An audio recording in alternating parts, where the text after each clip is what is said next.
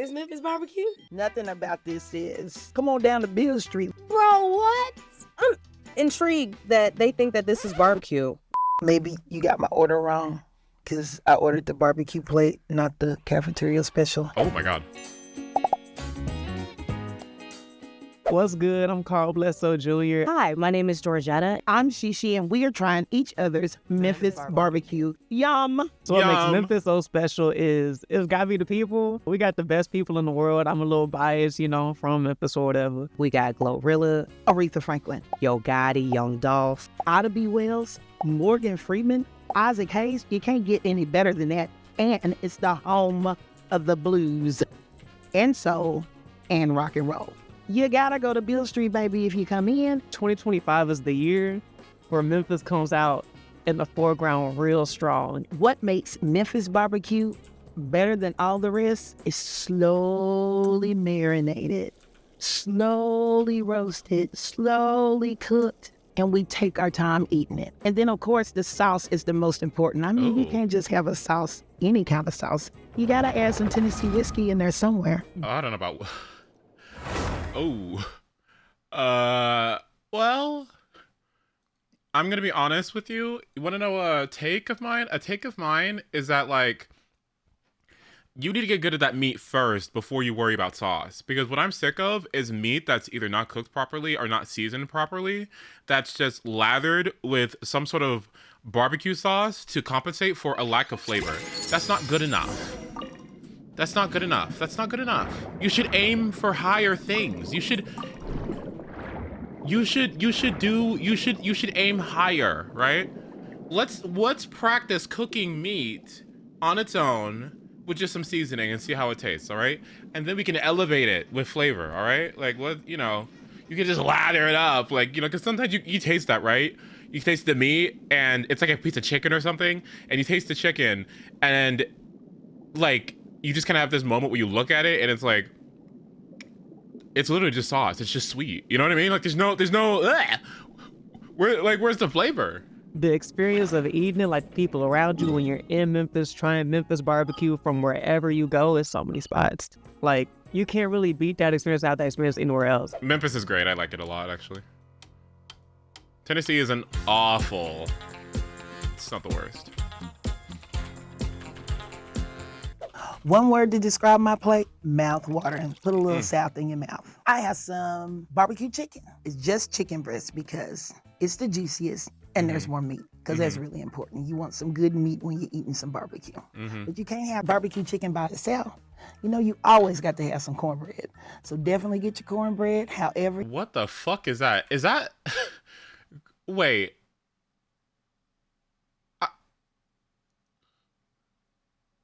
What the fuck is that? I'm not even being rude and dramatic, but what is this? This is a barbecue plate? Barbecue chicken. Oh, it's just barbecue chicken. Why is there banana pepper? I've never seen that in my life. Banana pepper? It looks ugly too. Ew. I hate that. You know, you always got to have some cornbread. So definitely get your cornbread, however you like to fix it. I like to add some cream of corn. With barbecue? Because then it's nice and moist and you got a little couple pieces of kernels in there too. So with my particular chicken, I use more of a rub instead of a sauce. The sauce is just an added extra to it. The reason I drizzled the barbecue sauce because in the South, it's all about the meat. Sauce is good, but if you did your barbecue right, you shouldn't need a sauce. I think I'll win because I use a lot of my grandmother's recipes, and it's really important for us to use our grassroots and our old school ways to get back to what we really need to be. Why is there a piece of cornbread with a banana pepper on it? That looks ridiculous. They were going to be mean to this dish. I know they're going to be mean. It's all about love, caring, and sorry. Taking your time and taking it slow and taking a good pace. Patience is everything. Oh. You ready for the record scratch? Okay, presentation is key. I like how they have like the little barbecue dot in the cornbread. Let's go. I thought this was a cake. I'm not gonna hold you. It's given a bougie restaurant in Memphis. Like, it could still very much so be Memphis because Memphis is just that diverse. So, like, this was giving me, like, Chef Philip Dwayne or something like that. I don't smell any sort of seasonings on here. I just smell barbecue sauce. Chicken does look a little dry, I'm not gonna hold you. It's giving it just keeps giving islands, giving tropical. I like it. I feel like it's gonna be sweet. This tastes like how I used to put barbecue sauce and Kraft macaroni and cheese together. Oh my god.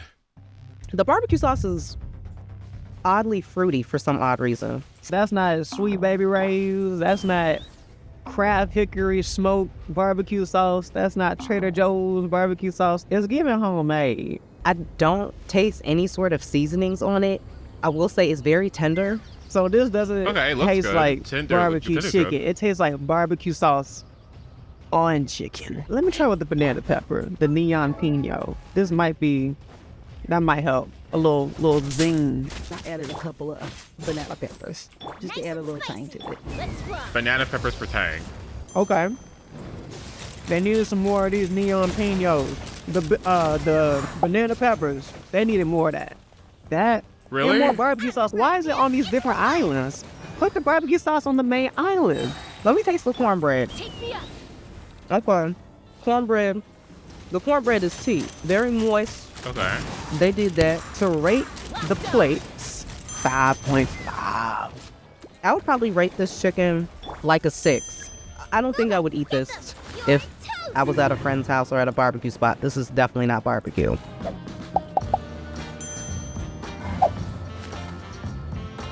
My plate is barbecue chicken. This isn't like the best presentation, but trust me, it's like really good. I did seasoned fries. You gotta have seasoned fries. But typically, barbecue, you do coleslaw, baked beans, depending on like what type of event it is, macaroni and cheese, and any other like type of What the hell was that? type of event it is, macaroni and cheese, and any other like type of carb, like sweet potato fries, garlic mashed potatoes. The barbecue sauce I used was Sweet Baby Ray's, which I grew up on, and I use honey barbecue and regular barbecue sauce. The special ingredient I use for my chicken is a little mustard and a little ketchup. I will win today because this is made from the heart. It's super good. It's my family's recipe and my best friend's recipe as well. This junk is 5. Okay, I guess we'll see.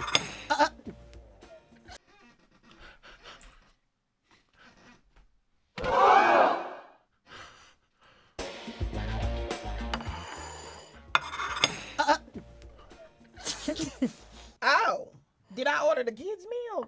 Bro, what?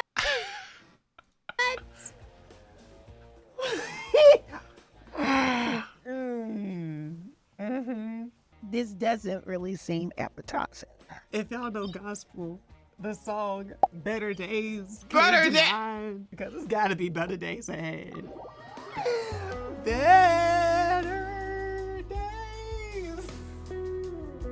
I feel like my kid fixed this for me and was like, here you go, Mom. And I'm like, thank you, baby. Fries is hilarious. Fries is fine. Okay, Fries is a little weird. positives. Shout out to having bone-in chicken. That is a good sign. I feel like I'm smelling cayenne pepper or something hot and spicy. This chicken was not prayed over. God and ancestors, please bless this. I The 4 fries. pray that his soul has peace. This could be an amazing taste right now. I might really enjoy it. I love the aesthetic of bone-in chicken, but biting into that reminded me of why I kind of stopped. I don't think it's really saying Memphis. I just think it's saying chicken with some sauce on it on a plate. The barbecue sauce did seem like it's been sitting for a second. I'm not impressed. Let me try the potatoes. Where the fries at? Quick as a flash. It's such a disgrace to people who like fries, bro. But the potatoes don't have any flavor or seasoning. Nothing about this says, come on down to Bill Street. Let's get with the Memphis Grizzly and drink up some whiskey. She's just not it. She's not cute. Scale of 1 to 10, if I'm going somewhere and I'm like, oh, we finna get down with the good down and we finna get some barbecue and I got this, and I'd be like, Oh, We got to go right now, and it would be a 3. I don't want to say 1 because they did put forth some kind of effort. So I say 2. She got a 5. So a bit. Why did she do ketchup and mustard? Why did she do ketchup and mustard and Sweet Baby Ray's? I didn't say anything because I hate fucking ketchup and mustard. I think they're disgusting. But like, wouldn't you just, like, there's already a condiment. Like, wouldn't you season it? Like, you know what I mean? Like, wouldn't you, you know? I don't know. Did you farm the area map? Arena? Is No, I did not. In one Sigerson. person who makes it, but also the style of it, right? Like we be smoking, we be having the dry rubs and all these things. So this is stuff that I would normally eat on the regular. I don't even have too much of a diverse palate, I feel like. So like fries, staple, you gotta have it. The seasoning, I feel like complements the barbecue chicken kind of seasoning too, but it's its own situation. And then the broccoli, I've always liked broccoli, and this one, I think the special thing about it is the soy sauce, I would say is special. Soy I sauce? don't use too much salt when I'm cooking, but things that have high salt content, I'll use those. And then for the actual chicken, I mean the seasonings, the preparation style, like I'm gonna pray over it because chicken be having some kind of wild situations in America, if it's even like real chicken even from America. I'll win because I kept it simple. There's a lot of like rah-rah doing a lot of extra things. This is like the outfit. It's not doing too much. I don't like to, well, my default is extra, but then I refine from the extra spot, right? This is very much so simple. You can't really get things wrong. It looks good. It looks seasoned. It looks nice. Oh, wow. This look like elementary school lunch. Is she serious? Is she serious? Oh, wow. That looks like elementary school lunch? Okay. This look like elementary school lunch. I wouldn't say this looks like Memphis barbecue, but it definitely smells good. I wouldn't expect broccoli with barbecue, but you know I'm all about that health factor. Gotta stay healthy if you're gonna put all that greasy goodness in you. I did not expect the chicken to be chopped up like this. Normally it's like a thigh or a leg. Is it chicken? The breading is kind of throwing me off a little bit. It's normally like a dry rub or it's grilled or baked. It's a lot of bread. I feel like it's soft fried croutons. Maybe you got my order wrong because I ordered the barbecue plate, not the cafeteria special. I'm intrigued that they think that this is barbecue. I won't say I'm disappointed, but this is definitely interesting. It's spicy. It got something in it. But what it is, I'm not sure. This is like some honey chipotle chicken. It's still good, but it's definitely not Memphis barbecue chicken. I don't like it. The flavor standing out to me on this dish would definitely be hot sauce. So that's interesting. I don't taste any sort of barbecue. I'm gonna try these potatoes. The fries taste okay. Oh, no. It tastes like frozen French fries. These frozen potatoes, that's a no to the no. No. Let's try the broccoli. It's a little overcooked, not seasoned. We could have some more seasons in there. It tastes like broccoli. What would you add? Salt and pepper, butter, maybe a little piece of onion, something. It just tastes like tree bark. Even though it's not Memphis barbecue, I would definitely give this chicken a 7. I'm sorry, this chicken does not say Memphis barbecue, Memphis anything for me, except for the kick. I'm gonna have to say a 2, cause I still don't even know what this is.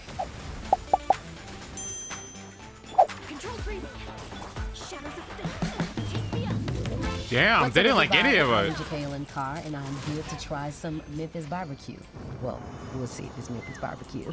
Born in Memphis, Tennessee, it's my home. I literally get good food every time I go back. I feel like I really don't get good food until I go back home. I love the people there. It just feels so wholesome. Of course, I'm a Southern country girl, so I get all the vibes, all of that when I'm home. And of course, my family is still there as well. I always tell people you really don't get good barbecue until you in somebody's good home. Like my Uncle Joe, oh my gosh. Chef's kiss, Uncle Joe. my Uncle Danny. That's what I'm talking They about. got some good barbecue. That's what I'm talking about. Uncle I've Joe. never made Memphis barbecue. I'm not gonna try it. I know what, my lane is. That's the sides, mac and cheese and all of that. Yes.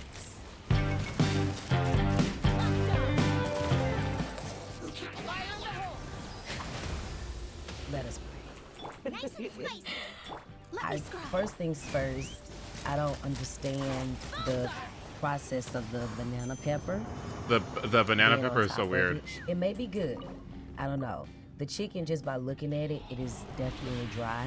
And is this barbecue sauce on the cornbread? Yikes. Okay. Oh no.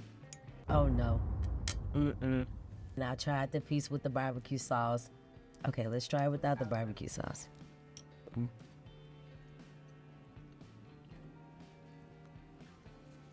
The chicken is kind of good by itself. Again, I can tell that it hasn't been on the grill.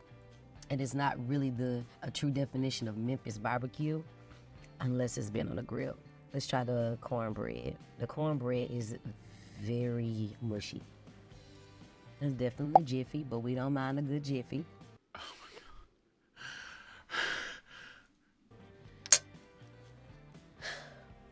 This was an experience. I would just start over. I would just, ask for your granny's recipe or somebody. I think I win because I use a lot of my grandmother's recipes. They did their best.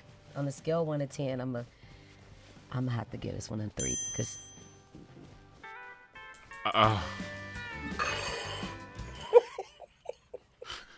Why are they laughing at her dish?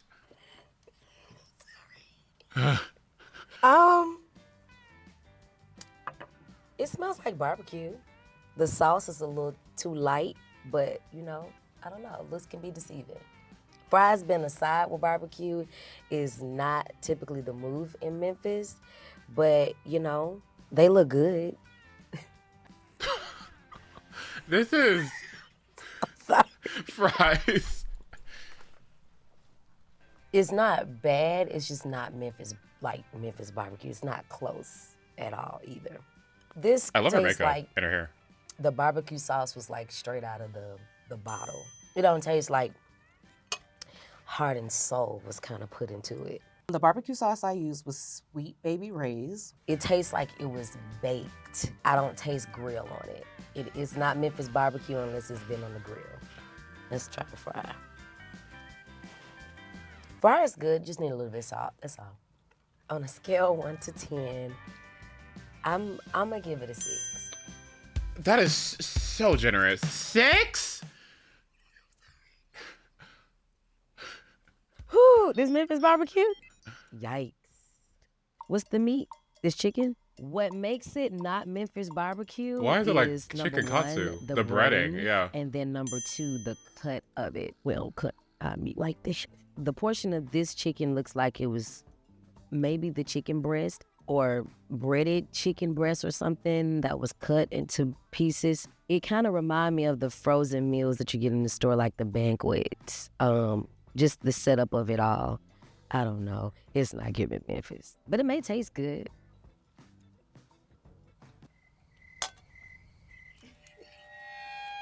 Why were these all so mid?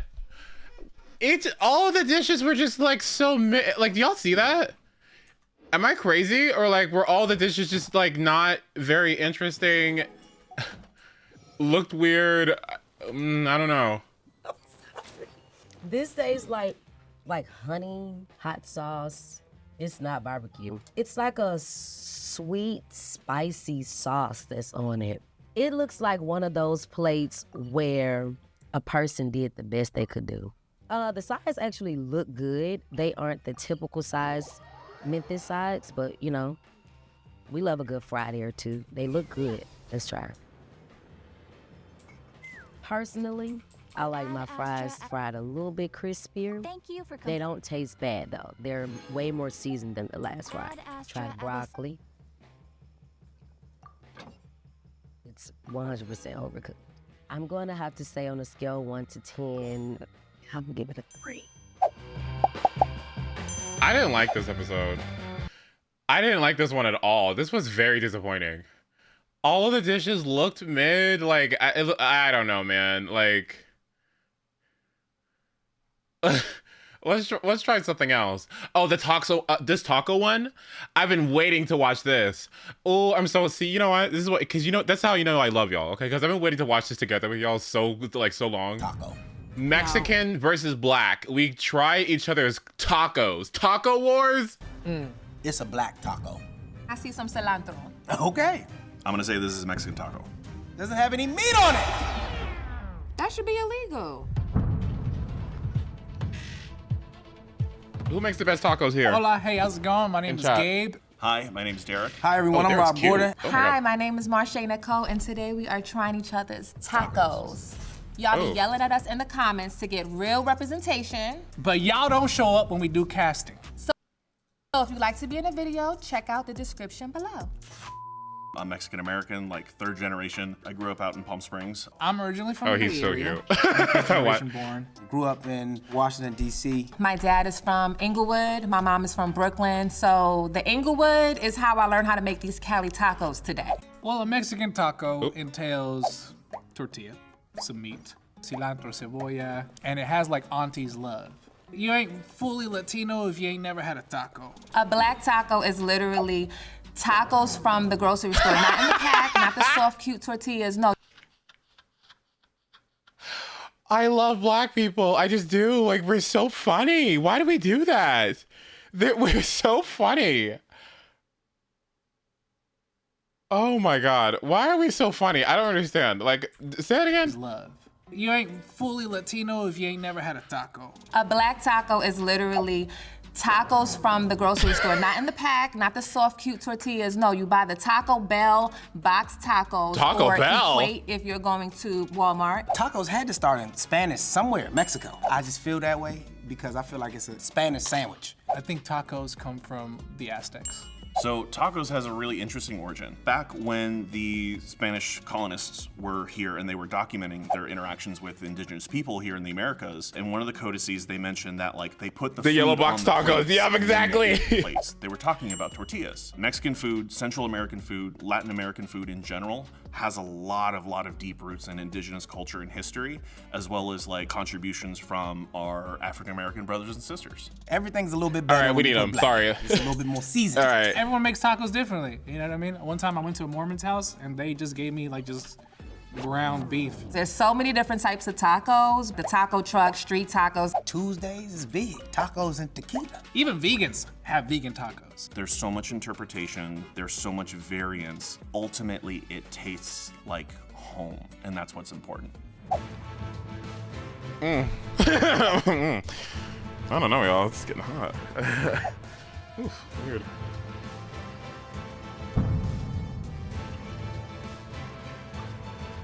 Today, I brought my fish taco. It Fish? consists of tortilla and some salmon. Why y'all be doing the most? Salmon taco. Ow! Why? Like, just, like, come on, like. Seasoned black pepper, onion, garlic. Has pico de gallo, and then it has guacamole on top. My taco will win. I hope it does win. I'm not that confident. I don't know why. Like, why didn't we just do chicken?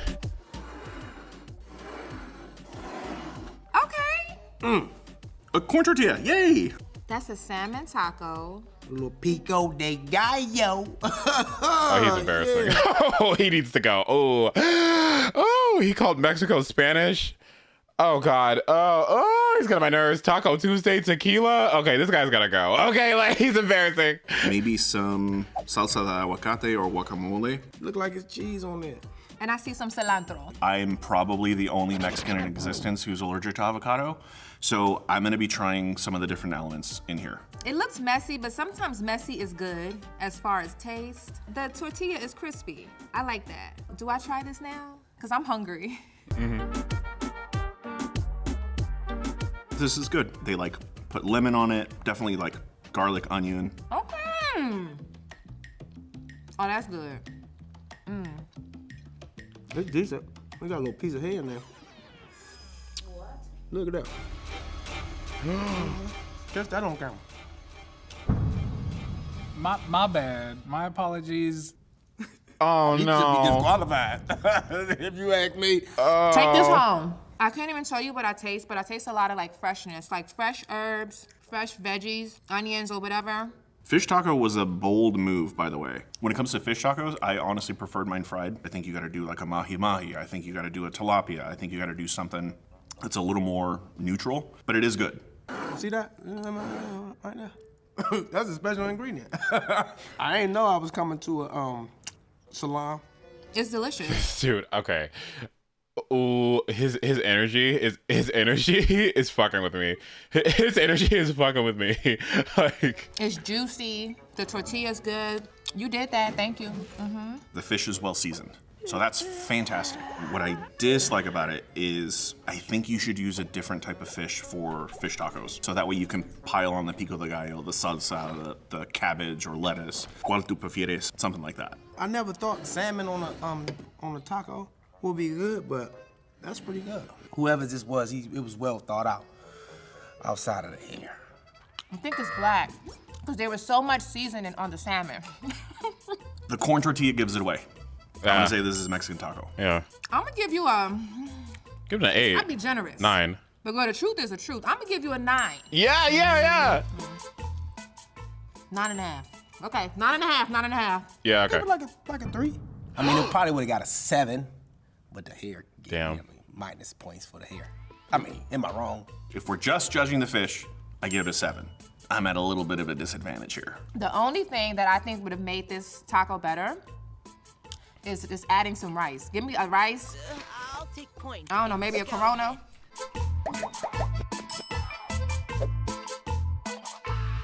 Today I bought my lamb and lobster taco. Got a little rice on there, a little sauce. Forgot the lettuce, but we here. Me and my girl, we was chilling one day. I love lamb. She likes seafood.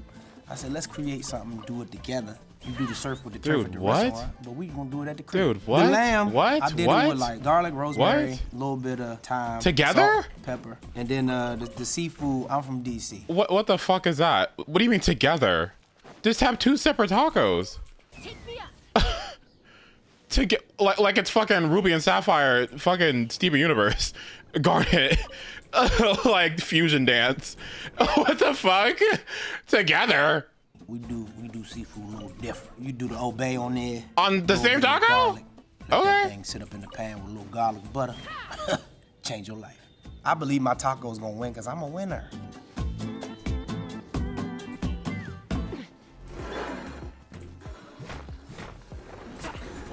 Ooh. I guess. How much So it we cost? got a flour tortilla. As you see, you got some meat, you got some white rice. You know what he just I'm said? not really a fan of white rice that much because it lacks. You know he just said? You know who just said? Ooh. He said. So we got a flour tortilla. He said black people made this one.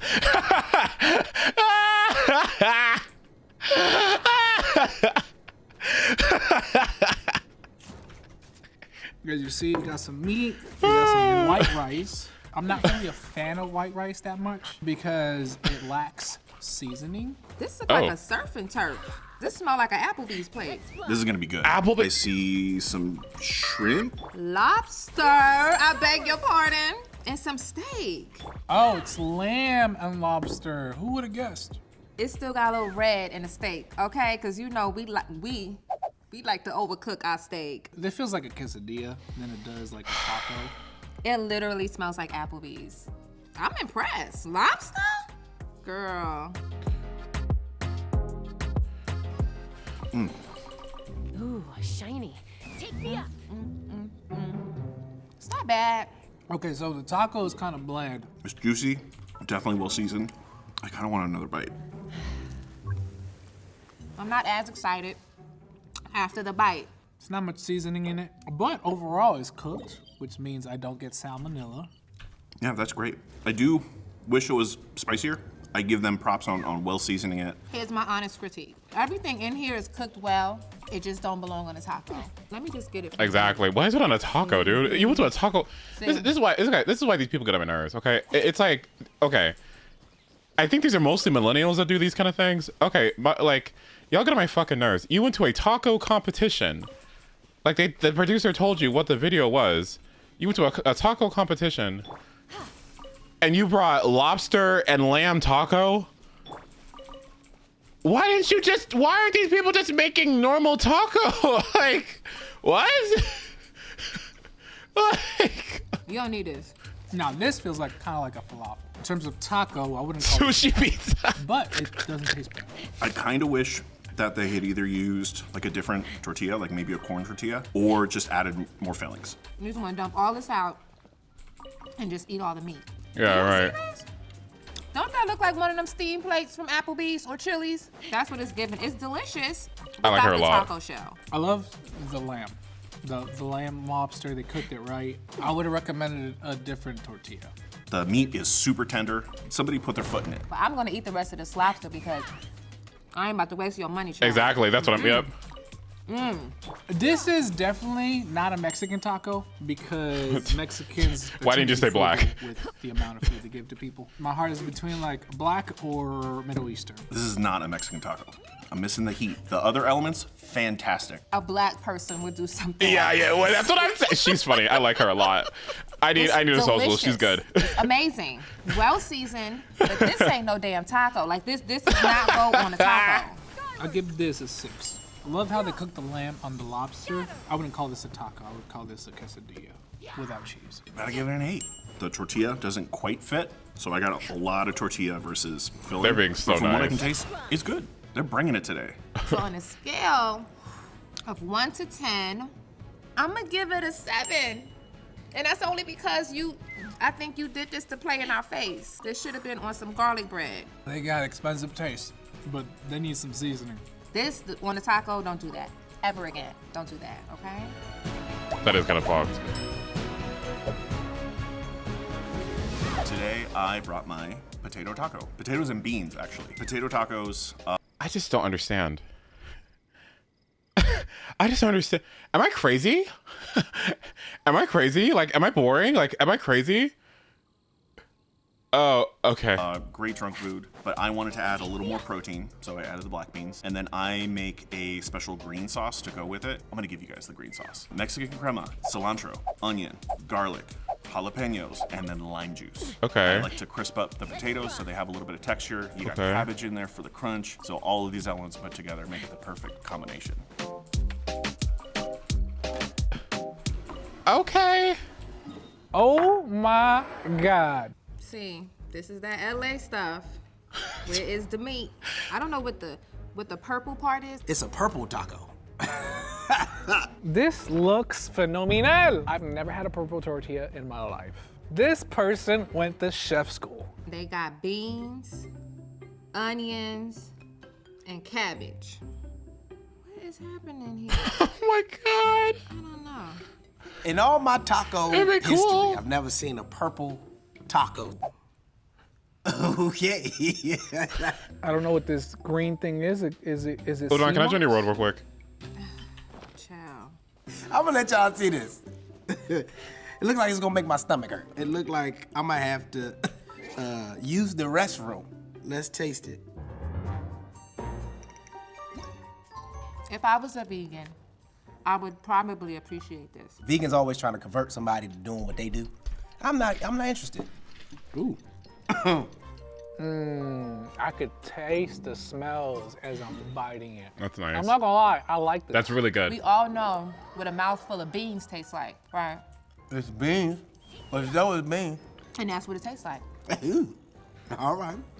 That's different. I love the potatoes, I love the seasoning, I love the sauce. I would have this for breakfast. Is that a potato?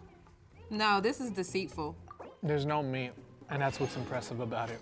This shouldn't even be considered a taco because it's not. It doesn't have any meat on it. You don't give people a taco full of beans. It feels kind of like not traditional Mexican. It feels like more like the bourgeoisie type Mexican. I'm not going to put this on anyone. This was a nobody taco. I think it's an audacity taco. You have the audacity to do this to people. I am going to give this a 10. This is pretty good. It took me by surprise. I would rate it a 5 because the sauce was good. 1 for effort, 1 for the color, 3 for the sauce. I'm gonna give you a 3, and that's only because you got this green sauce. Don't do this to people. I've never seen a purple tortilla. I've seen a green one. I think this is diversity in itself, and we need more inclusion. Did you just say DEI taco? This is the funniest series of all time. Did you just say DEI taco?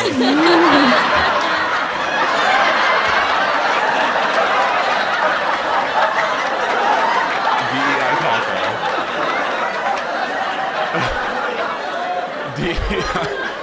Okay.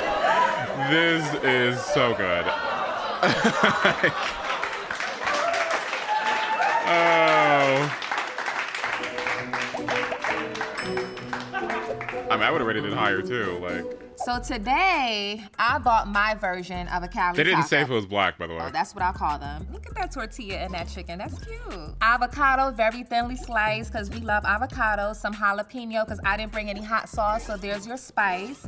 And I made a full plate this time because y'all was on me about my fried chicken and not having no sides. So today we have plenty, okay? So I got some black beans, some yellow rice with Spanish rice, and of course some pico de gallo and a lime on the side. Okay, finally, somebody normal. All right, So there we what go. makes this dish pop is in my chicken, I sauteed it with, of course, peppers, onions, garlic, all that good stuff. So frito, recaito, a little bit of butter to soften up the meat. For my rice, listen, sazon, olive oil, onions, peppers, Damn. olives. Okay. I'm not really a bean person, but if it's mine, I could do it. She If won. it's black, I can do it. And my black beans, I use pretty much the same seasoning that I use in the rice. Look at that. Look, this is gonna win. It should.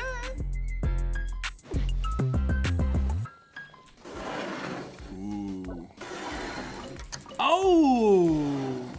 I see a well-proportionate plate. This has had to have been done by a woman. This looks pretty perfect. It looks like my auntie made this. This is done extremely well, and women pay attention to detail. Okay, what I'm seeing This here guy is great. what I Like, think he's tinga de pollo, some pico de gallo. This is off to a great start. Gotta have a great woman in your life. This is how they would sort your life. Always gotta put your aguacate in there. Older one. Jalapenos, yeah, breath gonna stink. Okay. When they say, okay, queen. Oh, the flavor's on point. It's very moist. Kudos on the beans. Going back in. I think I found a winner. This one's crazy. We have a contender here. This is appetizing. I mean, It's good she's gonna flavor. win. Like, Do you wish it was a little spicier? Throw in a chipotle pepper into your sauce mix. Wow, the tortilla's so soft. Ladies and gentlemen of the jury, who made this taco? I'm gonna take this to go. to go. Wait.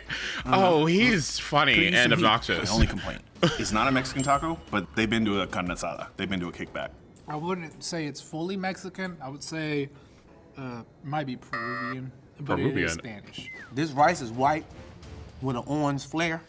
Anybody who's black knows that's a zone. Because of the organization, it's black. I gotta give it an 8. Like there's so much going on here, and it's all great. I give this a 10 because I would eat it. It got seasoning in the chicken. It got some heart. Okay, this one was There's funny. This is a story good behind this video. person. This is definitely a 10. Oh my God. Unnecessary colors and beans. 10 out of 10. I love this taco. Who made this? Only people that plate like that is chefs. And moms. Damn, they really like her. Wait, she got like a 28? That's the highest score I've ever seen on one of these. She won. Like, good job. I mean, I think I had the most authentic taco here today. Yeah, she did. Not to be like, hey, seriously, it's not that I like hate the creativity or anything, but like they had to give him the show's context, right? Like, why wouldn't you just get like a normal taco and make it? And I gave y'all a whole plate. I gave y'all everything that y'all needed and deserved and loved. And yes, I love you back and you're welcome. You can't do everything in life. I'm gonna take this loss and I'm gonna go figure it out. I'm gonna go to the next dish. I'm only gonna cry a little bit tonight. Thank you. I knew I was gonna win.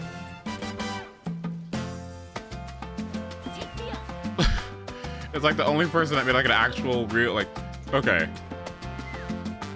I mean, the fish taco was probably the most, like, the least egregious out of all of those, though. But, like, vegan potato taco, I guess? Vegan potato taco or something. And then lobster and lamb taco. They didn't even try to hide the black. That's the funny part. They didn't even try to hide the black. That's the funny part. Like, what if I went to a restaurant, like a taco truck, right? And I went up to the fucking window and I was like, "Hi, do you have any fucking lobster and lamb taco?" Ah! Black versus Italian? Okay.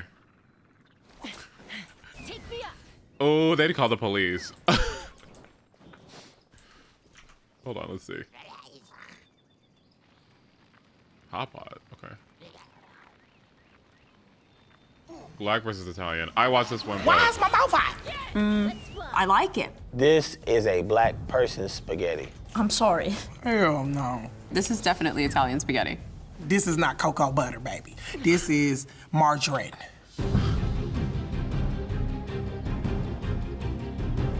Hi, my name is Olivia. Hi, my name is Carolina Benetti. Hi, my name is Ashton Scott Morris. Hi, my name is Courtney B, and today we're trying each other's Spaghetti. Y'all be yelling at us in the comments to get real representation, but y'all don't show up when we do casting. So if you would like to be in a video, make sure to check out the description below. I don't like spaghetti. Is like I don't like spaghetti.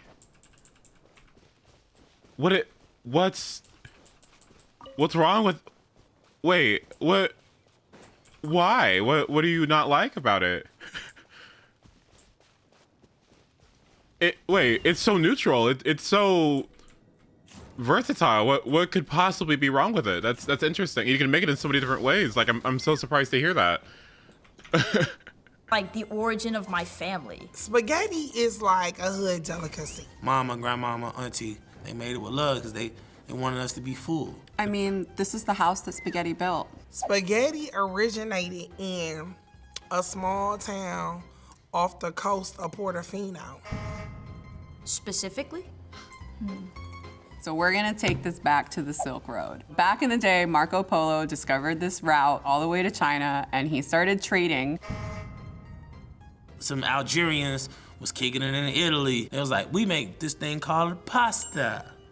Al dente is... I don't know what al dente is. Firm? It is when you Almost cook firm? the pasta and it's kind of got a little bit of a crunch. Honestly, al dente is just a preference. So white people got a history of undercooking stuff. Is that what you're telling me?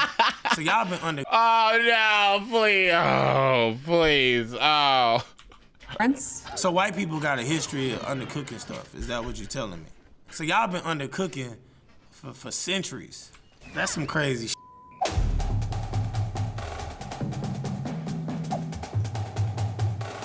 Okay, let's not all white people. Okay, let's leave the Europeans out of it. Let's leave the Europeans out of it. Okay, like, except English people. Today, I brought my spaghetti with vodka sauce. Now, this is a classic dish. What my family does is we chop up some shallots, we put them in some olive oil, we let that sweat, put some salt on there, and then add a ton of garlic. Like, I add a lot of garlic. I use a big can of crushed red tomatoes. Then I let that sit for about 2 hours, and then you'll add vodka to the rim of it. I let that cook off for about like 10 minutes or so. I bring it back up to a boil, add a little bit of heavy cream, top it with some Parmesan, some basil. I believe that my spaghetti will win because I took my time with it. It looks good. This looks like a vodka sauce. This is like some vodka spaghetti. I can tell immediately because of the color. It smells good. It's giving al dente-ish. It look cool. I don't know how I feel about the smell. It smells regular. All right, let's try it. I mean, it's done really well. The sauce is good. Not sweet, which I like. It tastes like a real vodka sauce. You can tell that this person did a good job, and it's tasty. I ain't the craziest about it, but I mess with it. It's nothing new, it's nothing innovative, you know what I mean? But I feel like it's a solid spaghetti. There's not too much cream happening. There's a really good balance of the tomatoes. I feel like they definitely could have added more sauce because I'm a saucy girl. Whoever made this, like, I would be like, you gotta give us some more sauce. I wish there was a little bit more garlic in it. It's just a preference. This is definitely Italian spaghetti. I know this is an Italian spaghetti because of the vodka sauce and the peppers and the presentation. Oh yeah, this is definitely Italian spaghetti. How it was portioned, very Italian. Black spaghetti, we stacking. Like it's like I ain't a mean person, you know what I'm saying? So I give this a 7. From 1 to 10, I give this an 8. It's not wowing my socks off of me, but I think that it tastes like it should. I'm gonna give it a good, strong 7. Give me some garlic bread and I would definitely be satisfied with this. Okay. I found out that I was like 0.2% Italian. One day I was like, you know what? Spaghetti and lasagna? Spagagna. Motti belli, tutti frutti. That's that too. Like, why are we so embarrassing? Why are we so embarrassing in my black? I learned how to make my noodles al dente. You put it in the skillet and you fry it up a little bit. Then you go over to your meat sauce. You want your pureed tomatoes. Don't go and get that ragu. Ain't no classic coat. Yeah, no, this is fresh. And then you got a good hearty sauce. Start layering. Pasta, meat sauce, ricotta, mozzarella noodle. Pasta, meat sauce, mozzarella, ricotta noodle. That's how you make it. Spaghetti.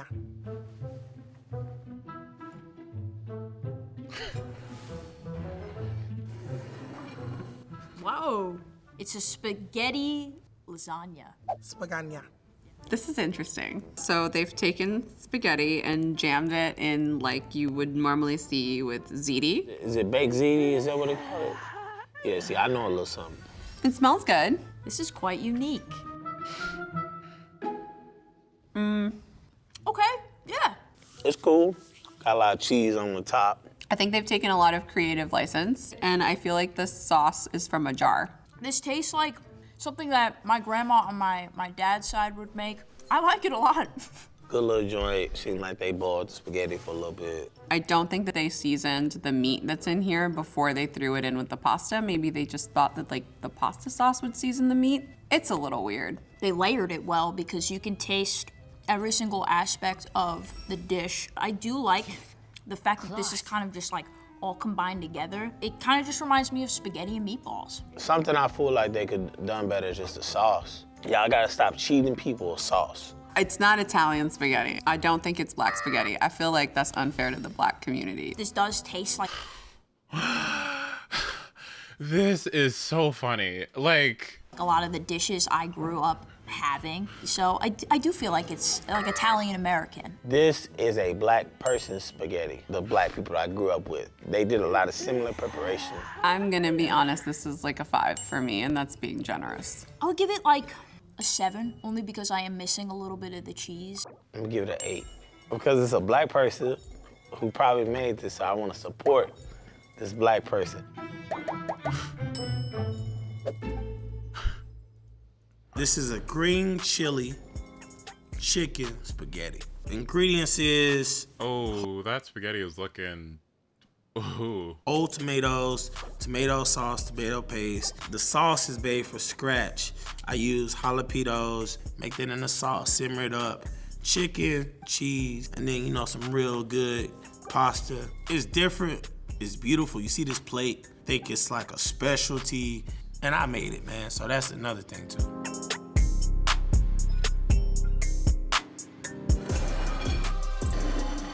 Ooh, okay, chicken. I think we've got chicken, which is an interesting choice, on top of some marinara. Chicken on top of spaghetti. Okay. Hell no. This is good. It's got a little bit of spice. I like a little bit of spice. What is going on? I feel like they added salsa almost. It kind of reminds me of something along the lines of like a salsa. Somebody took Tostitos salsa, added some hot sauce, put it on some noodles, and chopped up some chicken. The chicken is done incredibly well. 10 out of 10. The meat might be a tad dry to what I'm used to, but that's totally okay. This is an enchilada on noodle.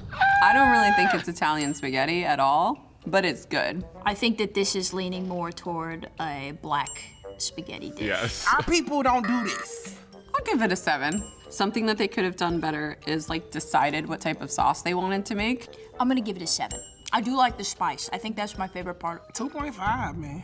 This is in no way, shape, or form spaghetti. The chicken is fantastic. I would eat the chicken by itself. So today, I brought my spaghetti bolognese for you. They made us make this at home, so I woke up at 5 a.m. to let this steep and gain some flavor. I like to use organic ground beef, and you're gonna toss that into a pan with olive oil and garlic. Once that starts to brown, make sure that you start adding in all your spices. So you're gonna wanna have garlic powder, onion powder, cumin, salt, pepper, you know, the basics. Okay, And once with it's you. kind of brown, you're gonna add a little bit of tomato paste, and then you're gonna add some red wine. You can drink a glass too, that's the fun part. And then you're going to add in your whole peeled tomatoes. And then I'm gonna chop up some fresh basil. That's it, that's my pasta. I know my spaghetti's gonna win because it's probably the only authentic spaghetti that's sitting here, and it's delicious. And did I mention I woke up at 5 a.m. to make this for you? She looks like she got up at 5 a.m. she looks a little like tired. Ooh. Yes. Ooh. Smell like a rusted pot. Very meaty. Smell like spaghetti, like old school traditional spaghetti. I'm gonna mix it together, give it a fair shot. It's cool. It looks black, but the flavoring is white. Oh, that's really good. That's really good. It need more flavor. I mean, I can't really taste nothing. I mean, there is not a seasoning in sight. Oh. That's like restaurant quality good. I think it needs more seasoning. I think it needs the sauce. You know, I want a little bit more tomato paste. I mean, ain't no Lorry's, no garlic powder, no onion. What is happening in this dish? This is great. Yeah. This is an Italian spaghetti. It's white. It's white. There's no seasoning in this. This is a solid 9. You can taste the tomatoes like really well in this. It's really good. I'm gonna give it a 6, man. It wasn't like the coldest thing ever. I'm gonna give this a 3. No seasoning is crazy on any day.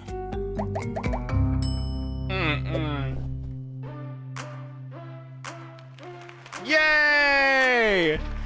I'm so happy and honored and privileged. I actually spent a lot of time on it. It took me like 3 hours yesterday. For real? I lost. I understand that Sorry, mine wasn't Courtney. the choice today. Sometimes people just don't understand greatness, you know. They just ain't see the vision. That's what it is. What makes Italian spaghetti so different is that this is kind of just like what we're like made to make. Thank you for choosing me as your spaghetti winner. Wait, the song? Wait.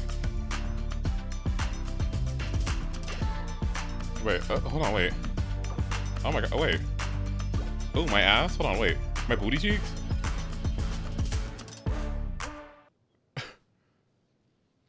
That was fun. Is there more? Food swaps. Ooh, this Memphis barbecue? Nothing about this is. Are there any other, wait, what? Are there any other good ones? There was this one. Today you'll be trying hot pot.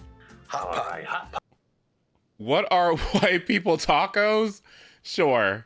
This video isn't going to have any recipes in it, but with Cinco de Mayo coming up, I think it's worth covering, even if it saves just one person from I like this creator a lot. From finding themselves in the ethnic aisle of Kroger with Ortega sauce in hand going, wait a minute, am I doing something problematic right now? So first things first, are so-called white people tacos real tacos? Yes, they're just a really specific version. It's like asking if a peanut butter jelly sandwich is a real sandwich. It's pedestrian and easy to make and kid-friendly, but it fits within a much wider umbrella.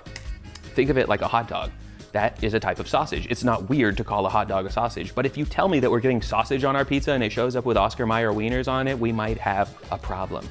Second things second. Some folks have only had Taco Bell style tacos before and want to know what separates those from the more traditional Mexican style tacos that I'm able to get so easily here in the desert Southwest. So allow me to dissect each major component. WPTs are made with a pre-made shell, not tortillas. Now, if I take some seasoned beef, put it in a corn tortilla and shallow fry it, that's not even all that far out. Mexico has those. The term tacos dorados translates to golden tacos, but these shells are more specific than just fried corn tortillas. Shells are made out of coarsely ground, usually yellow corn, and they're shaped long before you buy them, so you get a crumbly, toothsome, dangerously brittle vessel with unique corn flavor. It's similar to a store-bought tostada, but folded in half. If you were the type of person who wanted to break away from the Middle America Taco Tuesday as easily as possible, swapping these for actual tortillas, be they corn or flour, would get you more than halfway there. The issues you'd be most likely to run into is regular grocery store flour tortillas are usually sold in a size that's too big for tacos, and regular grocery store corn tortillas are incredibly stale. I have a separate video all about the technique required to revive those stale tortillas, but for now, I'm moving on to the taco filling. This is white people taco filling, a hunk of ground beef and a packet of pre-mixed seasoning. The spices in taco mix are delicious. Cumin, chili powder, onion powder, etc. You can just if make all you your wanted own, to though. do It's was not that hard. upgrade this component, I would use a pre-made spice blend called Sazon. My problem with taco seasoning packets is their non-spice filler. This one has a first ingredient of maltodextrin, and a lot of the other ones will have cornstarch or cornmeal as the second ingredient. Those aren't for flavor. Rather, it's because a lot of folks like to put water in their beef after browning it so that the meat is enveloped in a thick slurry. In Mexico, you're more likely to find tacos filled with whole muscle cuts rather than ground meats. Think skirt steak, chicken thighs, whole shrimp, fish fillets. Braised meats like carnitas and barbacoa are soft in texture, kind of like ground meat, but they stew and braise as whole cuts before becoming tender guisadas. So even if you ignore the specific seasonings, the meat served in a household that pronounces it taco is ground beef. Finally, we arrive at the toppings. This is a big one. White people tacos are, at times, mostly a vessel for toppings. Shredded yellow cheese, diced red tomatoes, sour cream is a big one, shredded lettuce, and sometimes even black olives. You know how OG Italian pizzas will have nothing but cheese and basil, but American pizzas have 5 different toppings? Same difference for tacos. This is part of the Taco Tuesday value proposition. It's fun to set up a station and let everyone build their own. If that's how you like to do it, there's no reason to stop now. But if you aim to make yours in a more Mexican manner, you ought to know that shredded cheese isn't a common contributor of rich creaminess. Avocado would be more likely. And even when cheese does come into play, it's usually cotija or queso fresco, crumbly, white, and firm, not melty, yellow, and bagged. Diced red tomatoes are also big on white people taco night, and that's totally acceptable. But you'd be doing yourself a favor by adding jalapeno, cilantro, onion, and upgrading those tomatoes into a more flavorful pico de gallo.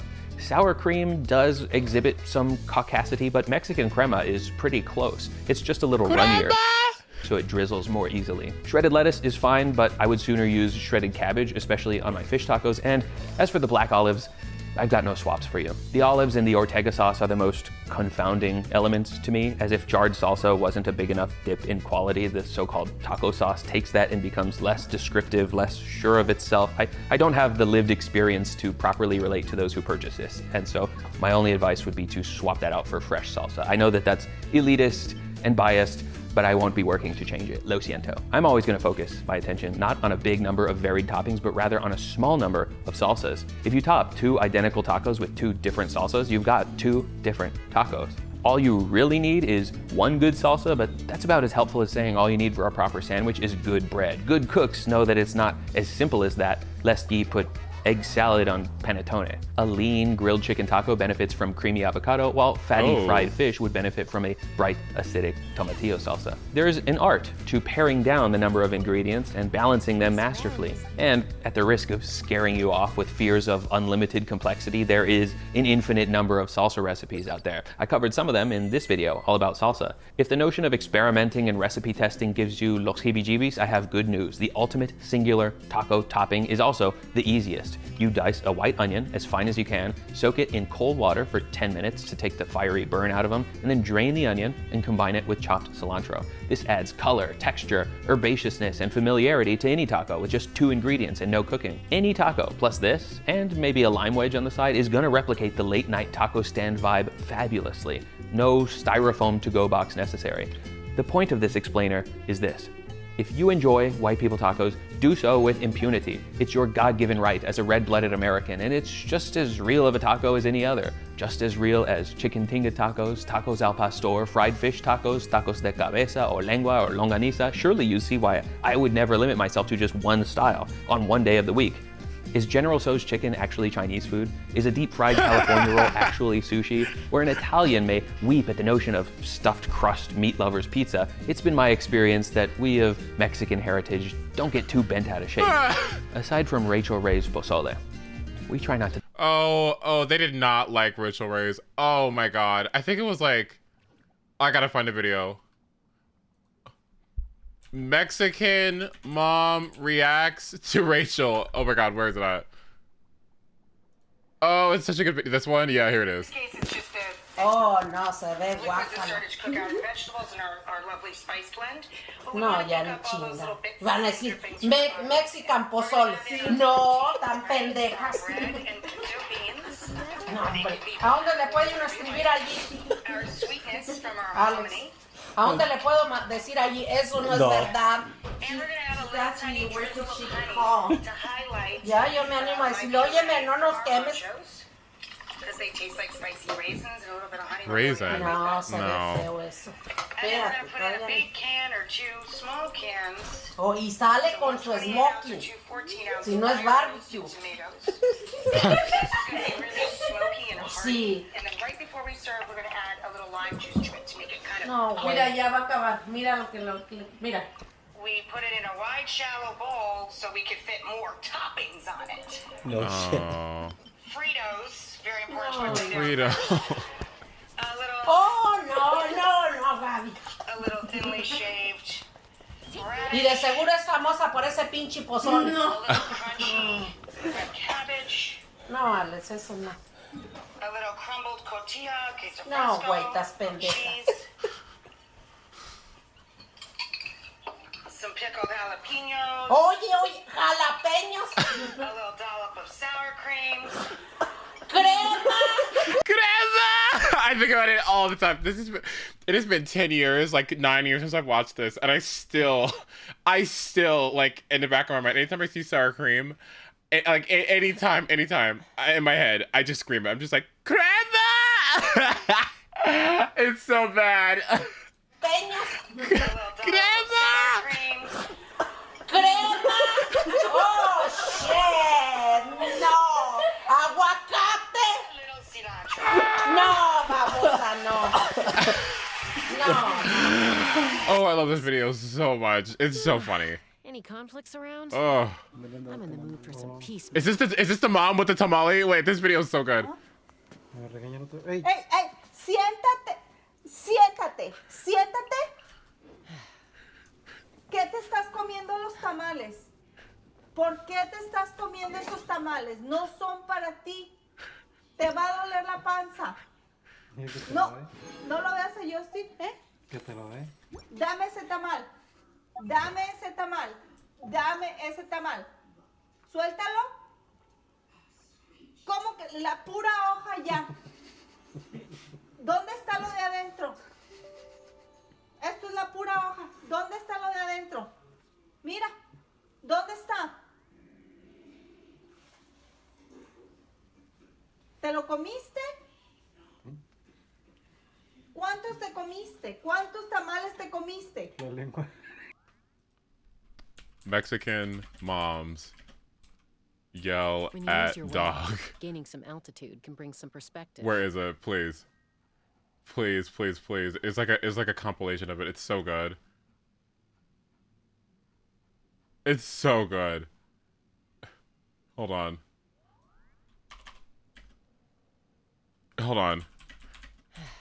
It's so good. It's like a compilation. It's somewhere.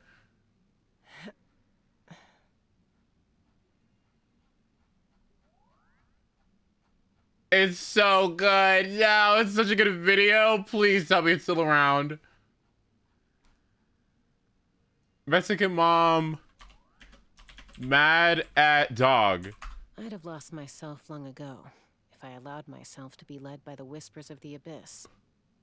Surviving is tough, but taming the beast within? Oh my god. No, I think the video is gone. It was like a compilation of them. Oh man. Oh well, if I find it, then we'll watch it then. Okay.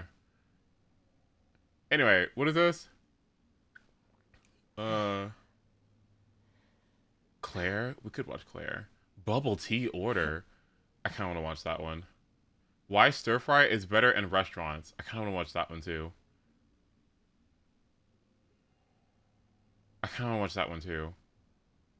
Mexican moms try racial raise. I'm not pronouncing this.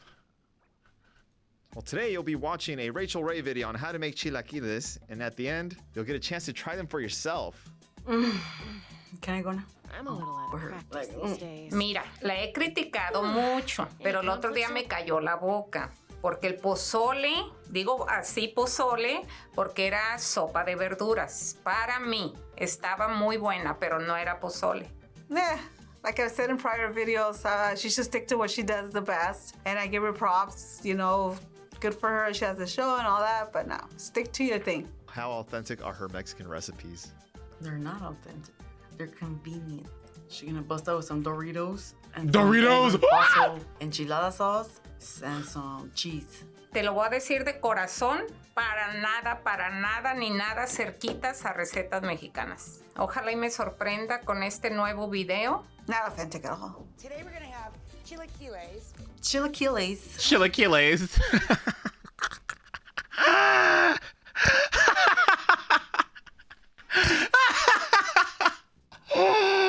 Oh, dude. Oh my fucking god.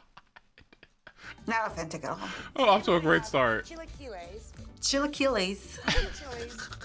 Chilaquiles. First of all, they're not spicy. She's using HOYO, right? You could tell. Look, my eyes are already twitching because I don't even want to watch it. Muy bien. Para chilaquiles rojos yo no uso jalapeño. Uso este chile que le llamamos de teñir o el California, que es un poquito picante, pero al quitarle las semillas se le quita sí se le baja un poco el picante. Pero jalapeño yo no, ese lo uso en los verdes, yo en los chilaquiles verdes. My brain's not even here anymore. I use chile de árbol con tomatillo, so, you know, if you're making green ones, I use jalapeños. Oye, de veras se me está pegando the more I watch her. Like, I feel stupid as hell right now. I cut them into triangles, not like that. And then I fry them. Me está dando buena idea, así menos grasa y más saludable y puedo comer más cantidades. Buena idea, hasta ahorita, Espérate, no te vuelves. Okay. Nomás quitando el chile jalapeño va muy bien. But hey, chilaquiles are for people that hung over, so they have to be spicy. Dude, I already thought she was gonna fry them. What? Honey. ¿Qué? Did she say honey? Honey. So she's making ketchup? ¿Con rabanitos y ese es pozole o qué es otra vez? Me confunde mucho. She takes canned food and just turns it into some fancy. She wants to call it fancy. No, chilaquiles son chile con salsa auténtica. Like, no, you don't add honey. Oh, that's too thick. It's gonna stay for weeks in my stomach. She forgot the pepper. Vuelvo a lo mismo, a los rojos nomás cebolla y queso. No le pongo de dos quesos, nomás el queso fresco mexicano. El otro de derretir no lo uso yo en los chilaquiles. That's more like a pizza. With tortillas. Hey, that looks nice. But it doesn't look like chilaquiles. See, everything is a casserole with this Jaina. Everything is a casserole. That doesn't even look like chilaquiles. It looks like a tortilla omelet. She said that right. People could eat chilaquiles any time of the day. It's like the more I watch it, the stupider I feel. No estuvo tan mal la receta, nomás que sí le puso unos condimentos que en realidad no sé para qué se los puso. What kind of toppings do you put on your chilaquiles? I just put the queso fresco, the huevo, and some frijoles on the side. On my chilaquiles, cheese, cilantro maybe, but I go very like, you know, Mexican style. Oh, she's gorgeous. The typical Oh, her hair? toppings. Oh. You know what? The plate is cute. I'd rather eat the wood. I have no words. Like, this is something you would get at a Chili's restaurant or Chili's? No, not Chili's. No words. Like, this is something you would get at a Chili's restaurant or Applebee's.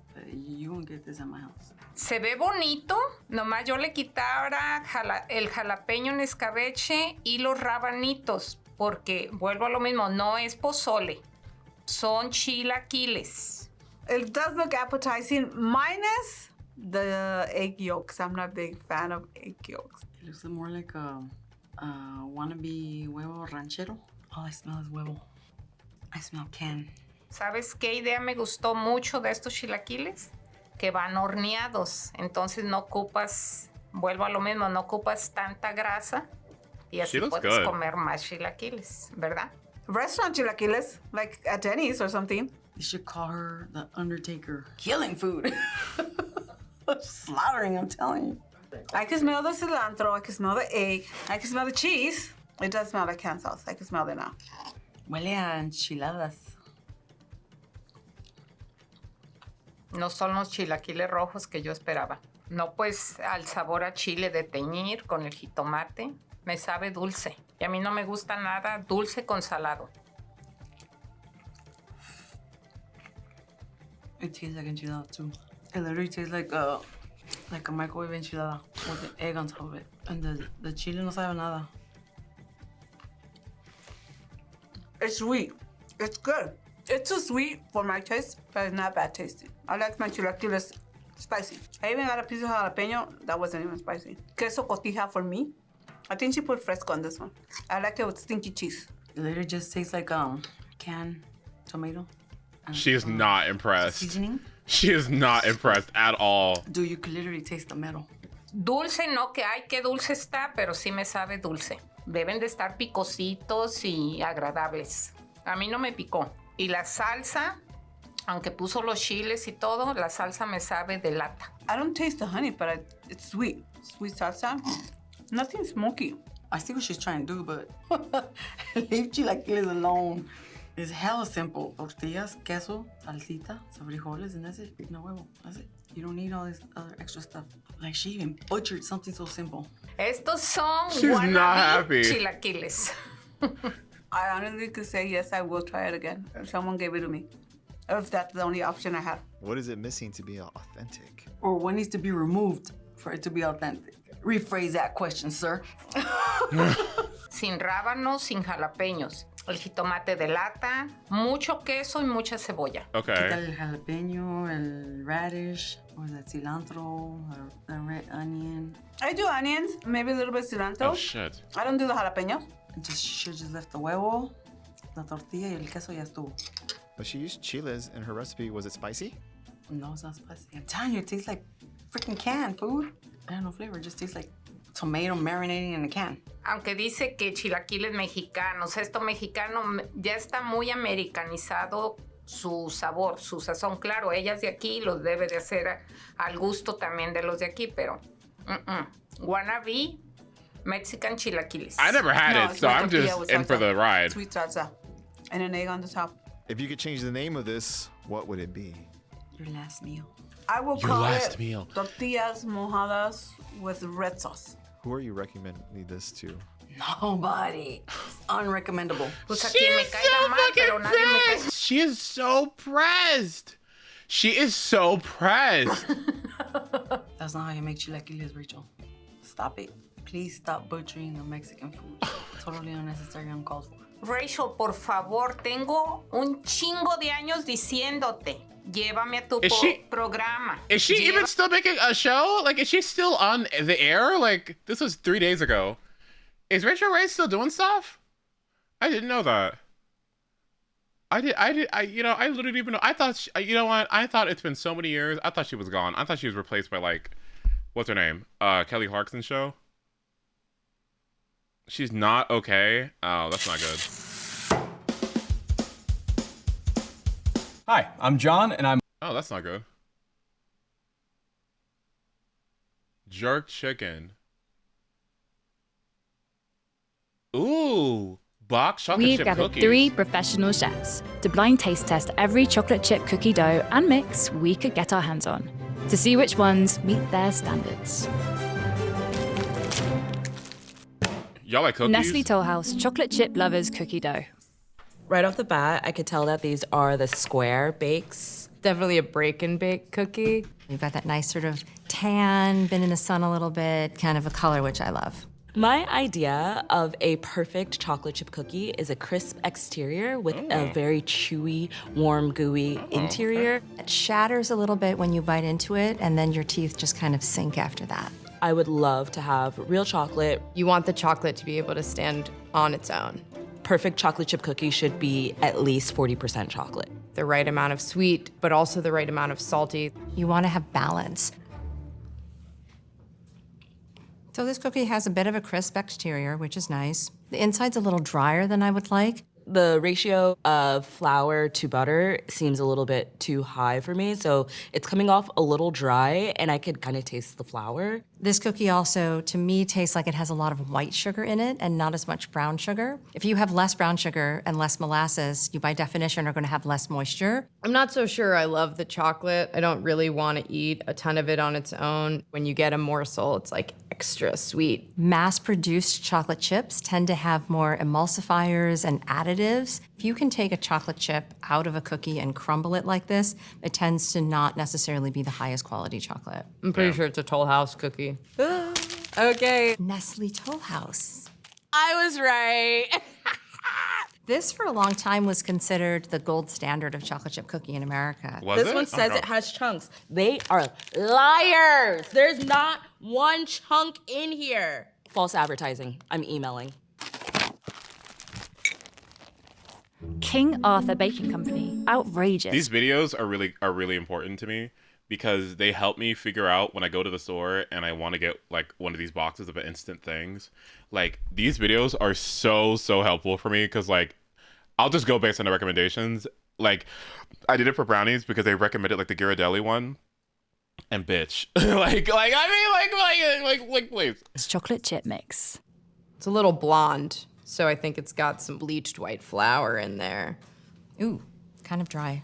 It kind of has like a pliable, crispy outside. Lots of chocolate chips in here. This one actually does have a chunk in it. No. Immediately no. Very dry. Different types of flour have different levels of protein. And protein is what makes things chewy or make things tough. So a higher protein flour is going to give you something that probably tastes a little bit more like this, which is a little bit tougher. It doesn't have a ton of color, and the fact that it's kind of hard indicates that they used white sugar. There's like a white note to it, white sugar, white flour. It doesn't have a lot of complexity. Brown sugar, The chocolate is really sweet. Chocolate that has more sugar tends to have less cocoa in it. This feels like more sweet, lower percentage chocolate. Oh, King Arthur! Oh, It looks like yikes! shit. I talked some shit.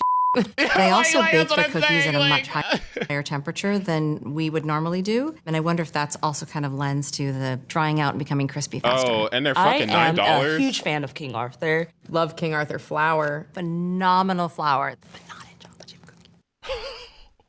They like the flour, but I'm not paying $9 for some cookie mix. I might as well just make authentic cookies. $9? You're joking. Arthur. Love King Arthur flour. Phenomenal flour. Trader Joe's super chocolatey chocolate chunk cookie dough. Oh, those look First impressions right. of this cookie, it's starting to look a little bit more like what I want in a cookie. Listen to that. Chocolate chips on the bottom, we see chocolate chunks on the top. A lot more chew inside, which I love. The brown sugar makes it like a chewier that's gonna stay, sort of like caramel. It also has a little hint of salt, which I like. Oh, good. The flavors are sticking around a little bit longer Yeah. in my mouth. The chocolate quality in this is definitely better than the Toll House. The chocolate's a little bit darker. Even though it's a like room temperature cookie, it is still able to melt. Trader Joe's. Trader Joe's. Look at you, Trader Joe's. It's unbleached. Rank S. Trader Joe's. Rank S. Look at you, Trader Joe's.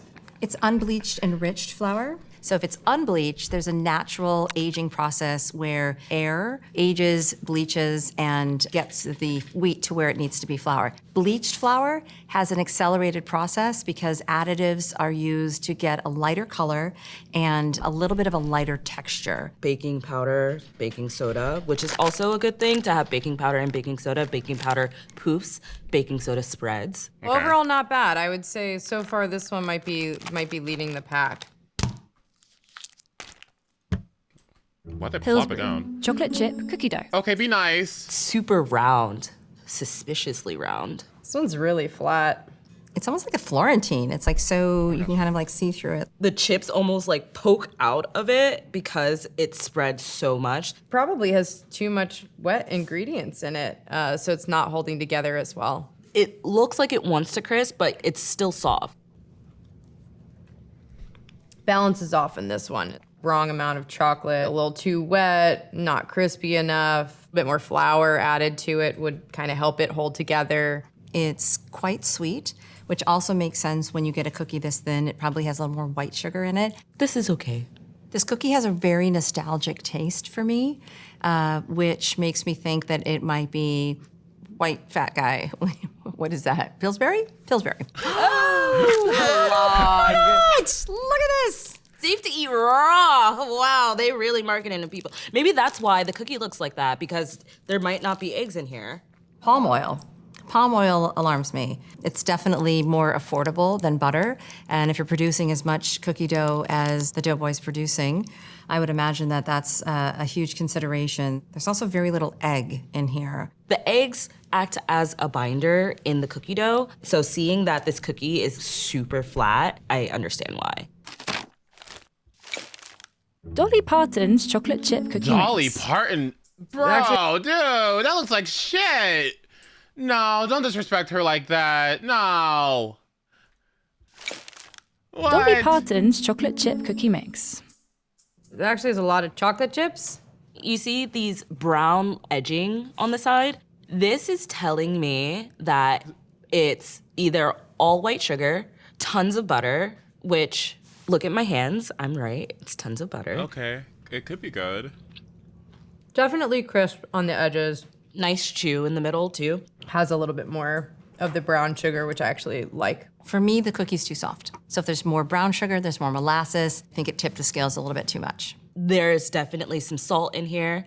It's not giving that overly manufactured cookie taste, which is rather surprising. Some of the ingredients feel like they're of better quality. The chocolate's not bad. I'm impressed. This is a store-bought cookie. I would guess that it's a Duncan Hines kind of a box mix. Oh, it is a box mix. Dolly Parton! It's giving me a little like easy bake oven almost, in a positive way. Brown sugar, yeah, and that's interesting. It's the second ingredient listed. Betty Crocker chocolate chip cookie mix. Whoa. Hi, sad little guy. This one's really thin. Oh, wow. A lot of spread. Whoa. Every bite deserves a chocolate chip. It's all just scrunched together. It feels a little bit dry, just when something snaps like that. It kind of just bends. Very sad. It's weak. This cookie is weak. Sometimes when you put a lot of vanilla into a cookie, it starts to taste a little bit more like cake. This tastes like cake. It is really quite sweet. Pretty bland. Having a mix of flours, I like to use a mix of AP flour and bread flour, helps give it a little bit more structure so you don't have that flat landing cookie. The finer and the thinner at room temperature a fat is, the finer and thinner your cookie's gonna be. That really affects your cookie a lot. It kind of tastes like I'm eating a packet of white sugar that's been bound together with some egg. It doesn't have a lot of depth of taste, which to me says it's probably a lot of white sugar. She's not chewy, she's not crispy, she doesn't have any color. She's Betty Crocker. Oh. She's Betty Crocker. Yeah. I definitely like this one the least so far. Wow. Rip her. Jacques Torres chocolate chip cookie mix. Yahoo? Ooh, she's a big girl.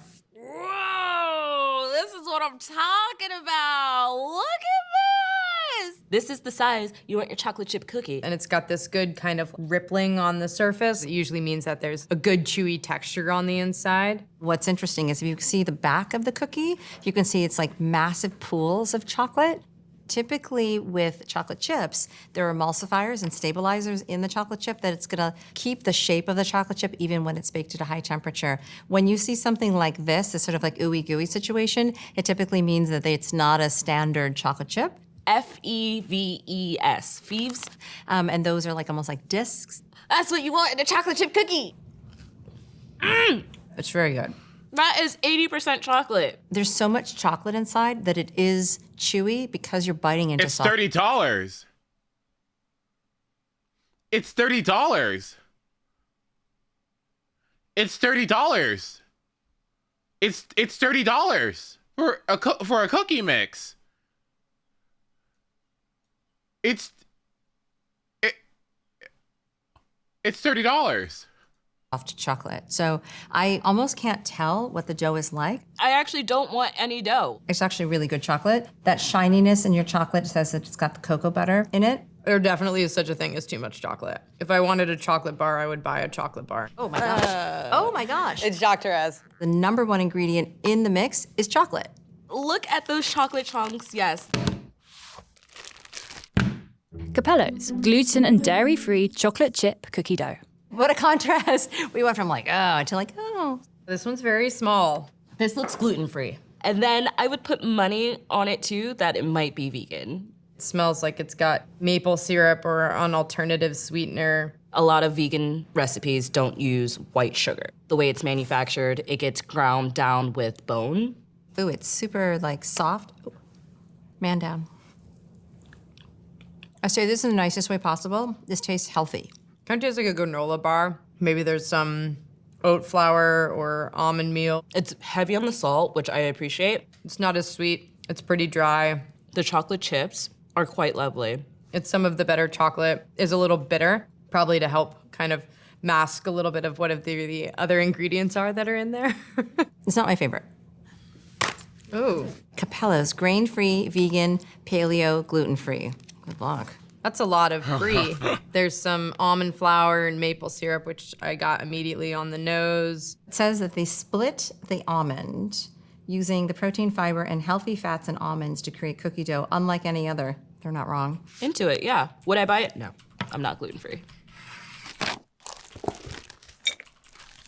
Ghirardelli dark chocolate chip cookie mix. I hope it's good. This is a cute cookie, but is it chocolate chip?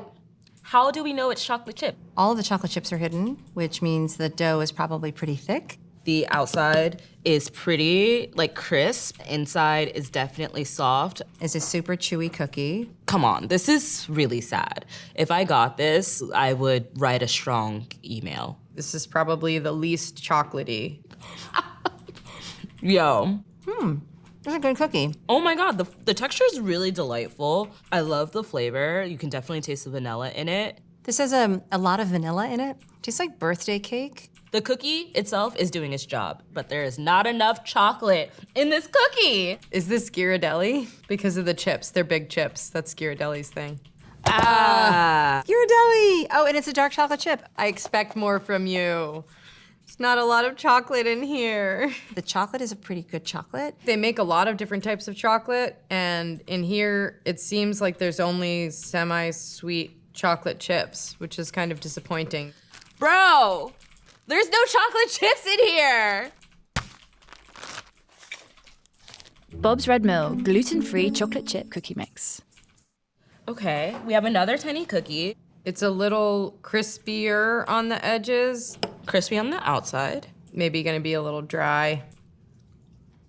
This cookie is very sweet, and it tastes like it has almond in it. So I'm gonna say that this one might be gluten-free too. There's a residue or powdery something that's coming off my fingers. Not super chewy. Not the kind of crunch you want because it's a crunch that sort of feels like dry. Bob Mills. Yeah. Oh yeah, I said it. Bob Red Mills. It's Bob's Red Mill, and it is gluten-free. Oh, it's rice flour. That's what that is. They do such a good job of masking that, and the chocolate chips are probably like decent quality because they don't have a ton of extra ingredients to them. Okay for a gluten-free. Whole Foods 365 chocolate chip cookie mix. Definitely looks like it has a lot of white sugar in it. Has kind of like that sheen. We're in the not so many chips portion of the tasting experience. Oh, I love that chocolate hole. That's always cute. This is super chewy. Almost kind of like a raw taste to it. I'm trying to like figure out what that flavor is. It's a little chemically. It has like a saltiness on the back end that's not delicious. There's a very unnatural flavor in there. I don't taste any vanilla in here, and I miss it. She's a basic quality chocolate. And then there's not enough chocolate, so the texture's completely off. Yeah. It's not chewy, it's not crunchy, it's kind of just like there. And I don't want to eat anymore. This would be a cookie I wouldn't remember, and that makes me sad. 365 Whole Foods brand. Not loving this one. One of the ingredients in here is a natural flavor. It's usually produced in a lab. The fact that they are saying to add water is blasphemy. If you need a liquid in your cookie dough, why wouldn't you add milk? Milk, yeah. Cream? Why wouldn't you add something like a little bit more flavorful other than water? No. Sweet Lauren's gluten and dairy-free chocolate chunk cookie dough. This looks like a play cookie, like a little cookie for your little doll. And it is a little gray. I'm not loving the color. It just looks so anemic. It also has a sandier texture than some of the other ones have had. The flavor's not as bad as the color. There's a tiny shell of a crisp outside and a totally different texture inside. It's pretty soft, but not in the like most pleasant way. I like this chocolate. Gives it a nice balance of bittersweetness. This definitely seems like a chopped chocolate that gets tossed in, which is what I really look for and appreciate in a cookie. I say Sweet Lauren's? Maybe Sweet Lauren's. Sweet Lauren's, look at that. She's using a flour blend that has oat, tapioca, and potato. Oat was maybe the thing that has a little bit of that texture to it. Great value, ready to bake cookie Great dough. value, oh my. This is the cutest little cookie. It smells really chocolatey. It also kind of smells like butter, but that might be more like butter flavor, like at a movie theater. This is Chips Ahoy. That butter flavor hangs around a little bit. Definitely something in there that's not the most pleasant. It's too crunchy for my taste. It's a little crisp and a little chew. There's some good browning. It definitely has a nice sort of sugary, caramelized taste to it. I would imagine there's brown sugar and or molasses in this cookie, which I like. It has a lot of chocolate. I like the ratio. The chocolate tastes pretty good. It's a little sweet. It's hitting my teeth in a way that's a little painful. Am I right? Great value, Walmart. It's not a bad cookie. It's really soft. I'm noticing that in here, which means that it has like a lot of additional ingredients keeping it nice and tender straight from the refrigerator because it's also cold. I will say there's a lot more ingredients in this than a lot of the others, so that's not great. Ascorbic acid added as a dough conditioner. It's for more mass-produced things that are passing through machines. That's an ingredient that's keeping it kind of tender. Can definitely impart an unpleasant flavor. Krusty's triple chocolate chunk. So this little guy has not that many chocolate chips in it. It's kind of got this netting on the top from the sugar, maybe a little too much. I wouldn't say that there's a crispiness to the outside at all. Texture's not great. It's soft. I think it might have like cake flour or another kind of soft white flour. There's not the same kind of density or chewiness that you want from a chocolate chip cookie. Barely even taste the chocolate, which doesn't seem to be like the best quality. This one tastes a little unbalanced to me. Kind of hits you with sugar and everything else sort of follows after. Lots of vanilla. It's more vanilla than it is chocolate. No personality. Oh, I've heard of Krusty's. these. It wasn't crusty. They're more well known for their biscuits. 3 kinds of chocolate, it says. Triple. I'm not gonna say that that was something I've never that heard I of Krusty's in my noticed. life. Stonewall Kitchen classic Stonewall chocolate chip Kitchen. cookie mix. Wait, is Okay, last cookie. This cookie smells really good. You can see the sugar crystals still. And it is pretty dry. So definitely a little bit of resistance when I broke it open. So there's like a hint of that crunchy crispiness on the outside. It tastes very generic. Not a lot of complexity. It's a really, really dry cookie. You can see there's a lot of air pockets inside, and air is the enemy of pastry. Since it's so dry, do you want a glass of milk? Ooh, maybe. This kind of cookie might be like a good dipping cookie. This is perfect for dipping. The milk helps a little. It makes it better. And the milk, perfect. Outside of the milk, needs milk. The chocolate itself is pretty good, but it doesn't matter how good the chocolate is if what's enrobing it is just dry and a little bit lacking in personality. Oh my gosh. Stonewall Kitchen. I think they do jams, kind of nicer jams and things. So this one's trying to be kind of a nicer cookie, but I'm not as convinced. I'm sorry. They have the least amount of ingredients. Mixes have less preservatives than the pre-made doughs because, I mean, once you add liquid to any dry ingredient, everything's gonna start to break down. I would highly recommend make them the day before, the night before, and let them age so you have that chance for everything to be hydrated. Now let's see which cookies our chefs like the most and the least. My favorite cookie today was Jacques Torres. It's the closest to the ideal cookie that I had today. It is nice and big with a crispy exterior and a nice soft middle. It has the best quality chocolate in it. My favorite cookie today was the Pillsbury log of dough. It just stood the test of time, and I think memories and food are so inextricably linked. My least favorite cookie today was the Whole Foods 365. It had an unpleasant smell and a lingering taste that I did not enjoy. I would rather have the paleo vegan cookie. That little hockey puck from the woods, whatever that was. Capello's. I mean, King Arthur and Stonewall, I'm bummed about those two. The lesson here today, kids, is that there are some good cookies, there are some bad cookies, there are some tough cookies. Finding your perfect one is maybe an endless search.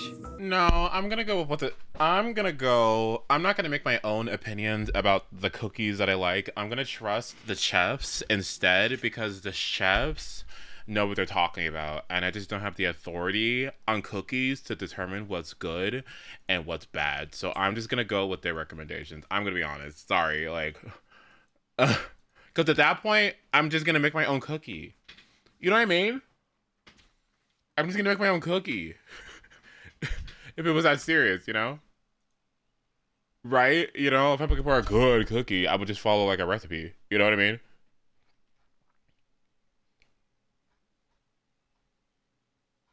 Hold on. No, Pillsbury is good. I like Pillsbury. It's not too bad. 6 pro chefs make their favorite meal. Does that have to be Bon Appetit? Oh, man. Boozy carrot cake?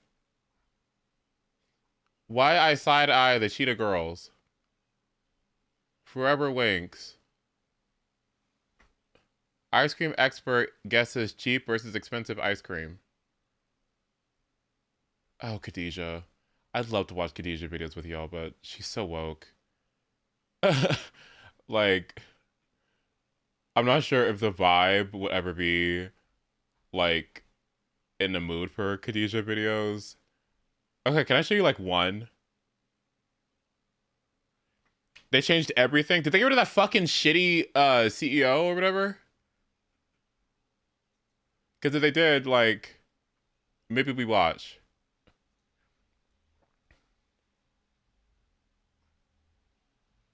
Let's see.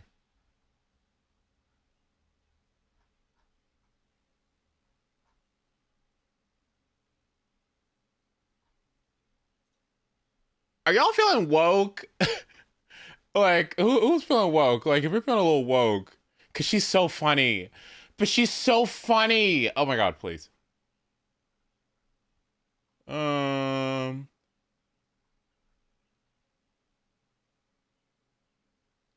Okay, let's see. How woke?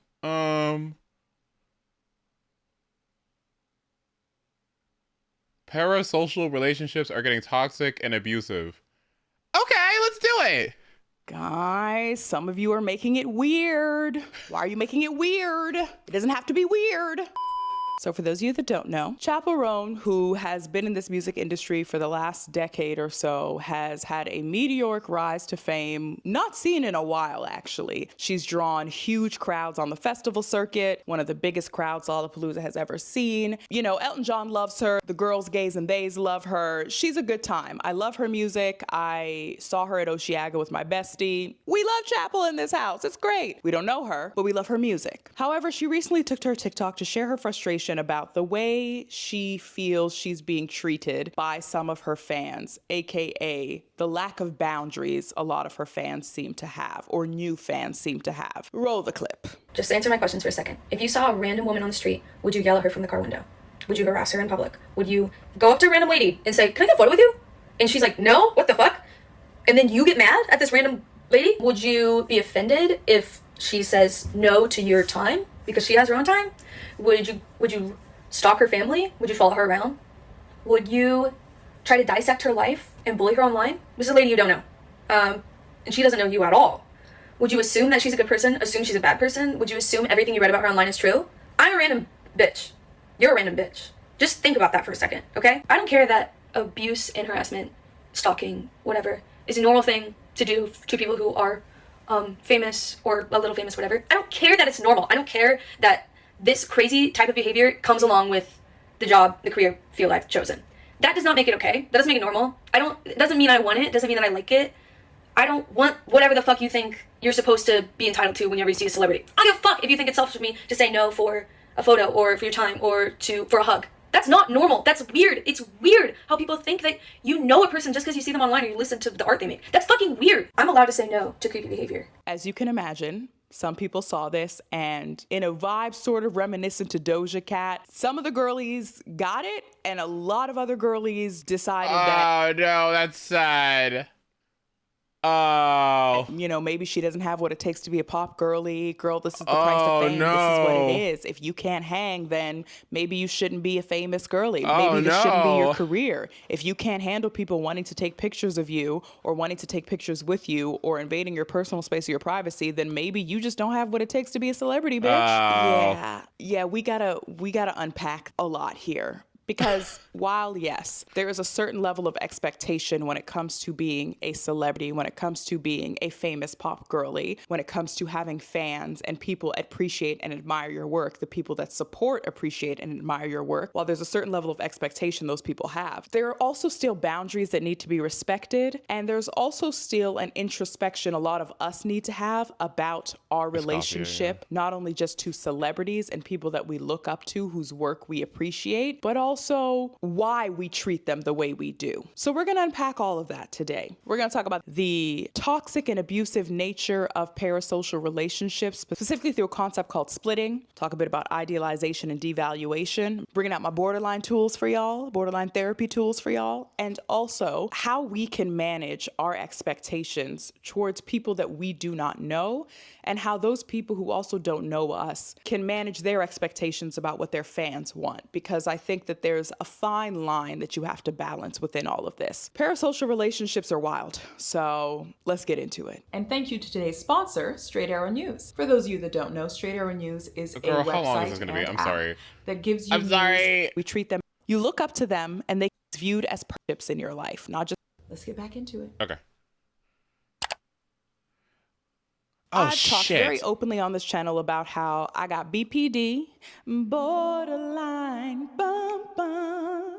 Seems like I'm always losing my mind, you know? And one of the things about personality disorders is that they cause you to have a lot of really fractured or inconsistent relationships in your life, not just romantic, but just all the relationships. And how this shows up is how we tend to idolize or devalue certain people. Specifically celebrities.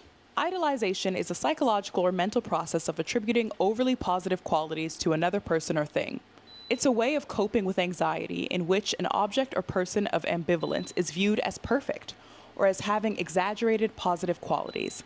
Idolization reduces anxiety by protecting the person from emotional conflicts that might emerge in a relationship. Rather than deal with the fear that the other person isn't perfect or that the relationship might not work out, idealization allows them to keep the fantasy of perfection intact. An example of idealization would be to place someone on a pedestal. You look up to them and they can do no wrong. This can quickly and unpredictably change to intense anger toward that person, a process called devaluation. Now we'll get into devaluation in a second, but the pedestal part of our relationship to celebrities is the first part I want to tease out, because we tend to put these people that we do not know for various reasons on pedestals. We treat them as perfect. We treat them as infallible. We hold them to a standard that— Well, okay, yes, a bit. Well, okay, if I think about celebrities that I like a lot, I kind of had like a stan phase with Luna, right? I mean, like, I don't think they're perfect. I mean, I just don't. I don't know.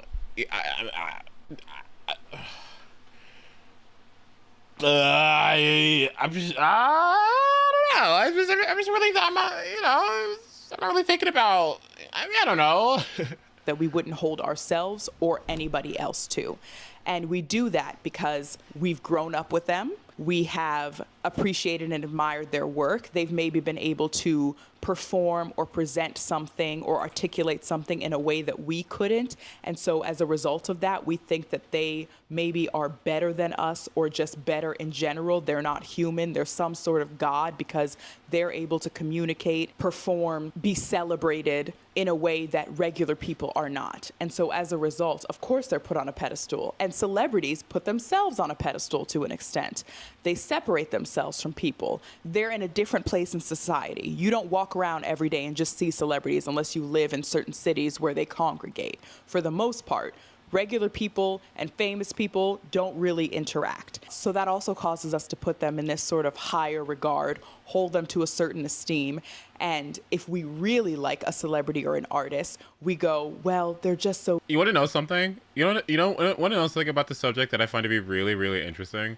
Okay, guys. Okay, so, okay. Do you ever think about how, like, before, like, when we were kids, if you were famous, like, it was because you were, like, some big movie star or something, you know what I mean? Or, like, you were really pretty, like, you were an actress or something. Like, it was, like, you know what I mean? Like, you did a thing.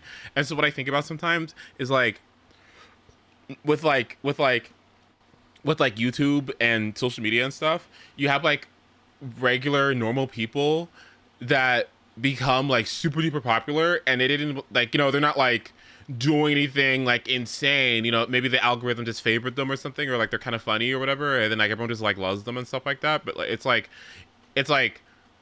I don't know, you don't even really have to be like as exceptional as you used to be before, and it's like more accessible to people, right?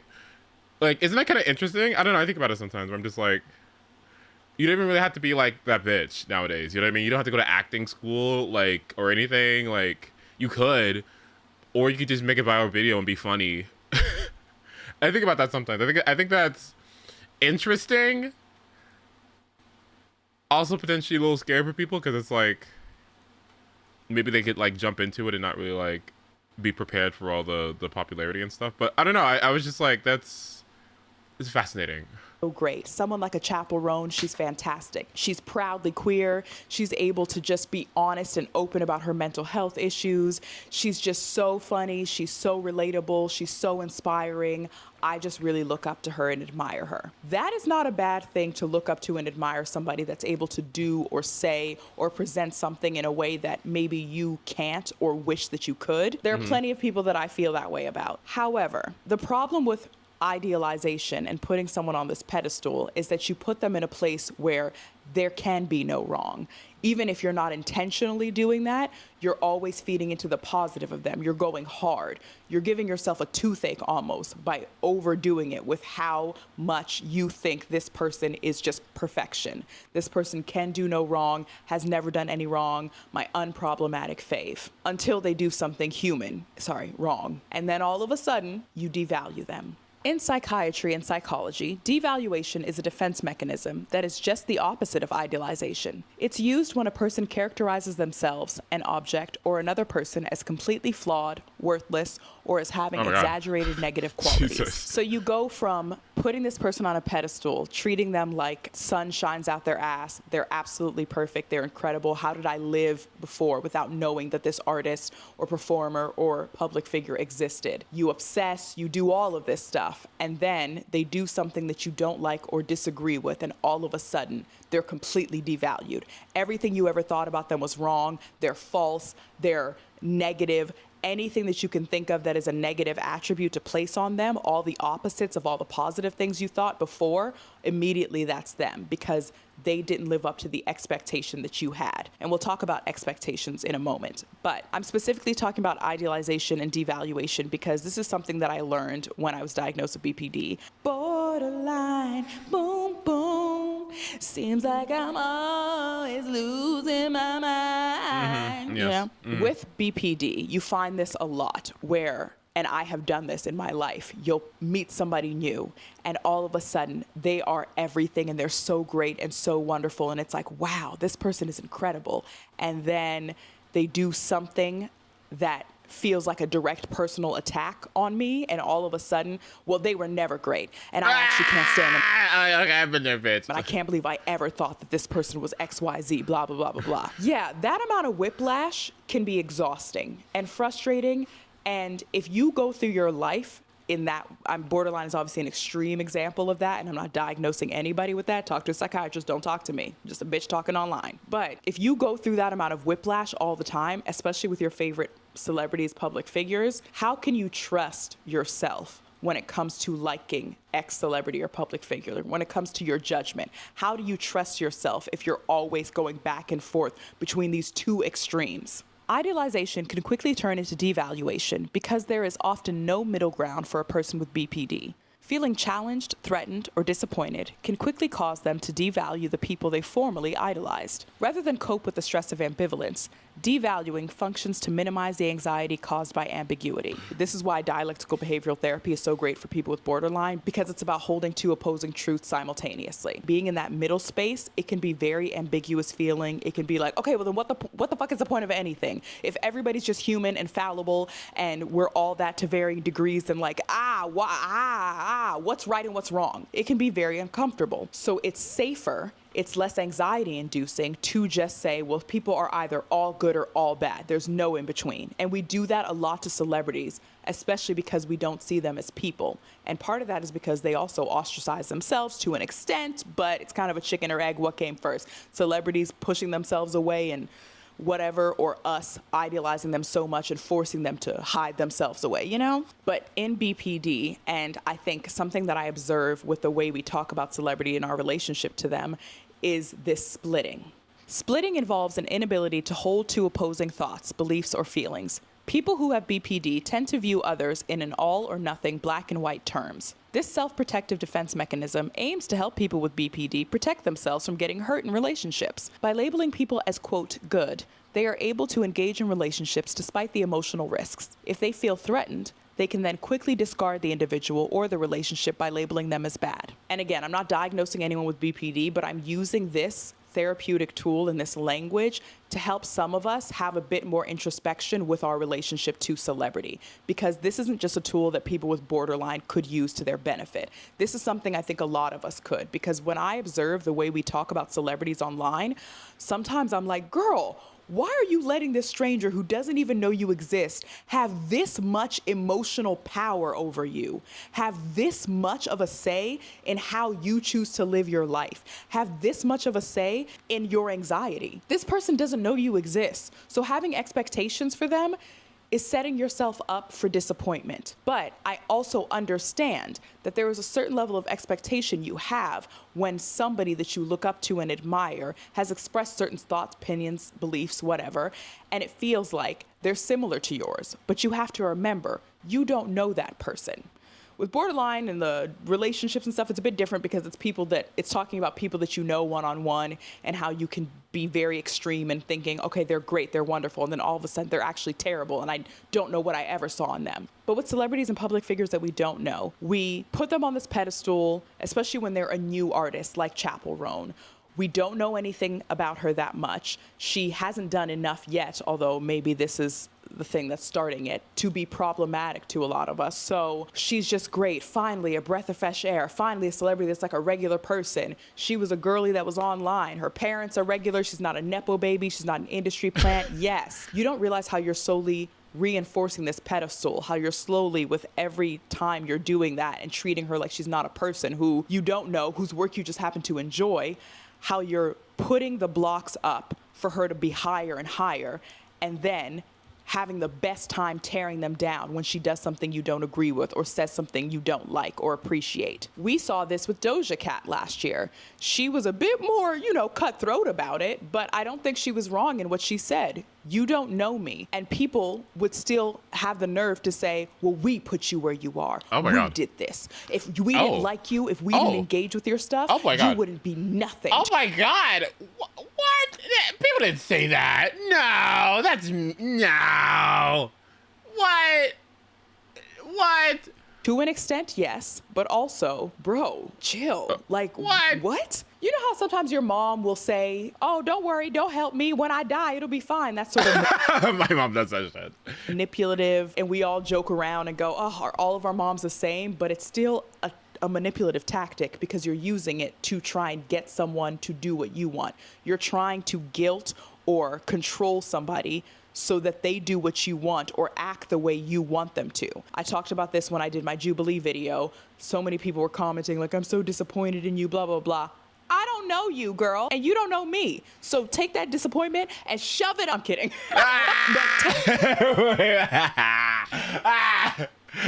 Girl, and you don't know me. So take that disappointment and shove it. I'm kidding.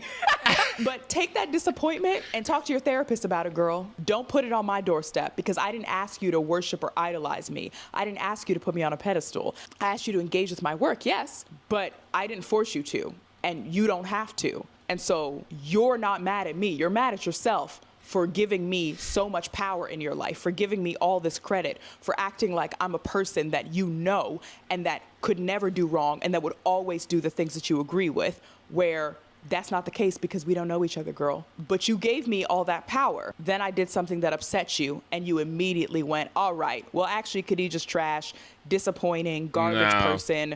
They never stood for anything, actually, bye. You see how these extremes splitting these responses, whether you have borderline personality disorder or not, can be a recipe for disaster?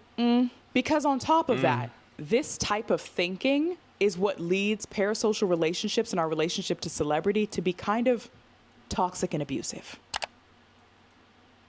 A few years ago on You're Wrong About, they were doing a series of episodes about Princess Diana, and Sarah Marshall said, fame is a type of abuse. And that has always stuck with me because it is a type of abuse in a way of putting people in these sort of gilded cages where when we want them and want them to do something, we pull them out, and when we're sick of them, we throw them out. With famous people, all types of regular home training and manners go out the window. You see a famous person, it's, I need to take a picture with you, I need to touch you, I need to invade your personal space, I need to XYZ. Saw that recent video with Justin Bieber where him and his pregnant wife are walking around and he's asking these teenagers not to film him, and he's not really being that rude, but he's like, yo, you think this is funny? Like, leave me alone.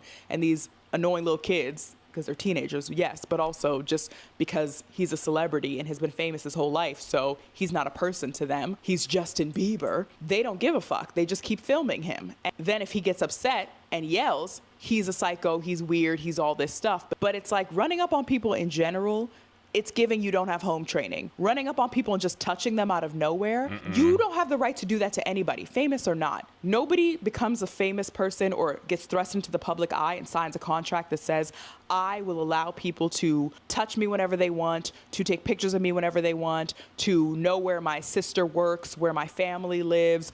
I will allow all of my information to be out there because I'm in the public eye. It's an unspoken thing that somewhere along the lines we agreed upon, but because our nature to celebrity is changing, our relationship to celebrity is changing, because celebrity's relationship to us is changing, we need to reevaluate that. And we need to reevaluate our expectations on both sides. So on the celebrity side of things, I think it is important for celebrities, public figures, anyone in the public eye that does work that involves needing people to be engaged, people to come and consume, buy your tickets, whatever. There needs to be an understanding that, yeah, people are going to be excited to see you. People are going to be excited to interact with you because you're someone that they have seen before through like a screen. Whenever people recognize me, they're always like, oh my God, it's so weird. I was watching your video and like you're here, you're standing in front of me like a real person. It can be a bit jarring for a lot of us. With public figures, there's something to remember about the fact that like, yes, it can be frustrating and annoying on days where you're feeling ashy and tired and you just want to be a regular person, but you don't have a regular person job. You're not a regular person to an extent. Unfortunately, you're still a human. So we'll talk about the fan side of the expectations in a second, but you're not a regular human. You know, you're doing something that most people don't do, most people can't do, most people will never be able to do. And so as a result of that, you need to understand that there's a certain level of expectation about what that means in terms of when people who appreciate and like your work come up to you or recognize you or something, right? There's a certain level of, okay, I have to understand that people are going to recognize me and I can't be shocked by that or needlessly angry about that because I do a job where thousands, hundreds of thousands, millions of people see me. People are going to recognize me. That, you know, like I think people need to, public figures, celebrities alike, need to make peace with that. However, this is where we talk about us. And I'm kind of in the middle of this because like I'm us, but I also get recognized. So I don't know. Anyway, celebrities are still people. We need to understand that just because a celebrity or public figure has said and done stuff that speaks to you personally, you're not the only person that has ever felt that way about them. A public figure has hundreds of thousands or millions of fans. Chances are they're getting that a lot. They're getting people coming up to them a lot. They're getting a lot of random attention. Maybe you are the 15th million person to walk up to them and go, are you? And maybe they've taken 30 pictures or something before that day and they're tired. They're exhausted. Or maybe they have had a shitty day. They found out some terrible news or they're having a mental health freak out or whatever it is. They're dealing with their own personal shit, their own lives, because they're still people at the end of the day. You have to understand as an audience member and a fan, you can want to take a picture with them, say how much their work means to you, you know, acknowledge them, whatever. But you can't expect that they're always going to be happy-go-lucky, shiny, bright, just positive about it because you don't know what has happened before you got there. You're not the only person that exists on this planet, and you're not the only person that exists on this planet who has probably come up to them that day or within that hour. So that's where I think we also need to manage our expectations. And the other part of the expectations is, and I kind of talked about this in my celebrity block out video, we treat celebrities like, and especially more recently, like their political, social commentary and opinions are of huge value and weight, right? And I'm not saying they're not, because they are. We see politicians use celebrities all the time to try to get people to come vote and all that stuff, right? So we can acknowledge that celebrities and public figures have a certain duty and care that they need to have because they're in the public, because they're still humans, but they're not like regular humans. But also know that they have a certain level of power because we give it to them. And that's not to say so we can take it away and make them feel shitty. No, that's to say, like I've said many times before, I love Beyonce, big fan of hers, but her opinion about certain political issues doesn't matter more to me than my own. Sometimes it would be nice to see her speak out about certain things. It would be nice to see certain public figures that I like and appreciate, whose work I admire, speak out about certain things. But it is not my expectation that they do that. There's a responsibility there, yes, to a certain extent, but people can choose to take on that responsibility or not. If my goal was to be an artist and performer at the baseline, then you and I are going to have to agree and disagree about what we think the role of an artist and performer is, right? To you, it might be, well, they have to be able to be political. They have to be able to speak out. They have to be able to acknowledge things and all that. Yes, that would be great. But not every public figure thinks that. Not every artist thinks that or believes that. And if you like somebody's work, it's up to you to decide how much power you're going to let this person that you don't know have over you. I am with people having certain expectations about celebs and stuff, but this is what I mean by managing them. I'm not going to sit here and be upset all the time or comment on all of Beyonce's posts or all of Zendaya's posts. Why aren't you doing this? Why aren't you doing that? How dare you? I can't be a fan of you anymore. To me, That's a level of expectation and idealization and frustration and emotional like turmoil that you need to sort out on your own. It is okay to be frustrated and mad, but these celebrities are the closest thing you have access to because of their social media platforms, let's say. So you're using that as an excuse to let out all your anger and vitriol when like they don't know you exist. So your expectations of them are dust in the wind, girl. I don't know how else to say it. What we have to remember about parasocial relationships is that they are very personal to ourselves, right? I have what I think is a very personal relationship to a Beyonce because of how long I've listened to her music, because of the type of artist she is, because of the type of inspiration she has given me. It's a personal relationship to me, but it's a one-sided personal relationship. And so I have to remember that that is the case, that she does not know I exist. Otherwise, I can mistake that personal relationship for a real personal two-sided relationship. And that's simply not the case. It just isn't. Those are the facts, America. And I want. Okay. We get it. We get it. We get it. We get it. We get it. What I don't get is how fucking hard this theater is. This is pissing me off. I'm low-key getting mad. I'm low-key getting mad. Shadow Pokemon are pretty cool. They're definitely the most memorable mechanic from Pokemon Colosseum, so much so they still have an impact on the franchise to this day. That said, they were kinda half-baked in their original game. There were not many to choose from, and their main gameplay quirks were a bit lacking. So they just made them broken.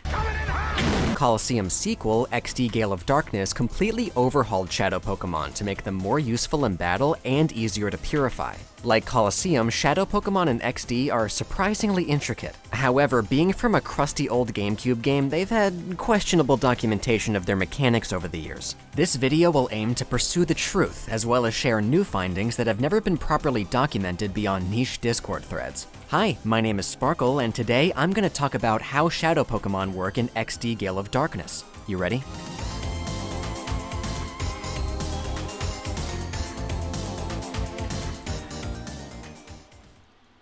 Now, I already went over the basics of Shadow Pokemon in my video on Colosseum Shadows, and a lot of those traits carried over into XD. As such, I'll keep their introduction brief. Despite being used by enemy trainers, Shadow Pokemon are essentially like wild Pokemon. They have random stats, natures, abilities, and can be caught as long as you have the snag machine. Unfortunately, unlike Colosseum, they are shiny locked in this game, so no shiny Shadow Mawile for me. Shadow Pokemon also have a lot of restrictions compared to regular Pokemon. They cannot level up, learn TMs, evolve, be traded, be given nicknames, gain EVs from battle, nor be used in battle modes outside the main story.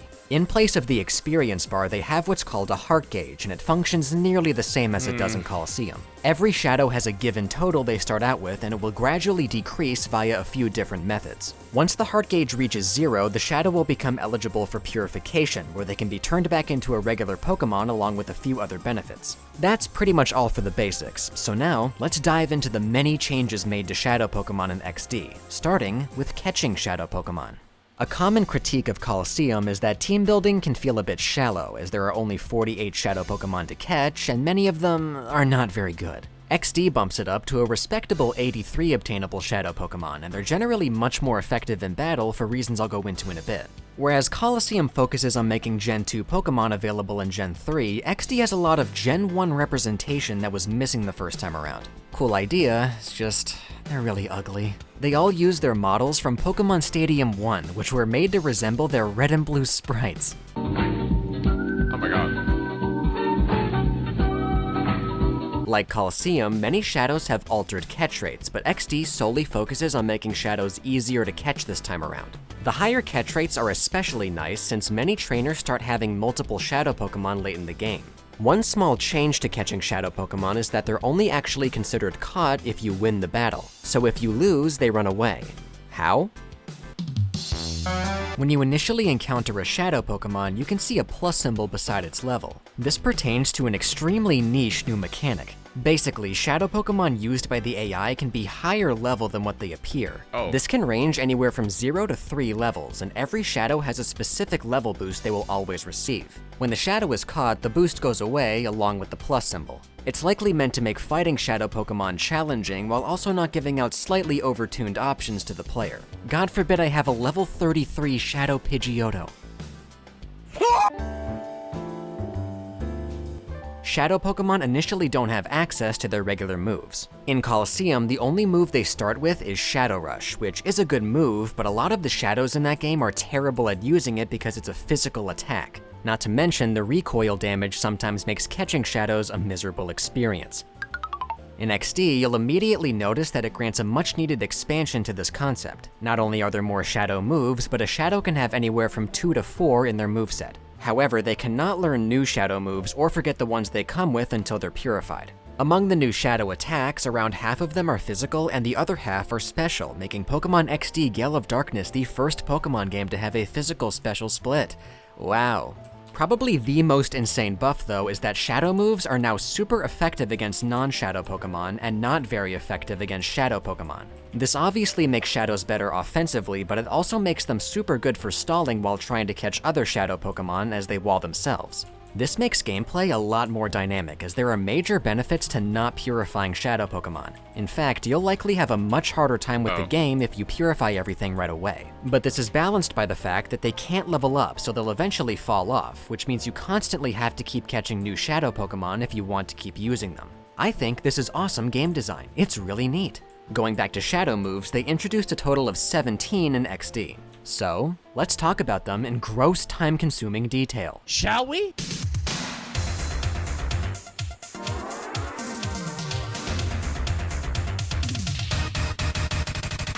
I'll begin by going over the non-signature shadow attacks. There are 7 in total, but effectively there's only really 3.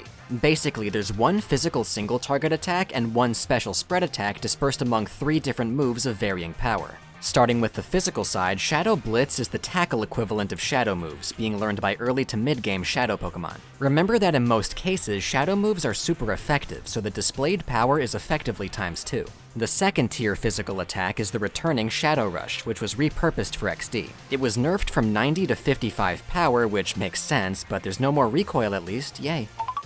And the third tier is Shadow Break, which is very strong at 75 power, but it's only learned by a handful of late-game shadows, and most of them have pretty mid-attack stats. Shadow Wave is the weakest special shadow move, which, like Blitz, is mainly learned by early to mid-game shadows. Shadow Rave is the second tier special attack.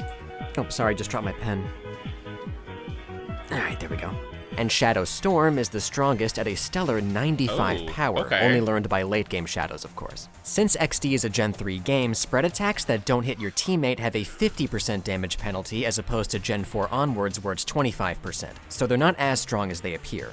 Now, the last non-signature shadow attack is completely separate from the rest, and I'm convinced the devs had naught but malice in their hearts when making it. Shadow End is a 120 power physical attack with 60 accuracy, and it deals half the user's current HP as recoil damage. This move is only known by shadows in the last few fights in the game, so it was basically designed to plant pipe bombs for unsuspecting players. Oh my god. As a result, this move almost single-handedly makes the speedrun of this game unbearable, because the only way to beat the final boss is to dodge it. And there's nothing else you can do. This fight has about a 60% win rate. Oh my I don't god. have to tell you it happens. But, this is why nobody plays this game.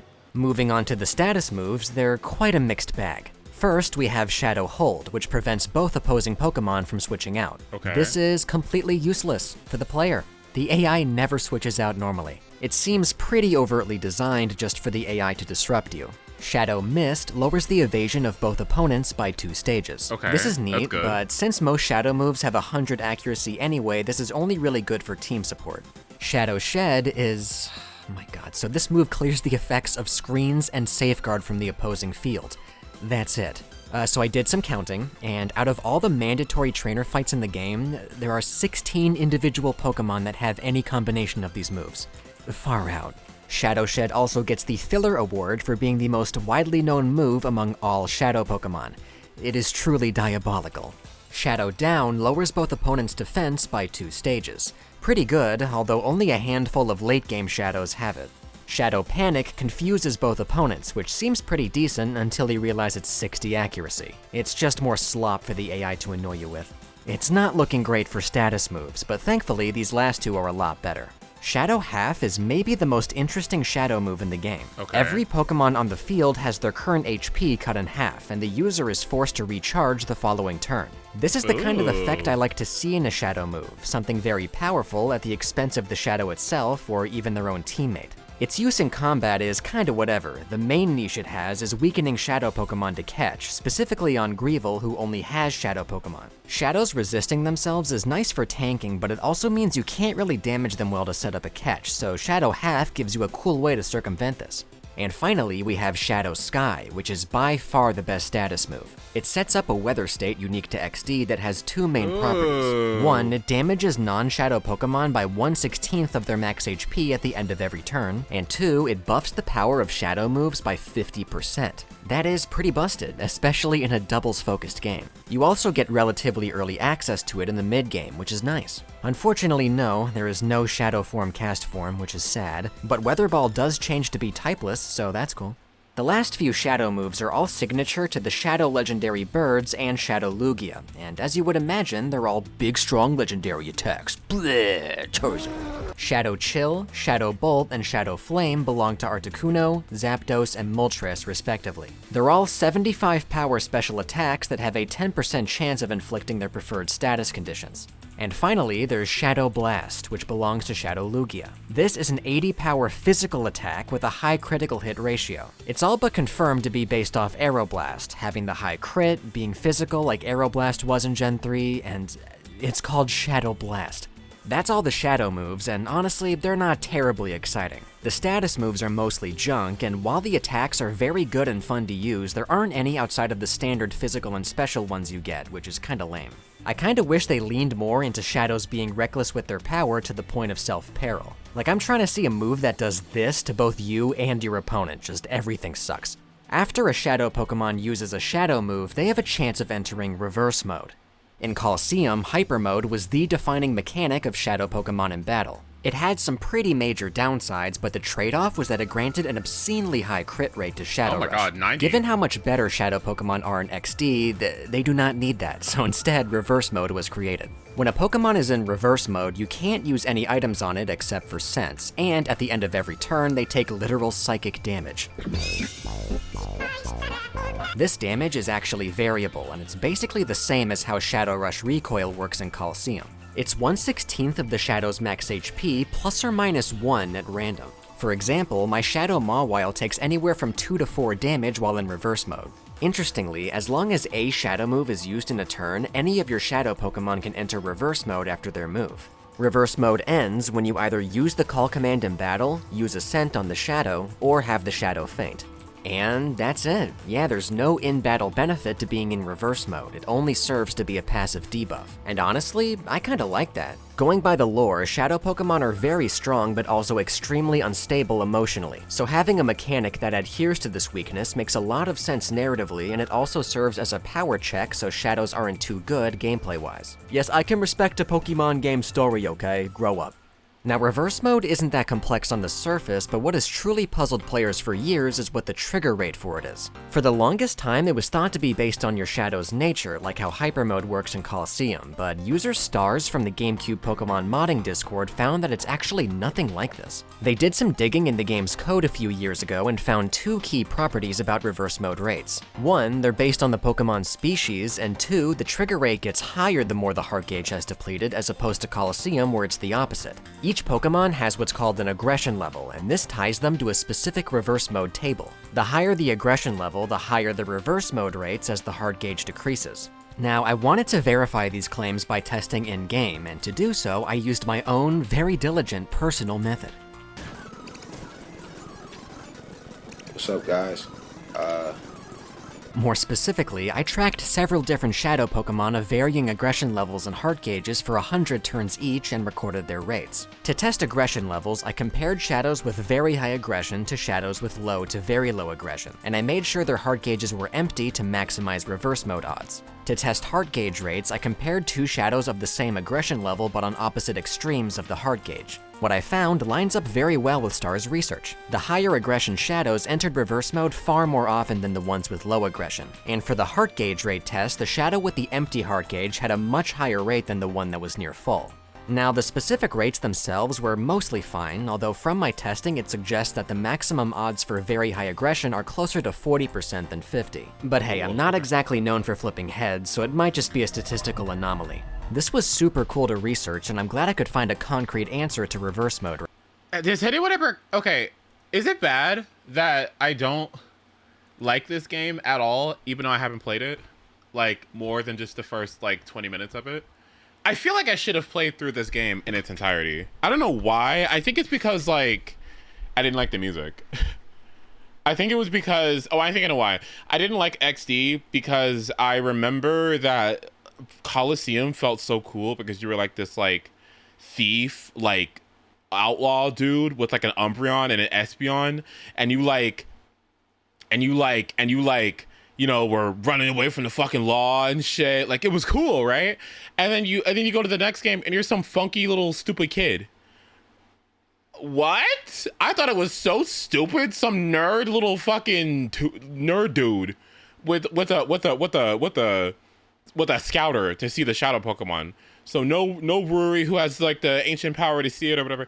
I thought it was so stupid. I was just not into it. I was just like, ugly fucking weirdo kid. Like, bad music. I hated it. Rates. Thanks again to Stars for the info. This would not have been I should go through it. Possible otherwise.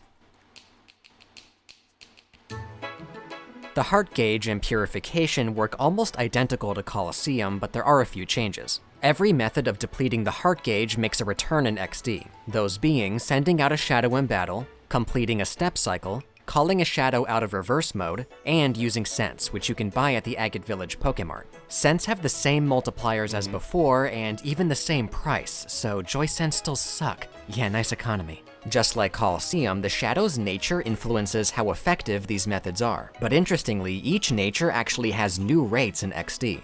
On average, shadow Pokemon purify more slowly in XD than they do in Coliseum. That sounds kinda bad, especially considering how many more shadows there are to purify in this game, but thankfully, because of a new mechanic I'll explain later, it's not really that much of a concern. As the heart gauge decreases, shadow Pokemon can gradually relearn their natural moves, and this depends on how many shadow moves they have. If they have 2, they unlock their 3rd and 4th move slots upon clearing the 1st and 3rd bars of the heart gauge respectively. If they have 3, they unlock their 4th move slot at 1 bar, and if they have 4, enjoy your shadow slop. Additionally, when 2 bars of the heart gauge are depleted, the shadow's nature is revealed in the summary screen.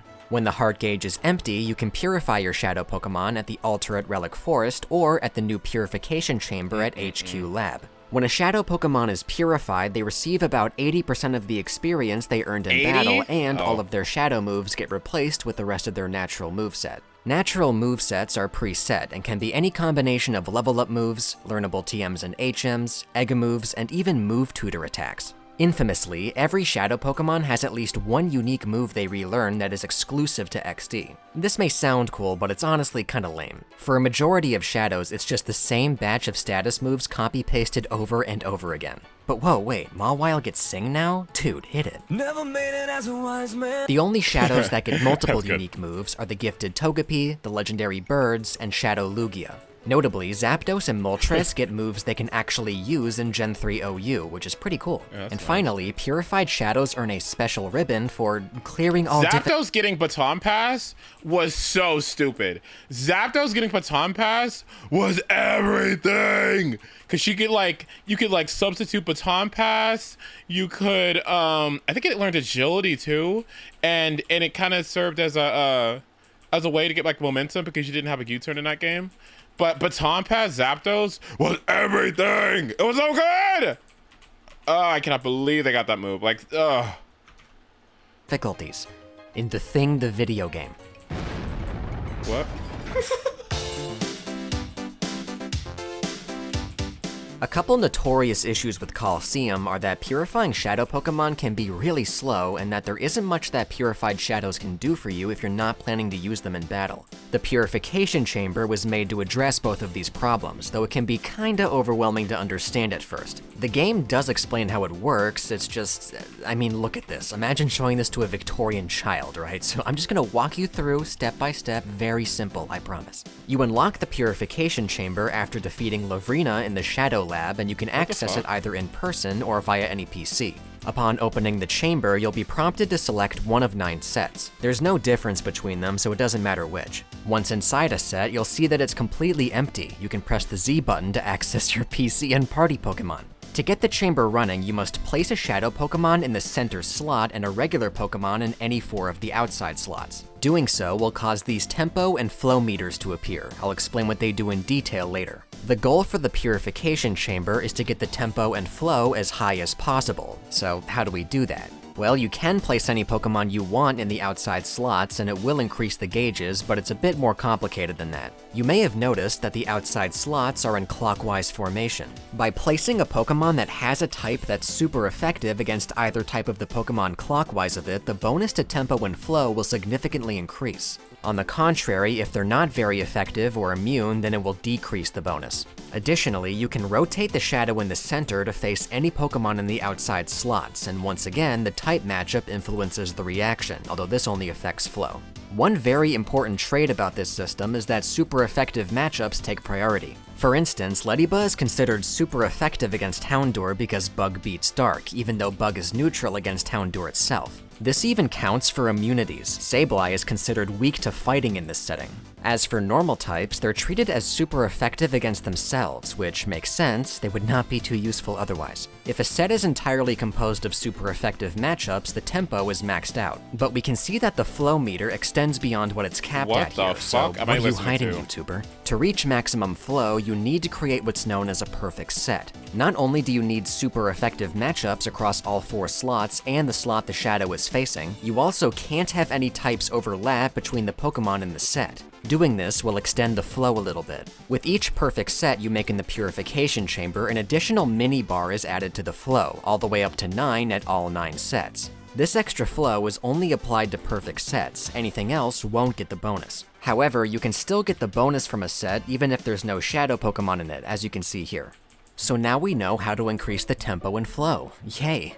What do they do? As you move around in the overworld, the Purification Chamber will gradually reduce the heart gauge of any shadow Pokemon currently in an active set. Every 161 steps, or 25 seconds of full speed movement, triggers what I'll call a chamber cycle. When a chamber cycle procs, a variable amount of the heart gauge is reduced from all shadow Pokemon in the chamber, and this amount is based on the flow gauges of each respective set those shadows are in. The higher the flow, the stronger the effect. This is very similar to the step cycle method where you walk around with a shadow in your party. Not only are chamber cycles much faster than step cycles, they can also reach higher numbers per rep, and they're not affected by natures, so every shadow purifies at the same speed. And thankfully, just like Colosseum, there are funny spots where you can grind steps without having to move your control stick. Although sadly, it seems my favorite one got fixed because they changed the camera angle of Agate Village.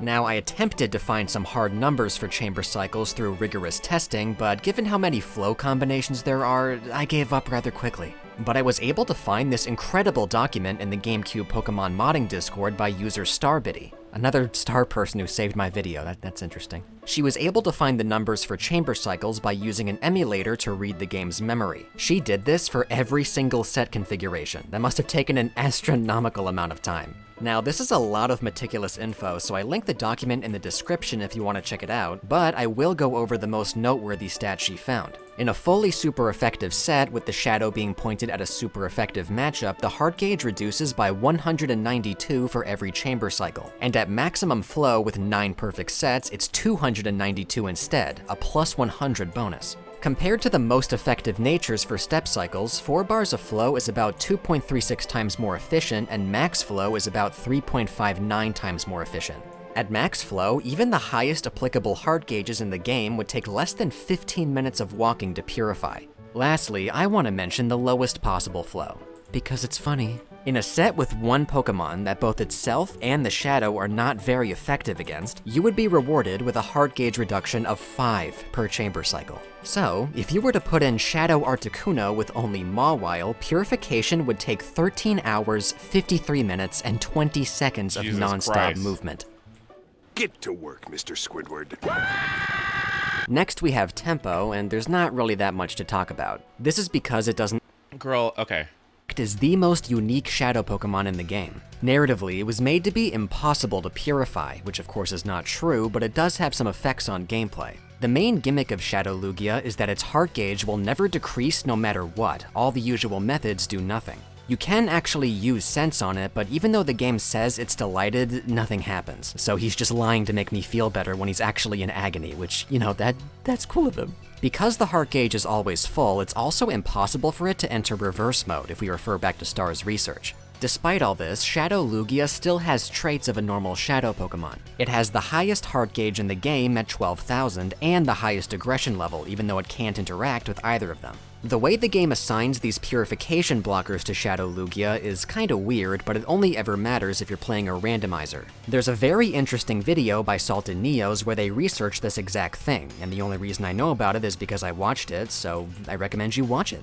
The method for purifying Shadow Lugia is obviously quite different than normal. In the purification chamber, you have to reach max tempo in all 9 sets, and then just place Shadow Lugia in any one of them. Doing this and then backing out will trigger a special text box, and then Lugia will get purified on the spot. A common misconception is that you need max flow for this. You only need max tempo, which means you can use imperfect sets like quad normal types. And that's kind of it. Do you think Lugia likes Tato? That's all I have for you on Shadow Pokemon in XD. Sorry I died. I only just started making YouTube videos and I was already running myself out of steam making something every few weeks. I didn't want to give you all something I wasn't proud of, so I just took things slow with this one. I hope you can forgive me. I made you a special longer video today. Sumimasen. I probably definitely still got some stuff wrong, so I'll mark anything I missed in the comments. Once again, huge thanks to Stars and Starbitty for their research. You're the best, you two. And thank you, viewer, for watching. You can of course like and subscribe if you enjoyed, but you can also follow me on Twitch. I stream Coliseum speedruns all the time, and it's very chill. You should come hang out sometime. And with that, I hope you have a great day. Bye-bye. That was a lot. All that for a mid-ass game? Okay, maybe I should play it. Okay, maybe I should actually play it. Oh, I know what video I wanted to watch. Male sexualization in games. Hold on. Well, hold on.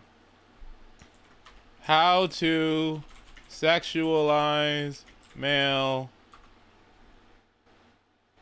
Okay, I didn't watch this fully yet, but possible for a man to be truly sexualized and objectified under patriarchy. Let's do it. Was it good? I thought it was good when I was When it initially comes to character looking at design it, in video games, sexualization is an aspect of the conversation that usually isn't super productive in videos on YouTube. My first experience with it personally was with Mortal Kombat 9, which is a game I loved in no small part due to the costume designs. They were objectively pretty stupid for a fighting tournament, especially for the women who got dressed up like this when they were princesses and assassins, but I don't know. I say this from the perspective of someone who isn't into women. I just thought they looked cool. So much so that I even got art of my model in Melina's MK9 outfit, which I think I pulled off pretty well. However, I also wasn't really upset when they changed it up for Mortal Kombat X. I didn't like the art style as much, but it was mostly just because I prefer the gaudier, campier, more over-the-top aesthetic of 9. And the debate around Mortal Kombat 9 and Mortal Kombat X is one that shows up in a lot of the most mind-melting video game discourse out there. Namely, the over-sexualization of women in gaming. However, I think that's a subject that's been beaten to death a bit. Or at least, I'm not someone who has very much to add. I'm a man who's not attracted to women, so I really have no dog in that fight. And while I support the women who do talk about this subject with the nuance it deserves, because I do think it's an important one, I don't think there's very much unique that I can offer to that discussion. However, where I can speak with some authority is on sexualization in the context of male character designs. I can come at this from the perspective of someone who is a man, who is attracted to men, and who has actually had to design a character with this at least partially in mind. and is also just an aspect of the discussion that I think is frankly woefully under-discussed and even more woefully misunderstood, as demonstrated by the discourse from the Marvel Rivals fan base that insisted that this new Emma Frost skin is basically the same thing as this new Iron Fist skin. Like, please. Like, please be serious. Or maybe don't. I got multiple hate tweets out of it. I'll take it. Anyways, that's what I want to talk about today. There's clearly a real lack of understanding about what it means for an outfit to be sexualized, particularly in the context of male character design, so I want to dive into that here a bit. Also, hey, there's a very good chance that this video ends up being demonetized given the subject matter, so if this really tugs at the heart, or any of the other organs it pumps blood to, you should consider becoming a channel member on either YouTube or Patreon. Links to both are in the description. Part 1. Definitions, caveats, and biases. So, first things first, we should lay out some fundamentals before we dive too deeply into it, both in terms of some of my beliefs on the subject as well as some definitions. And the best place to start is with what it means for something to be sexualized. The very basic Oxford Dictionary definition is made sexual, given sexual associations, which is honestly not super helpful for our purposes because we also have to find a definition for sexual in order for it to mean anything. Oxford defines that as relating to the instincts, physiological processes, and activities associated with physical attraction or intimate physical contact between individuals. And while that's a flawed definition, it's at least something to start with. So basically, sexualizing something means to make that thing into something that relates to either arousal or sex. Importantly, sexualize is a verb. It is an action. It is something that you do to someone or something. In the context of character design, it's taking something that is not inherently sexual, such as a person, and using clothing, posture, personality, movement, and more to specifically make them sexual. Importantly, sexy and sexual are not synonymous. There's obviously a lot of overlap, but not everything that's sexy is sexualized, and not everything sexualized will be sexy. This is a hard concept to convey with just words, but I used this example on Twitter and it worked well enough, so we'll use it again here. Compare these two pictures. One of Walter White in his underwear and one of an Andrew Christian model in his underwear. These are both grown adult men wearing nothing but their underwear, at least as far as we can see, but I hope we can all agree that there is a clear difference between the two. They're both wearing briefs, but Walter's are saggy white tighty whities that are cut in a borderline diaper shape out of cheap fabric with a really thin waistband. Like, they look like they came from Walmart. They are not designer. Not that Andrew Christian is like designer, but you get what I mean. Compare that to the model in his underwear. Andrew Christian underwear has a pouch to accentuate the bulge, but it also has a lower waistband, a higher cut on the thighs, fabric that's meant to look more attention-grabbing with the reflective material, even if it does look a little bit trashy, but we'll get to that later, or maybe not at all, who knows. And a thicker waistband that literally says massive on it above the bulge in all caps. Oh my god. This is the very subtle difference between sexualized and non-sexualized clothing. They're both wearing underwear, and both are even technically wearing the same style of underwear. But Walter's underwear isn't sexualized, whereas the model's is. But it also goes beyond clothing. You can also compare the bodies, both as they are and how they're posed. The model is more slender and muscular for sure, but he's also oiled up, clean-shaven, posed in a more suggestive way, and mugging for the camera. None of those apply to Walter. He's got a pretty average body and is being presented in an average way. Arguably a little bit under average given that he looks like he's been hit by a bus. Oh my god. Remember again that sexualize is a verb. It is something we do to a character and not something immutable about them. A woman with a large chest might be sexy to you, but she is not inherently sexualized. She might choose to dress more provocatively to sexualize herself, but just because you find something sexy does not mean that it's sexualized. A male character might have a nice ass or a nice chest or a big dick or whatever else, but that's not inherently sexual. Those are just things the human body can have, and many characters in real life people have those attributes without being inherently sexualized. And again, sexualized and sexy are different things. If we changed Walter White's pose and expression here, we could sexualize him even if you still didn't find him hot. And you could do the same thing in reverse to the model to unsexualize him even if you still find him hot after the fact. We could swap their underwear or put the model in sweats and a t-shirt while putting Walter in a jockstrap. And regardless of which one you would find hotter, we'd be sexualizing Walter and not the model in that scenario. With that established, we also should touch on over-sexualization, which comes in two forms, the micro and the macro. On the micro level, we're talking about individual designs, and in that context, we're talking about a design that is more sexualized than contextually makes sense. A seductive character being sexualized makes sense. The royal guard being dressed the same as an incubus does not. On the macro level, we're talking about the overall presentation of characters, typically in terms of demographics.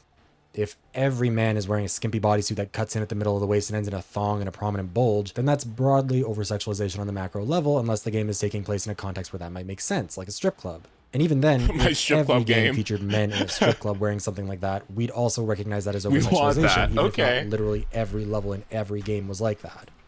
Now, I should probably establish my own position on this stuff, since that'll obviously bias my perspective and influence how you interpret what I'm saying.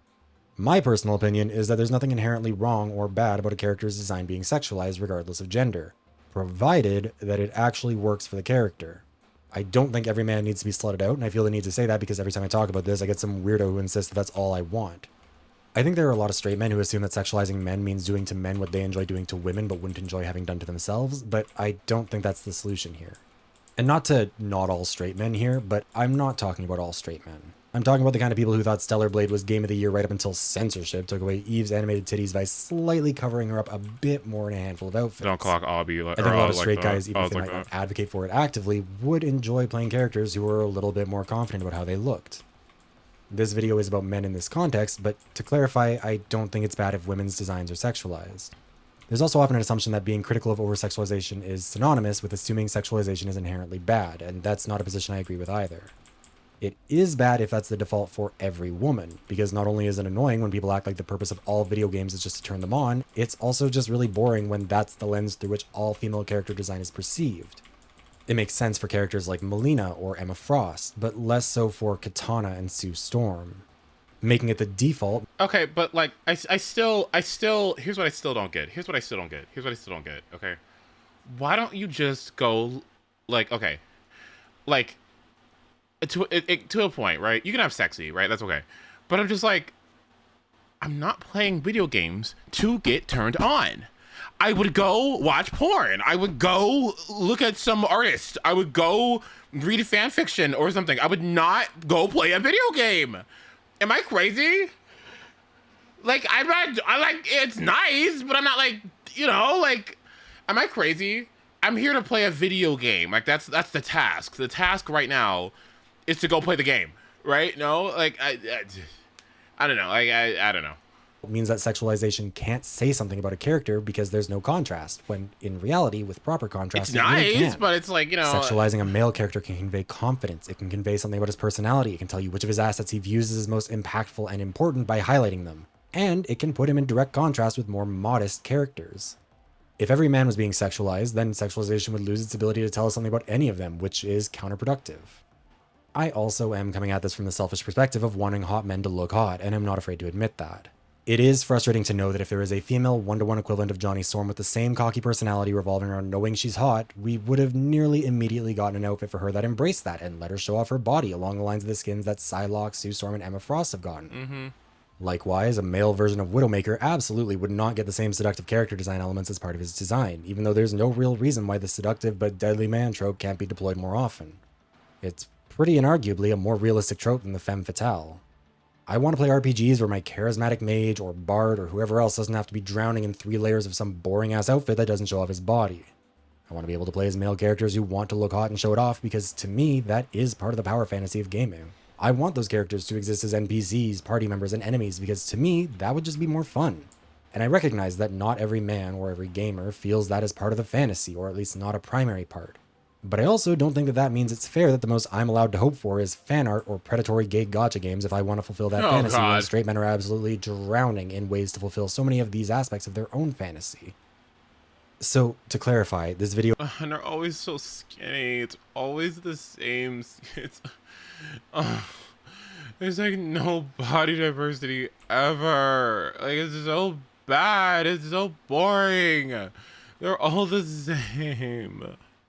Like, they're just like, it's why everyone's so skinny. I can't, like, whatever, it's fine. Is not going to argue that we should revert to some puritanical anti-sexuality position where every character needs to be dressed like they're afraid of God's judgment. That would be boring. It's also not going to argue for the over-sexualization of male characters, either in general or specifically in terms of this whole leveling the playing field thing.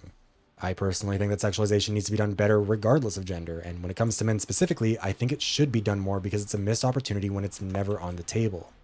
Anyways, enough preamble, we've laid the foundation. Now it's time to start building the house. Part 2. Can you even do that? Let's say, for the sake of argument, that you are in favor of sexualizing male characters. You might then ask if that's even realistically possible or how to do it. On a more societal level, you might argue that it is impossible for a man to be truly sexualized and objectified under patriarchy, but that's kind of a boring answer and also isn't really true. Yes, it is impossible for sexualization to affect men and women the exact same way, and the connotations of sexualization will be different because of gender, but that doesn't mean we can't still slut up a man. Queer men in particular will be very familiar with how objectified, dehumanized, and sexualized a man can be, either by experiencing it themselves or by witnessing it done to others. Now, some people will say that I wouldn't be able to sexualize a man properly because I'm not the primary target of the sexualization of men, just purely based on the proportion of the population, because they assume that that would be women who are attracted to men. This is, to me, kind of a moot point. Yes, there are differences in how gender affects sexualization on the side of the perceiver, but it is still possible to identify aspects of character design as being sexualized and do them well, even without being the majority target demographic. Like, gay men and straight women can still identify and replicate the sexualization of female characters. Those elements aren't exclusive to straight men. Hi, Nas. Likewise, plenty of lesbians would be able to design a character that is just as sexualized and attractive to the straight male audience as any other character. Like, let's be real. However, we do still have to reckon with gendered clothing. Certain styles of clothing are perceived as inherently feminine or masculine, and while that is not an immutable characteristic of clothing and is subject to change over time, that's not super helpful for discussing how it affects the here and now. A sports bra is an article of clothing that can be worn by anyone, but it will be perceived differently on a masculine body than a feminine one. As well, something that might sexualize a man to one person might make them look silly to another. A lot of people would find a man in thigh-high garters, high heels, and a maid dress to be silly rather than sexy. And even if those people are wrong, that doesn't change that sexualization of characters in media has to work around the existing biases we have around gender and clothing. However, this leads me to one of the more common mistakes I see on this subject. A lot of sexualized clothing is associated with femininity, but that isn't a natural law of the universe. It's just that we sexualize women more, so there are more advancements in that field, and they tend to be put in sexualized clothing more often. It's like the reverse of basically all fields of medicine, where women's bodies were not properly studied, and so medical research often is lacking, even in the present day, most famously on subjects like health related to periods. Beyond that, though, it's worth remembering that sexualization is not inherently feminine. A lot of sexualized clothing is associated with femininity because women are more frequently sexualized, but it's a bit more of a chicken and the egg situation than we often reckon with. And women don't own thigh highs and skimpy bodysuits and all that stuff. They don't have exclusivity over it. Those can be worn by men and made to look sexy, and it's possible to do so in a way that still accentuates the male body. With that in mind, though, one of the more common responses I got to my thread when I posted it was that my suggestions for sexualized outfits were just gay. And that's another interesting point. Sexualization is tied to sexuality. This is just gay.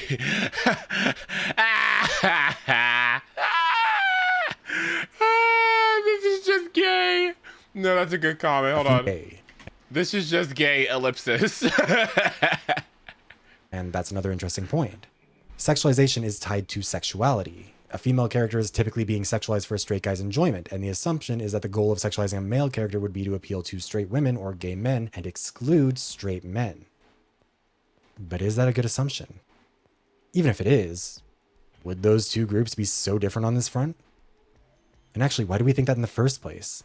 Sexualization of women appeals to straight men and queer women. It's just that queer women have a more complicated relationship with it because the sexualization is often tied to the objectification and dehumanization of women. And even if they might find a sexualized female character hot, it might also kill the buzz a bit to see how your gender is being objectified, especially since you know that it's being done for the audience of men that are watching or playing or whatever else. When we're sexualizing men, though, we have a very different dynamic going on. Men are not marginalized, objectified, or dehumanized in the way that women are, particularly when it comes to sexualization and all the related aspects of our lives. For a man, being sexualized is kind of just uncomplicated, relatively speaking. A sexualized man is someone who is doing so because he wants to, not because society sexualizes by default. When I see a hot male character, or the rare one who's being deliberately sexualized, there's no part of me that's like, I just wish men could be seen for something other than their fat asses and nice pecs. Or why is it that every man's outfit in this game is doing some insane magic to keep all his junk inside that tiny little Speedo? Queer men can enjoy sexualized men in a way that's a lot less complicated than how queer women can enjoy sexualized women, and it means that queer men have a more shared experience with women who are attracted to men than queer women have to men who are attracted to women. A sexualized man also doesn't tend to have to, justify his sexualization. A character like Bayonetta has to work hard as a character to own her sexualization, rather than to be owned by how she's sexualized and perceived. And Bayonetta's great, it's done really well, don't get me wrong on that. but that's not really something that a male character has to worry about. If we assume the reverse scenario or a gender-bent Bayonetta, that character wouldn't probably have to prove that he's like more than just a pretty face. His sexuality might be called into question a lot more, but I mean, par for the course. Good things always get called gay. It's just how the world works. Think about how in Persona there is a succubus persona and an incubus persona. The succubus looks like this, and it makes pretty perfect sense. She's a succubus. There are few character concepts more suited to being presented as sexy and sexualized. But then you have the incubus, who looks like... Oh my god. Well, a goblin with a horn on his dick. This ties into something I talked about earlier, about how the over-sexualization of women and refusal to sexualize men puts us in a position where the female characters who should have a sexualized design like the succubus can't really stand out as sexualized, because that's also how a lot of non-sexual female characters are presented. And the male characters who should likewise be sexualized aren't, which means that you lose that part of their core concept as well as their connection to their counterpart. However, that's only half of this. We've got to go back to that whole "you just wanted to look gay" thing, because that is really interesting. In that thread I talked about, I had initially pulled examples from Grand Blue Fantasy and Voice of the Cards, but hell, let's get even more ambitious here. New Carnival is a gay gacha game about some fantasy bullshit with a story that absolutely nobody remembers, where male characters are either sexualized by default or sexualized in specific outfits. Maybe most noticeably with Olivine breasting boobly all over the place. These characters are meant to be queer men for a queer male audience, and we can see that in which attributes are being highlighted here. You know, chest, ass, bulge, etc. There are a lot of hairless men, even when they're big lumberjack-looking motherfuckers. But it's not like the only games like this are for queer men. Love in Deep Space is famously only interested in being exclusive Okay. men. Love in Deep Space is famously only interested in being exclusively for women, and both the developers and female fans of the game are not shy about telling queer men that that is not a space for them. Importantly, none of the men in any of these games are dressed like that Iron Fist skin. Or at least, when they start to get close to that, you can tell there's a pretty clear difference in how they're presented. Also, crucially, plenty of women over time have been interested in fan service with male characters with either fruity undertones or outright homosexuality. Some women want their men to look masculine and manly and hairy and beefy and fit with all the, stereotypes, the expectations. And the same incidentally does go for queer men. Some women want their men to look more slender, and queer men do too. We have whole categories like twink and twunk and bear and otter and jock and all kinds of other terms for this sort of thing. And straight women's tastes aren't that far removed from queer men's. It's a trope, or at least it used to be, of all the hot ones are either gay or taken. Like, the things that gay men do to be attractive to other gay men also seem to at least somewhat affect straight women and pull them in too. In fact, the shared attraction is part of the reason why there's beef in fandoms between queer men and straight women over how men are being sexualized, especially in settings where the men are being sexualized by default. New Carnival fans would not respond well to fan art of Aiden or any of the other men with a woman, and Love and Deep Space fans do not respond well to art of Silas with any of the other boys either. Also can't go without saying that Fujoshis are in fact a thing, and they're frankly the thing that drives most fandoms. Fujoshis, for the unaware, are women who like it when the men are fruity, either in media's canon or in fan fiction. You can find them in every single fandom that's worth acknowledging, whether it's Transformers or Overwatch or Star Trek. Not every woman is into it, obviously, but it's still definitely a sizable amount. Plus, not every man is into the way women are sexualized, and that's never stopped anyone from doing it. Plenty of men who are into women will look at something like Brown Dust 2 and how they sexualize Queen of Beirut, Iron, Monarch, Wilhelmina, and think, this is kinda weird.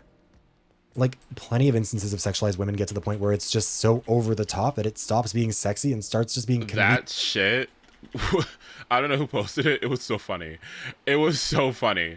That was so funny. Like, whoever this is a queen apparently. It's just so over the top. What in the world is going on? Jean and ZZZ. Oh, it looks so stupid. That it stops being sexy and starts just being comedic with the insane proportions and absurd presentation. The last big thing I'll mention in this section is that we're not used to seeing men sexualized in this way in general, which means it's hard to immediately categorize in the same way. We're just a lot more used to seeing women being sexualized like this, and it kind of makes it pass without notice compared to when we do the same thing to men. However, just because it's sometimes jarring to see a male character being sexualized doesn't mean that it's wrong or bad to do so. It's just not something we're used to. In the same way, just because we've normalized the over-sexualization of female characters doesn't mean that every instance of it is good just because it's what has been done. And I need Marvel Rivals fans in particular to be well aware of that, because that's been the excuse for stuff like the Malice skin, because, oh, that's just an old costume. That's, faithful to how she used to look. Like, yeah, I know, that doesn't mean that it doesn't still look absurd on her.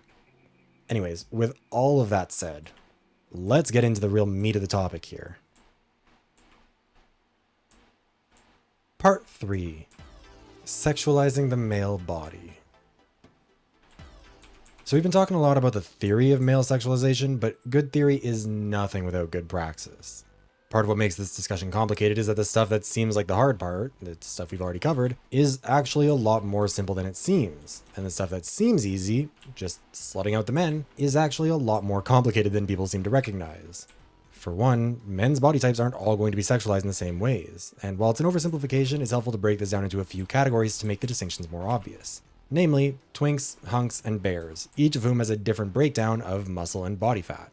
A twink is generally defined by being low on muscle and body fat, typically a taller, more slender man with little to no body hair. Get a puppy. A hunk is a man who's high on muscle but low on body fat, and is the most common body type for male superheroes in particular.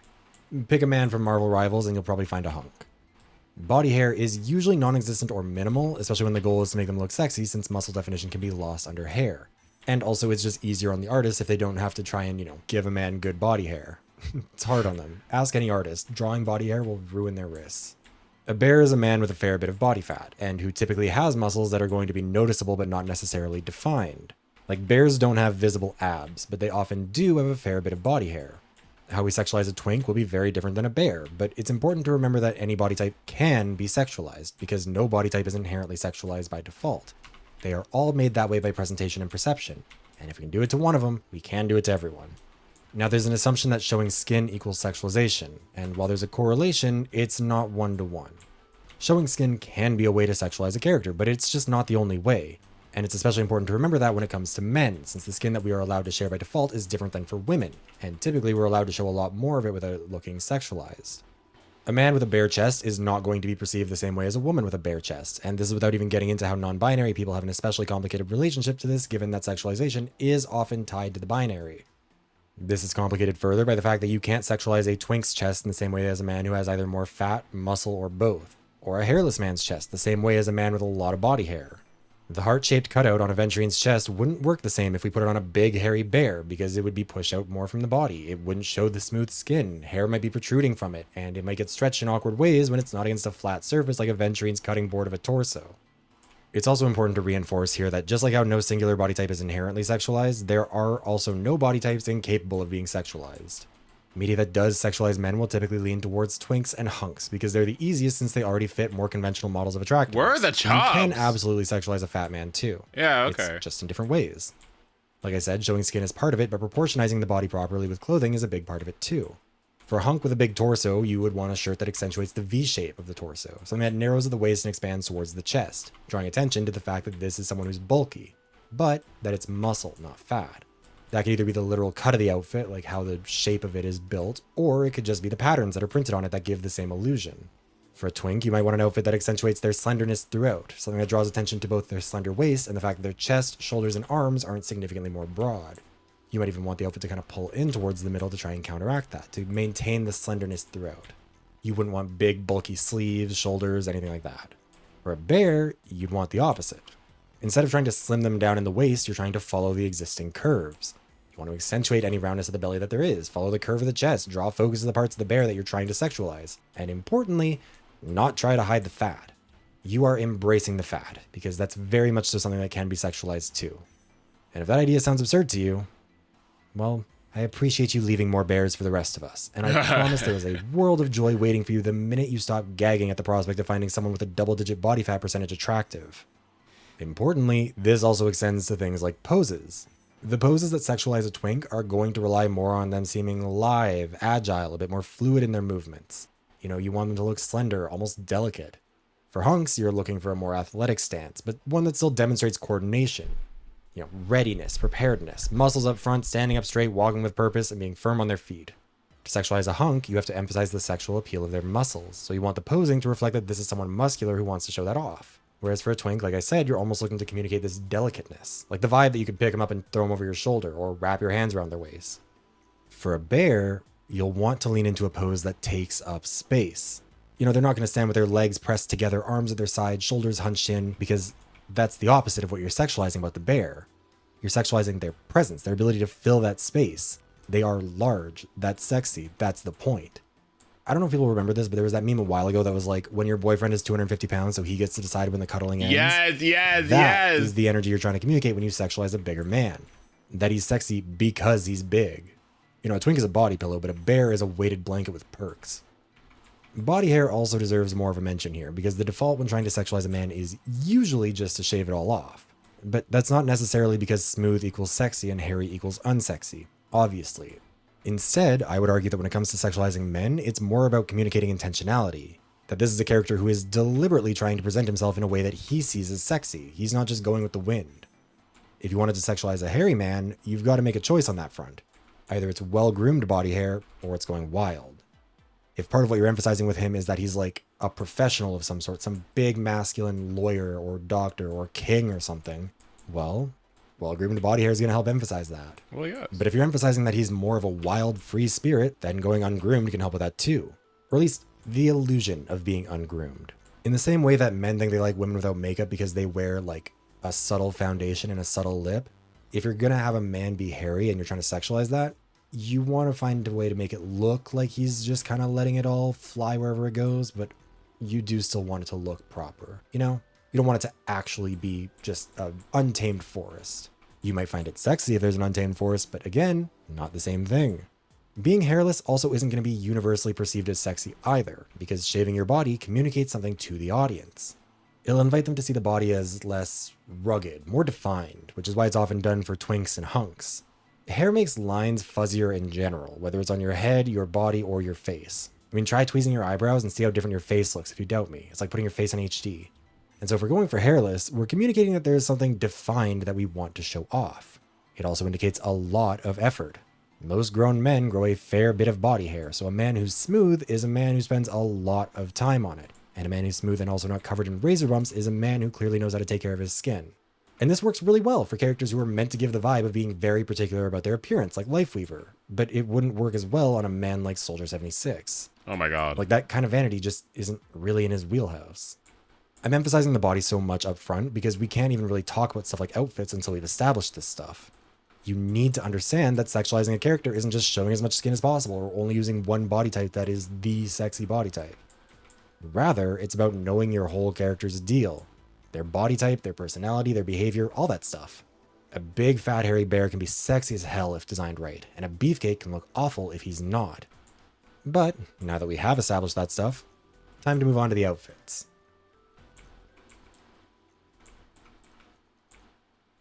Part 4. Playing dress up. Incidentally, it's actually pretty hard to find a lot of diverse sexualized male character designs that aren't just in not safe for work games, so instead of pulling up more new carnival characters, I decided to ask another group of people who have experience designing sexualized male characters. VTubers. I put out a call on Twitter for people to submit their designs for this and got a ton of very helpful responses that I'll be using in this section, and links to the VTubers mentioned and the artists who made the art they submitted will be in the description if you're curious. Anyways, we've got a lot to cover, so let's just get into it. And first things first, none of what I've said should be interpreted as me saying that showing skin can't be sexualized on men. It can be for sure. But remember the comparison earlier between Walter White and the Andrew Christian model. We've got to be smarter about this than just maximizing skin exposure. The first rule of sexualizing a character is that skin is like jazz. It's about what you aren't showing as much as what you are. A big part of what makes outfits like Melina's from Mortal Kombat 9 sexualized is that you're able to see so much of her, but she's still hiding the parts that you, the presumed straight male audience, really want to see the most. Probably wouldn't even be as hot if she was showing it. It's better that she's hiding it. You're getting so tantalizingly close, but not getting what you want, making the deliberate choice to stop showing right when you're getting to all the good stuff. And we have to keep that in mind here too for men. We can also do this without showing much skin though, or even any skin at all. Think about why people talk about gray sweatpants season. They're sexy because you can see bulge, even though they're about as full coverage as you can get. Tight-fitting clothing is also an option here, since it can hug the body and reveal muscles, or lack thereof if twinks are your type. You can also play with fabrics and textures to accentuate this. Gray sweatpants work because of how they drape over the body, but they're not really designed for it. If we really wanted to lean in, we could use stuff like satin or silk that would show a lot more in the outline. Or we could use materials like latex that both hug the skin and also have this reflective, shiny texture to them. You could use something translucent, like something holographic or iridescent, to allow for obscured visibility through the outfit. And if you wanted to be really bold, you could go the route of a nude illusion fabric. Mr. Coffin and Mr. Nail show both sides of this. And incidentally, excellent names for a VTuber couple, 12 out of 10 on that one, guys. Mr. Nail on the right is barely covered, only wearing a few pieces of jewelry, a bit of a cape, and a loincloth that hits the floor. He's showing a lot of skin, and what isn't showing is still being emphasized by both a visible bulge and a big golden arrow pointing at it. Mr. Coffin on the left shows us the opposite, though. Very little bare skin is actually showing, but everything about the outfit emphasizes what skin is showing. The corset underlines the chest, while the top cuts a rounded shape around the top of the pecs to emphasize the shape, the roundness, the volume of them. The ripped mesh in the middle of the chest leaves the viewer with the implication that someone has torn it, and creates the illusion of a cutout even though the fishnet isn't covering anything anyways. The materials are shiny, with latex and polished leather being emphasized, and the pants, if you can even really call them that, are chaps that reveal another prominent bulge. Between the two of them, we have two very obviously sexualized designs that take dramatically different approaches to how you show skin. Another big element of this is cutouts in the outfit. In fact, this is kind of one of the best ways to do it. A crop top can just be a crop top. Short shorts can just be short shorts. Clothing isn't inherently sexualized just because of its length or how form-fitting it is, and so introducing cutouts can go a long way to making it clear what you're really trying to do here. For example, Bobachino uses cutouts in his model's armor on the stomach and thighs to show them off, while still using the armor itself to emphasize things like the chest, while B Morningstar uses a wide chest cutout on a jacket that's otherwise fairly conservative. Balthazar Faust's top half looks like pretty typical leather armor that you might see in Skyrim or something, but the hip cutouts make it clear that this isn't just meant to be hot, but specifically sexualized. It's not incidental, it's intentional. In all three cases, a big advantage is that they allow the model to maintain a silhouette that incorporates elements of bigger clothing items while still allowing for sexualization. A big coat, heavy furs, or even a full-body cyberpunk suit of armor are all able to be modified to allow for this. Also, given how much we talked about body types in the last section, we should probably investigate that more here, using Valefor as our twink, Tenchi as our hunk, and Bo Astra as our bear. Valefor's design puts a ton of emphasis on the torso, namely on how slender and smooth it is. The crop top jacket highlights the chest with silver trim that draws inward to counteract the widening of the torso with the shoulders, and triangular shapes at the top of both pecs give the opposite effect of the rounded ones we saw in Mr. Coffin before by flattening out the chest. The tattoos on the torso all angle inward at the waist as well, giving this illusion of like a corset that's snatching his waist in even more. The whole design is meant to emphasize, I like this one, this is good. Again, that slenderness. Contrast that with Tenchi, whose design emphasizes muscularity. The jacket covers one pec but exposes the other, with rounded shapes again highlighting the size of it. Whereas our twink was wearing clothing that served to emphasize how slender he was, our hunks is emphasizing size. Muscles are on display as much as possible, with the bulky jacket serving to expand the silhouette around the arms to look even bigger, and the shorts being tight to highlight muscle definition. Then we get to Bo, whose design is, in his words, more of a bear/muscle daddy body type. The entire design emphasizes that he is massive, with a lot of skin showing. But unlike with Tenchi, it's not about definition as much as just raw size. Depending on the art, Bo doesn't have any defined muscles on the torso, but even when he does, it's usually very faintly defined. He's a beefy guy, but more in the vein of a football or rugby player than a hockey or baseball player. His belt is really thick, which draws attention to the size of the torso without really slimming his body. Instead, it's more reminiscent of a wrestling belt that demonstrates power more than anything else. The straps on the chest and legs evoke leather harnesses, and alongside the piercings, you get the vibe of those leather daddies that you see sometimes at Pride if you're lucky. The loincloth is shorter and wider than what we saw on Mr. Coffin 2, which also serves to reinforce the body shape. I'm putting a lot of emphasis on this in particular because when we talk about this stuff, the idea of sexualizing male characters with virtually any amount of body fat is seen as inherently kind of comical to a lot of people. Like, think about how people talk about Roadhog. And sure, it would probably look kind of silly if we dressed up Bo in Valefor's outfit. But Valefor would look silly in Bo's outfit too, right? The same goes for posture and pose. Valefor, Tenchi, and Bo are all posed in ways that reinforce their vibes. Valefor is leaning back with his legs together, while Tenchi is on his toes and clearly ready to move and throw some muscle around, while Bo's posture is more relaxed and casual with both feet, or hooves I guess, planted firmly on the ground with his shoulders relaxed. This is why it's important to accommodate body type in all this stuff. You can sexualize any body type provided you're willing to work with what you've got, and once you get over your baggage about body fat being inherently desexualizing on any body it's on, you'll realize how much you were missing out on in the world. Also, you'll like yourself more. Worth considering.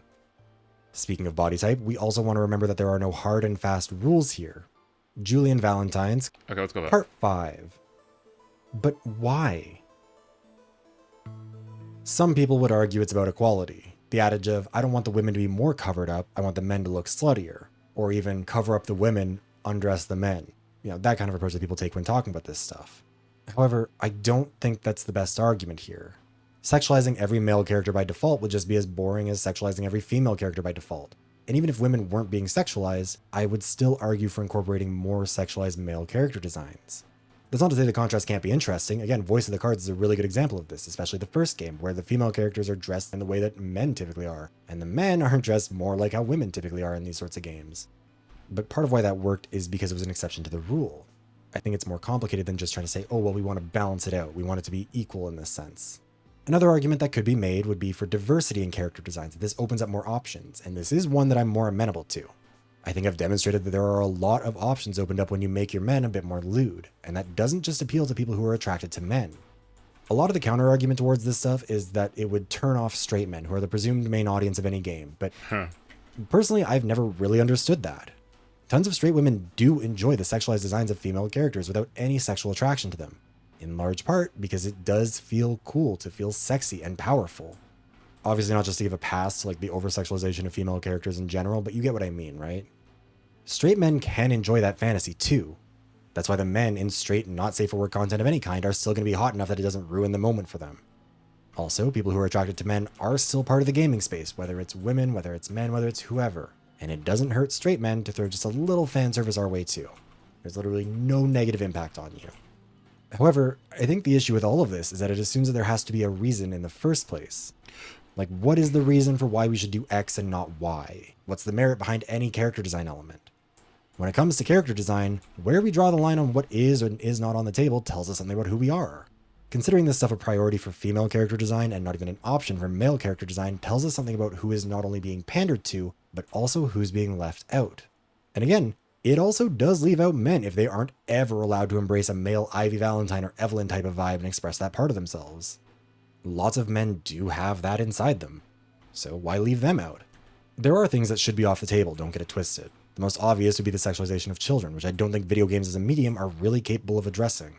There is media out there in the world that does grapple with the reality that children often are sexualized, both in fiction and in the real world, whether it's fictional stories about children who grow up being sexualized and exploited or real-world documentaries about it. But video games probably just aren't really the right one for something so sensitive. Like, Danganronpa Ultra Despair Girls tries to tackle it both from the perspective of a child star who got sexualized and exploited and a grown man who's into children, and in both cases, it really is not done well. Hell, even if we go into like Goodbye Despair, which is a pretty good Danganronpa game, there is a point that you can pretty easily miss because of a character who dies early, whose siblings, younger siblings specifically, are the ultimate male and female escorts. This is a character in high school, younger siblings, male and female escorts. Really not like a good vibe, not being handled super well. Again, plenty of children are trafficked into that kind of scenario or exploited in that way, but I don't think that having it expressed by the character being jealous of how hot his younger siblings are is a good way of handling it at all. Oh, that's weird. Drawing that line is valid, but importantly, we're not just drawing it arbitrarily. It's being done for a reason. By contrast, there's not really a reason for the sexualization of adult male characters to be off the table. And as this video has demonstrated, there are plenty of reasons to put it back on that table. And what's more, this video has demonstrated that it's not as simple as just making the men shirtless. Like, yeah, that new Iron Fist skin is sexy, but it is clearly not doing the same thing as the Emma Frost skin. Hell, my own design is more covered up than Iron Fist, but I would argue it's also a lot more sexualized with the cutouts on the thigh as well as the bodysuit. I think we've demonstrated how to sexualize a male character, but in general, I think there's a bigger argument about why. And in my opinion, the argument shouldn't be, why should we sexualize male characters? But rather, why shouldn't we? The onus should be on the opposition to prove the merits of arbitrarily deciding that male character designs shouldn't incorporate more sexualized elements by default, or at least just in general, like raise the average a bit. And they have not done that. It should be on the table because there's no reason for it not to be. There's no good reason why Johnny Storm isn't showing off his body a bit more when it would be entirely within his character to be a bit of a tease who wants to look hot. Like, he would absolutely be posing thirst traps, don't get it twisted. But there's also no good reason why Black Panther would wear a suit that would flatten his crotch to the extent that Trinity the Tuck would be jealous. Like, when we refuse to incorporate anything even remotely sexualized for male characters, we kind of just end up with characters who look wrong for who they are, and their bodies don't look right for what naturally would be there. In the same way that over-sexualizing female characters by default undermines characters that vibe doesn't fit. So yes, slut out the men. let Johnny Storm wear a jockstrap. I rest my case. Another epic victory. Well, you can't win them all. Thank you for watching. I hope you've enjoyed this video that was supposed to be a short one while I worked on some other videos, but I once again failed at writing anything concise. Sue me. Also, while you're doing that, be sure to like, comment, and subscribe. And That was good. That was good. That was good. I very a little jargony, but it was good. It was good. I mean, we all, you know, we've been here, done that, right? We've been here, done. Ooh.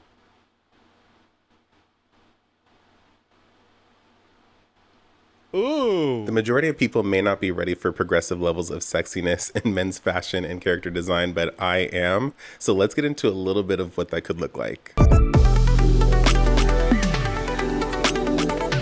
Now, when it comes to men or male characters wearing more revealing outfits that have a little bit more of that flash, boldness, and sexiness, it's kind of curious how some people will use the words like slutty outfit or hoochie daddy shorts, which I think is kind of cute, actually. That's facetious, it's playful, but I sometimes wonder if it's not a little counterintuitive, because knowing the stigma that women have had to face with regard to their outfits and maybe some of their comfort in expressing themselves through their body and through their clothing in maybe a more revealing way, it's a little odd to me to kind of translate that stigma, even if facetiously, onto men when they're kind of exploring that, especially just knowing the strict, rigid guidelines that men have with regard to their fashion, which is why I like to use the term body confident, because I feel like it takes more of an objective approach and to looking at these flashy outfits for what they are.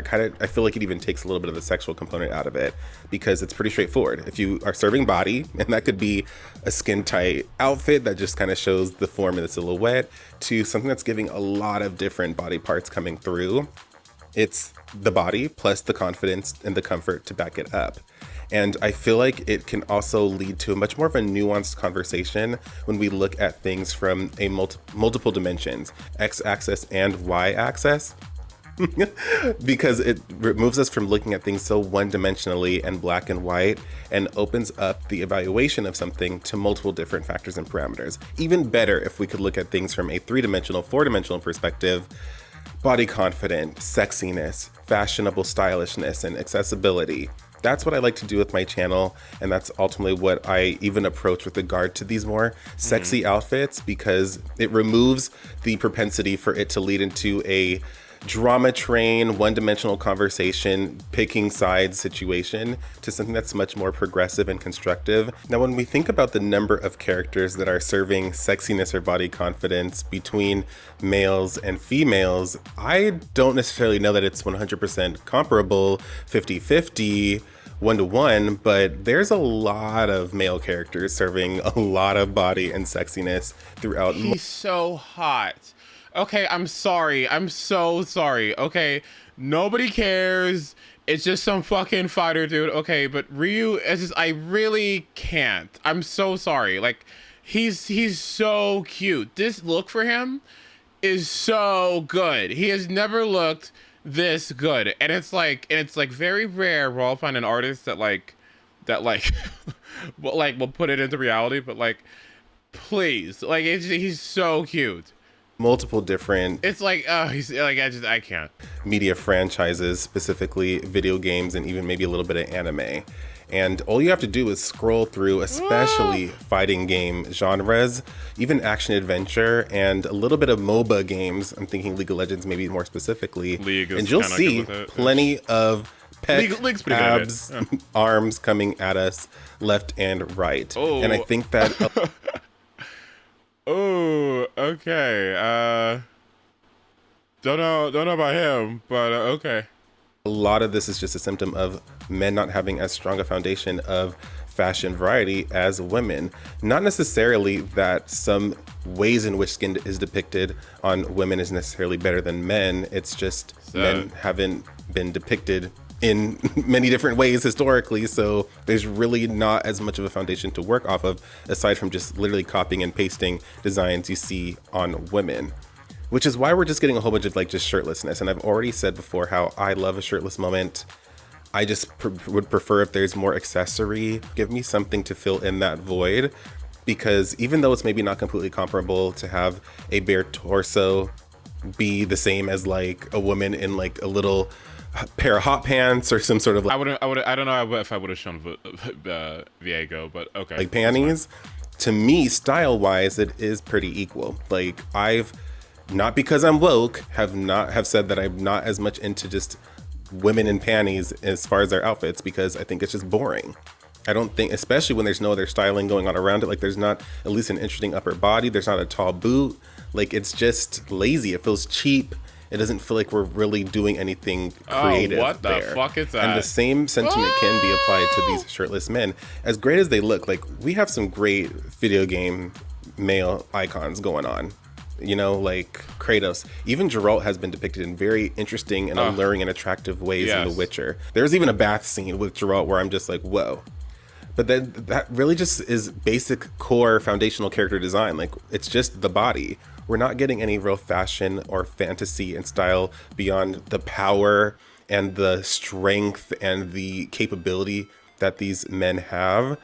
I'm looking for something that gives a little bit more of that aura, of that vibe, which is where the style and fashion DJ comes is in. right. And just to also highlight a few examples to show that men have been depicted like full body moment, like it's not just women being objectified or just being put on full display. Zangief from Street Fighter, I believe I saw a female YouTube creator kind of include him in her discussion around the sexualized female body conversation and drama. I mean, this man is full-blown body coming at us. Whether it falls along the lines of like a typical wrestler style, like he still is full body coming at you.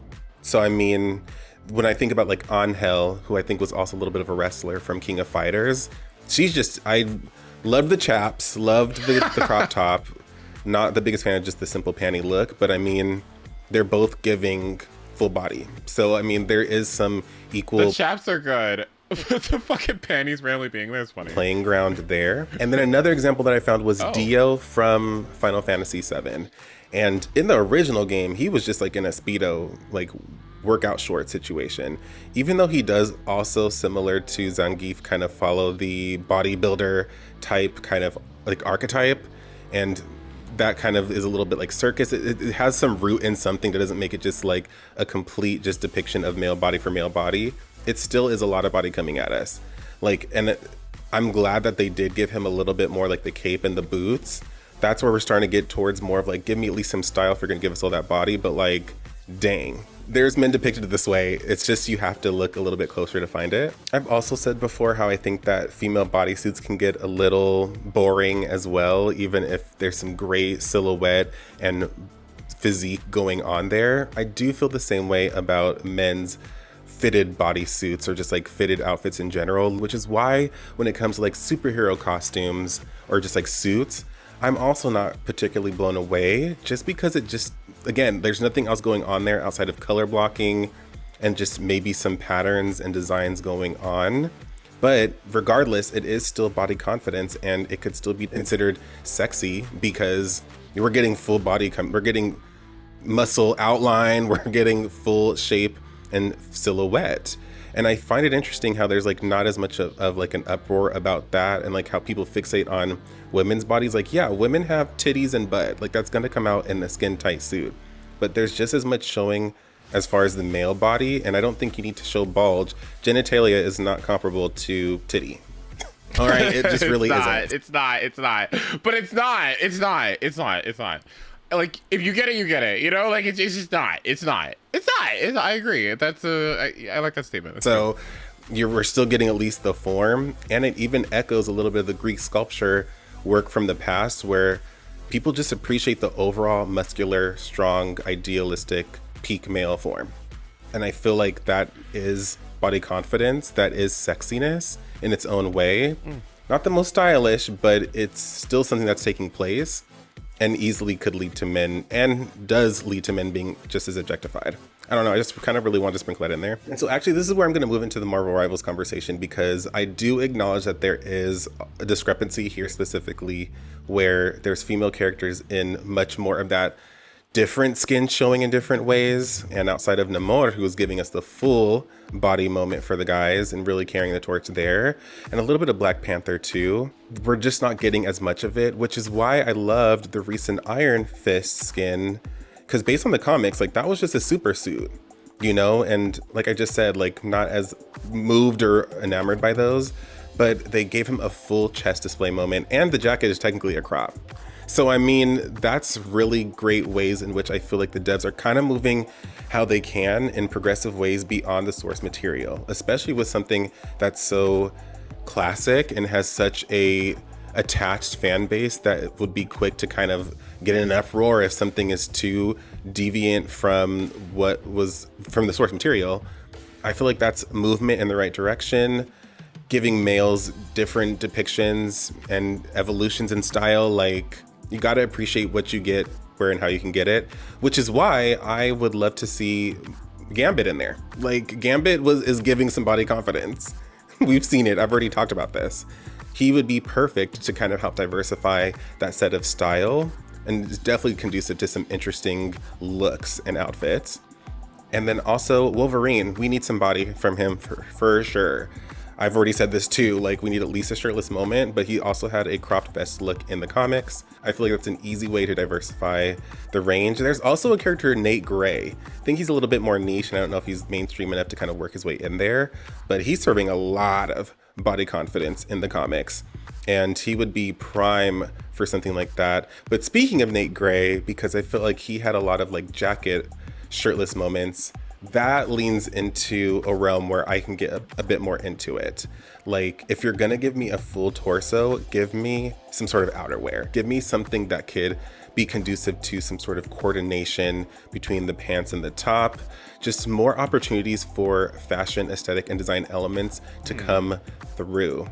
And we've definitely seen that in fighting games as well. I think I've predominantly appreciated those characters as far as like top favorite characters over just the straight shirtless or the typical fighter uniform style guys, because we're getting something that's just more accessible and something that's easily translated to real world fashion. Why I wanted to call out Benimaru specifically from a fighting game perspective is the different range of crop tops that we're getting from him. This character looks so good. What? Oh, I love that bottom right render. Who is this? Oh, and the top left one? What? This is a cute character. King of Fighters? I don't really like the top right one that much. Oh, this looks good. I really like these two renders. This bottom left one isn't too bad either. Such a fighting game perspective is the different range of crop tops that we're getting from him. Such a strong, bold look. He is just really serving something fresh, accessible. I feel like not really too wild, that is still can be aspirational, but just give us the flex and style for men that is a little bit more interesting, especially in like, this should be a standard framework: crop top, pants, and heeled boots. Like, make that a bit of a norm. At least one character in every sort of game is rocking with something interesting like that, just to really set the tone. And he even has, I think in, I don't know what installment, another Benimaru, like that's the actual alternate character, who's in a jacket, some short shorts, and boots. Very simple, safe framework. We often see female characters depicted in this, but then there's also like a garter belt too. So it's just like, where are the short shorts? Bring in the short shorts. I had covered like a Gucci spring summer show where there was a lot of great short oriented outfits for men. I know I highlighted it in like a Rohan video, so I'd like to see him in more short outfits outside of just part 9, where it's like, pair that with some sheer items, pair that with like a longer jacket, just for some silhouette to kind of give us some juxtaposition in terms of length and dimension there. Like, I think there's so much room to play with shorts. Like, that's a really missed opportunity and like gap that is still not being occupied as far as men's fashion, at least in— This guy is really good, by the way. This is a really good creator. Like, this is a really good creator. Like, this is a really, like, this guy is really good. He's really good. Like, he's really, really, really good and experienced in this. Like, he's excellent. Character design. And along those lines, I wanted to highlight Eternity, all right? And until it's confirmed otherwise, he, him for me, he's a he, him to me. I love that outfit. And I think the only reason that he caused uproar is because of just obviously the flamboyance and a little bit of the behavior, but the outfit is sharp. I do agree with what somebody said that the shorts could be looser. I think if the shorts were looser but still had like that kind of cross-banded cutout effect, that would have been so clean. But I mean, shirtlessness under a very sharp statement, sophisticated jacket, some shorts to kind of make it a little bit more casual, and boots just to kind of round out the style, like that's definitely what I want to see more of as far as some outfit frameworks. And even just beyond fighting games, like you even see this a little bit in RPGs. And I think this is where maybe I want to pivot into Final Fantasy. I think I might. So yeah, covering Final Fantasy, I do think that there are some additional examples that are interesting. Andrea Rhodia, this leans a little bit more into something that I would like to see some expansion upon. It still is pretty covered up for the most part. But he looks so good. I loved Andrea. Get this like netted, like peek into the skin on the arms and the chest. If this were more in the pants, I think this would have definitely been moving in more of the direction that is comparable to women. And I think would have made it so much more interesting and wouldn't have been out of the realm of what this maybe character would wear or just unflattering in any way. But definitely a good example of some style. Someone mentioned Mobius, and I would absolutely agree. Just with a little bit of like side skin showing, definitely an element that we see consistently a lot of different women's fashion. And if I'm seeing something correctly, there's even like a cape kind of harness situation with like some shoulders and then like a cross around like belly button towards the bottom of the torso. Very hot, so attractive, and very stylish. Certain elements in the right areas just to really make that body pop. Then we have Kuja. I believe he's from Final Fantasy IX. So great. This is literally like exactly where I would like to see the boundary pushed a little bit more. This is pretty much a design that I think I've said that I wish more female characters designs had if they're just going to do some panty wear. It just gives some simple coverage, but still gives enough of those peaks of skin. And especially for a male character, like this is the area. A random character that I saw somebody mention along with Kuja was Albel Nox. I completely forgot about him, and I love Star Ocean 3. I selected Nell as like my character that I can move forward with in the game because I just love her. But his outfit, I remember seeing it, I was like, okay, like his outfit alone made me kind of want to steer his way, just don't like the character. Crop top and some tall boot stocking situations to show a little peek of the thigh. Similar to Kuja, like this is a framework that we should start to see permeate more designs. I have yet to really see it on any runways, to be honest. So it's definitely a bit innovative, can still fall within like cultural frameworks a little bit, but it's definitely serving a interesting fashion fantasy. And I would like to see it with more short-haired, brawny characters, just so that we're not falling too deep into the androgynous kind of trope, because a lot of people like to dismiss these styles on androgynous characters just because they just feel like it's immediately so adjacent and close vicinity to feminine looks. So would love to see more of this, absolutely. All right, now kind of getting into the realm of some asymmetrical body confident designs that I like I do appreciate when there's some sort of fabric hanging off of one shoulder to show a little bit of peak of one like pec and then maybe not so much the rest. We've seen a lot of this in traditional cultural oriented genres, like Mortal Kombat did a really great job with this, and I loved the Scorpion design where they gave a little bit of peek of like a titty window for him. I thought that was so great. Would love to see maybe even more modest but still alluring kind of peaks of skin like that. But getting into a character, Motochika from Samurai Warriors, such a great design. Like we're getting that kind of like typical samurai framework. His is done in a way that feels a little bit more decorative. I think there's actually a few outfits that he has that kind of just gives almost a little bit more of a cutout effect in the upper body, which is cutouts are typically seen across a lot of female designs. That also gives a little bit of those peaks of skin that people could claim is more of those like targeted, accentuated sexual elements. So I just think that, and he also has like more color and pattern and just texture. He just is just so much more stylish and interesting. Like this is a realm to play in. And I did look at a few other like Samurai Warriors and Dynasty Warrior characters, and there are some other men who have that same framework, that same asymmetrical, some skin showing, some skin not situation going on, with their own little unique, distinctive decorative elements to differentiate them from the other male characters in the installments or the franchise more broadly. So I definitely I've said before how I love when a traditional cultural design can be innovated upon with something a little bit more modern, contemporary, or just something that breaks it out of the norm and out of the kind of box.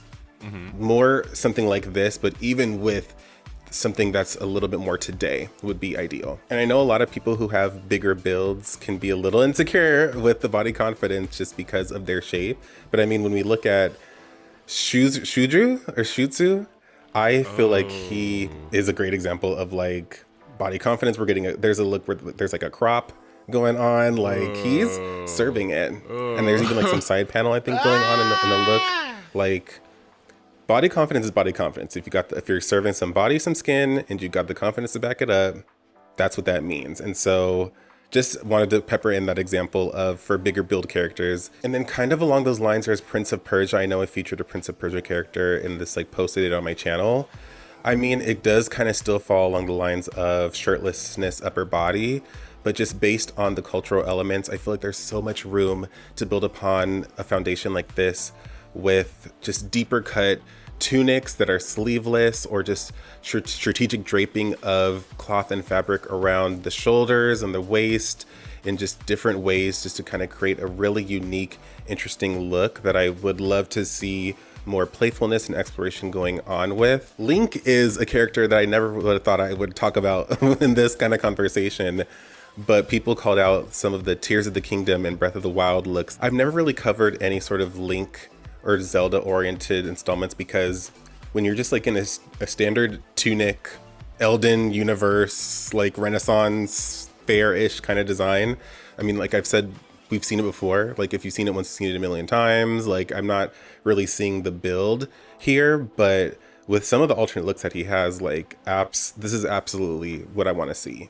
It definitely pushes the boundaries in terms of just gender fluidity, but it also just shows. He's like a teacher. He's like a teacher. He's like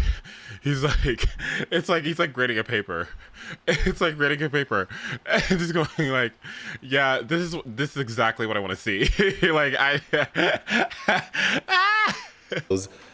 a character like him who has been depicted in very safe, accessible, practical styles and functional styles, and something so much more interesting, giving us different visual appeal, giving us different visual diversity and potential and possibilities. And I think that this is a great springboard to push other characters into something just a little bit more progressive, like not progressive politically, progressive in terms of literal steps forward in terms of men's fashion and how else it can be arranged and portrayed for these characters. I forgot to mention Wallace from Pokemon. His outfit with the hip action and crop top situation going on, exactly what I would like to see more of. It definitely emulates a lot of what female character outfits often have with their bodysuits, and it just screams body confidence and is so expressive and unique and creative. Definitely need to see this in more mainstream games that aren't just E for everyone. But you know I have to talk about JoJo when I talk about this conversation, because JoJo had in the past and still continues to function within a realm of men's fashion that is largely unoccupied, so ahead of its time, still ahead of its time, decades later. And I just would love to see more men's fashion lean into not necessarily the bizarre nature, but just the confident beauty of the male form nature. He is Araki's an artist that just clearly understands the male human body, appreciates the beauty and even the sexiness in the form, and isn't afraid to allow that to come through in his art, but more importantly, his fashion designs, which is why I hold JoJo in such high regard with regard to the fashion more specifically. There are a few characters that I think have especially interesting or revealing or sexy outfits that I would love to see more of and built upon. And I think I want to highlight a Versace 2012 or 2013 or both fashion show where men were really depicted, even in just like underwear, but also with like robes and a statement belt and some boots and just an overall really revealing outfit framework that I think a little bit of JoJo echoes to an extent.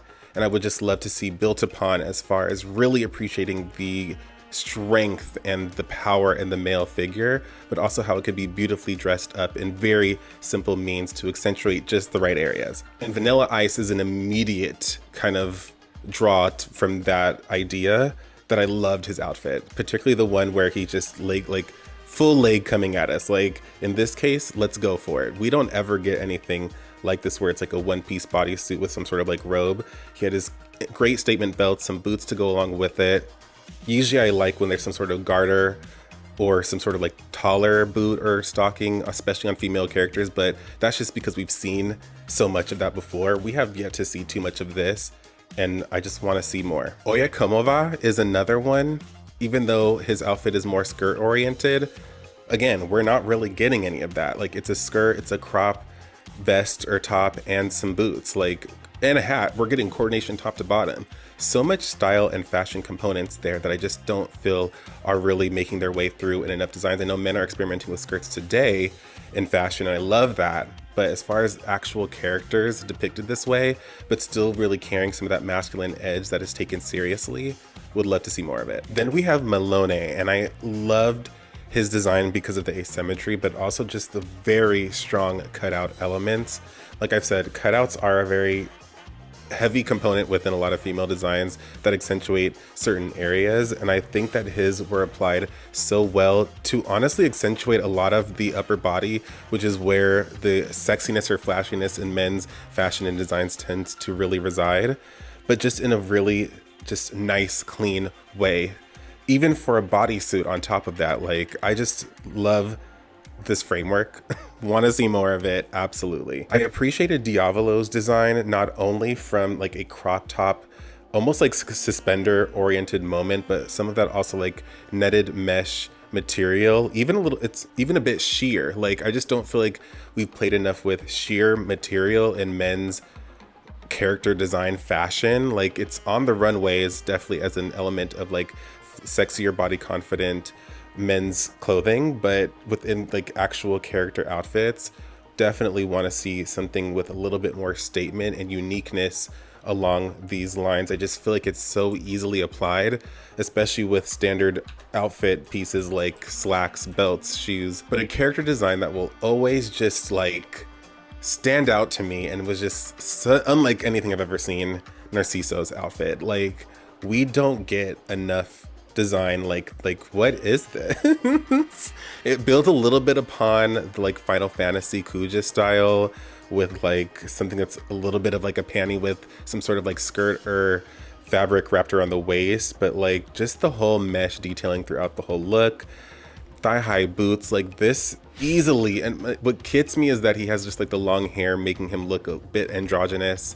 Like, if this was just on a character with a shorter hairstyle, but still even this kind of tight, like lean core muscle physique, like I think it could just go such a long way. And then of course Rohan Kishibe. I've already done a whole video on him, so I don't want to go too much further, but like at least two of his most iconic looks stand out to me as being progressive in the right way, still ahead of their time, even despite how much more accessible and practical they are than the other male character outfits that I've outlined. Like, he is a benchmark and a blueprint within himself as a character, and I just would love to see more of that brought into men's fashion more broadly, which it kind of is on the runways as always, but like just more character designs. What is holding us back? Those are my thoughts on body confident, revealing, sexy men's outfits and styles. Let me know your thoughts. I'm sure there's plenty of strong opinions. Wow, that was really good. What a really good video. What a really good video. What a really good video. I like, cause yeah, honestly, I truthfully kind of check out when it comes to that, cause I just don't ever see it, at least consistently. So it's like, I don't even really think about it. Okay, I'm gonna do this deadly assault, my deadly assault, not yours. And then we go to bed. Sound good? All right.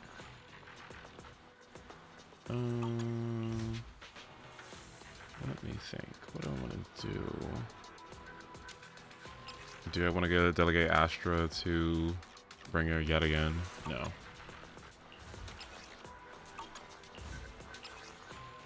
Well, I just don't want to do yours. Like, mine's more important, so. But no worries, right? Damage dealt by aftershocks and chains. Energy regeneration rate. Oh, fuck! I can do the quick assist team!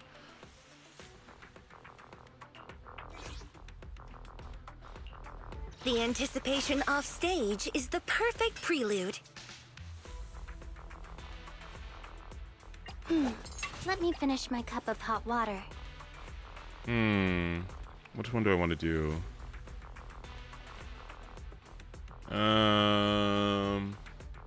The Anton team. Take a deep breath. The spotlight's about to shine. Or do I want to do something new? I'm gonna show you the new team that I made up, that I cooked up. I'll help you win. My loyalty lies with the winner.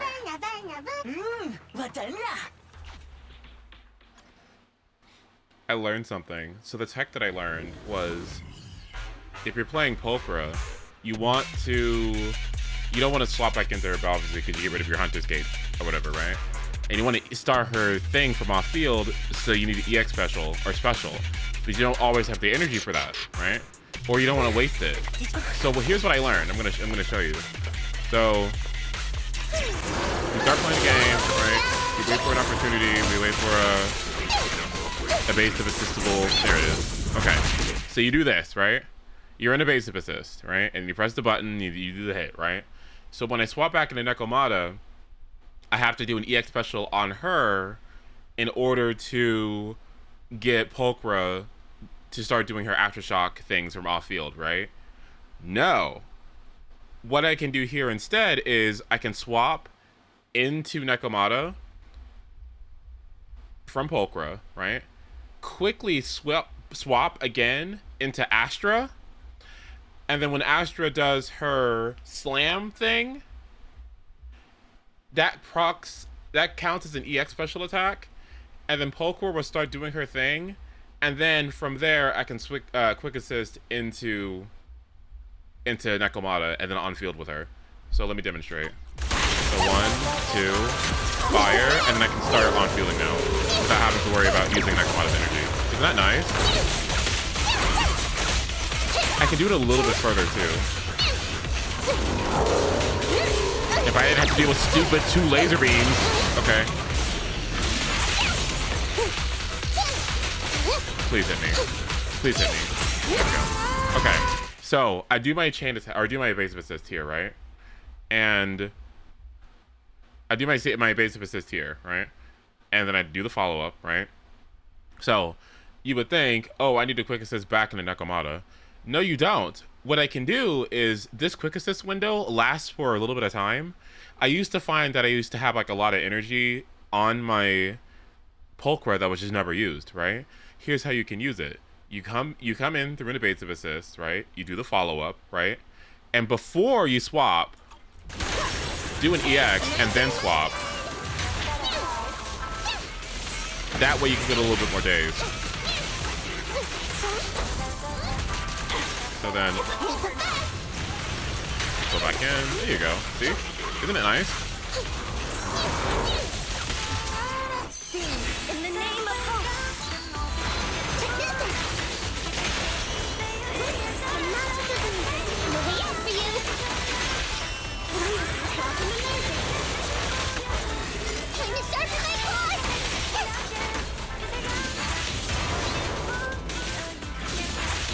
Nice. And then one more. Nice. And the only reason why I was able to do that because I saved all those EXs. Okay, so EX and then ult. Make it fun for me. Neko, swap. Oh, oops. Was too slow. My bad. But you get what I mean, right? Isn't it cool?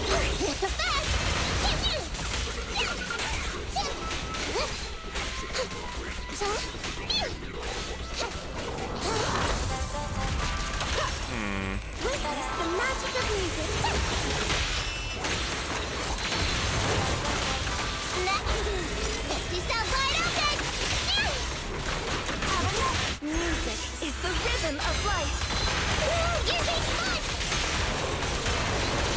Nice. Stay down already. Gotta wait for an opportunity here. Like that.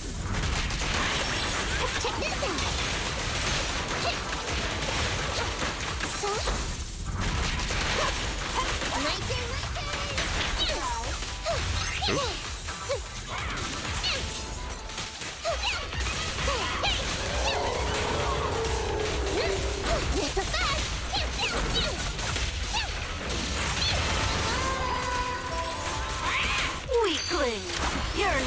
nothing but prey.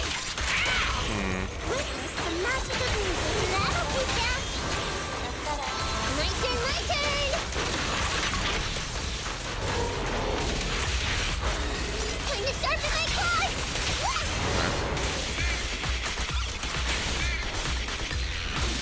Nice. So annoying.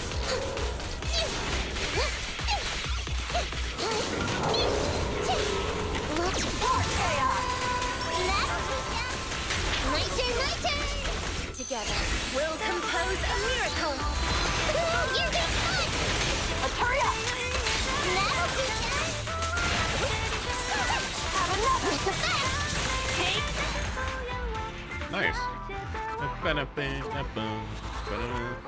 I wish there was physical content that I could, you know, that you actually fought in this fucking game that you could take advantage of this tech with, but it's neat, right? It's neat. You're able to get Poker's thing off without having to expend energy on your primary attacker, which I find to be very, very interesting. Something to think about. Ether build-up rate when triggering an attribute anomaly. I mean...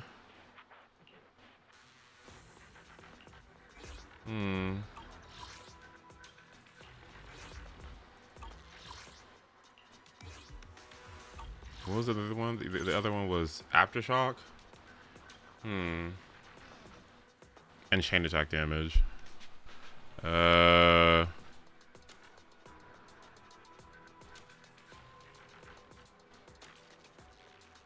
see. When is Hugo lighter? Yeah, it shouldn't be too far. We're gonna get Hugo lighter and Hyacinth. This is amazing. Oh my god. Navia? Escoffier? Huh? Hyacinth? Hugo? Lighter? Oh, finally. Jesus Christ. Some good fucking food. Casterus, who cares? Vivian, Chob, like, just like Shalonen, boring. Just like, can I get something interesting? Oh. What was first half?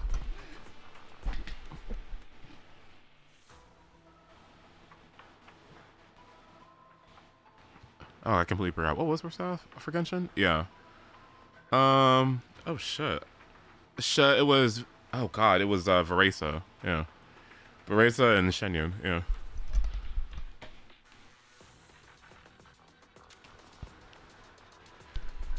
Oof.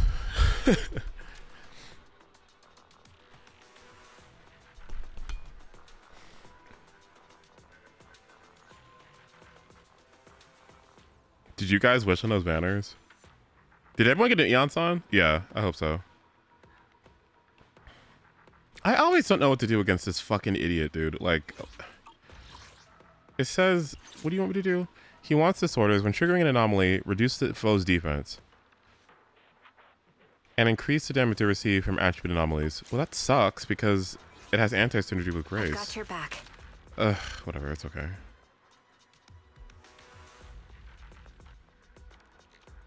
Let's start the experiment. I am the Eye of Oval.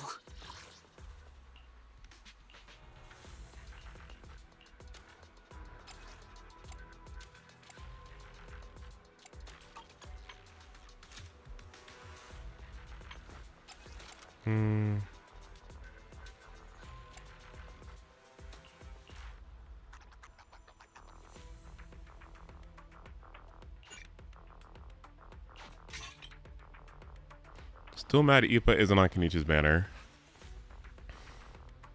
Why? Why do you want Kenichi so bad?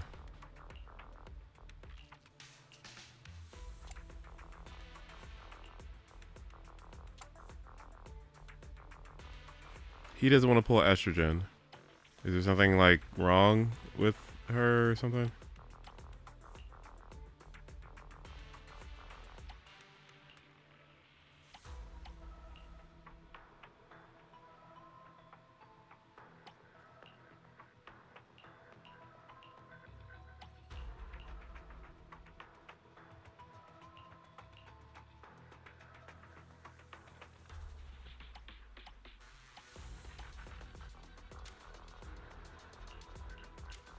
Oh, okay.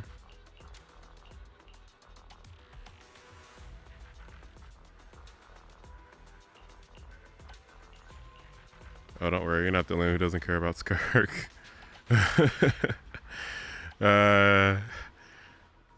Like, sorry, sweetheart, I just don't have the interest.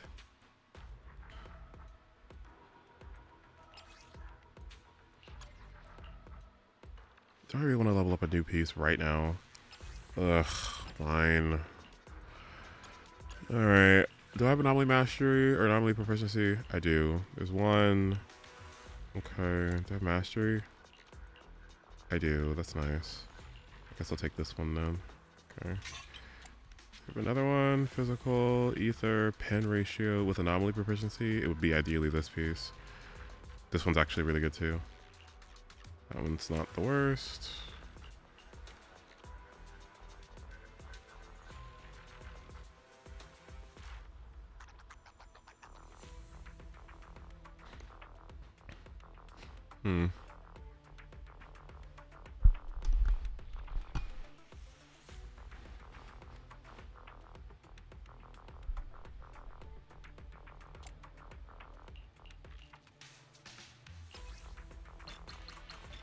Fuck it.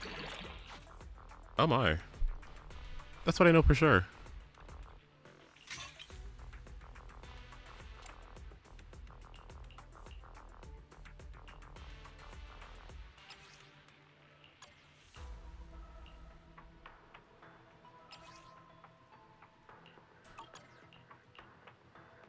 Ugh.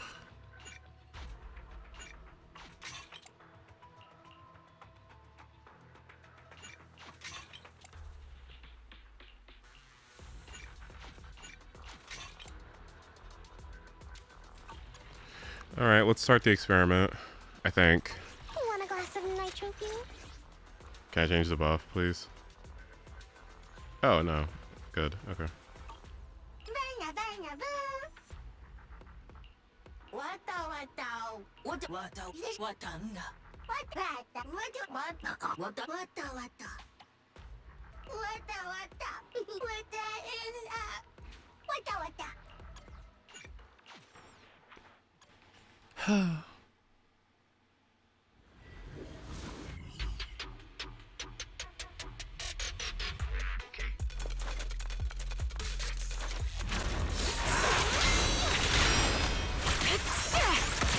Adjusting for wind. Oh my god.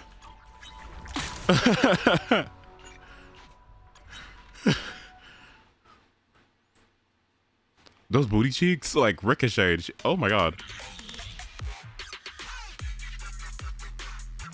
I'm the single person who will defend her. Why?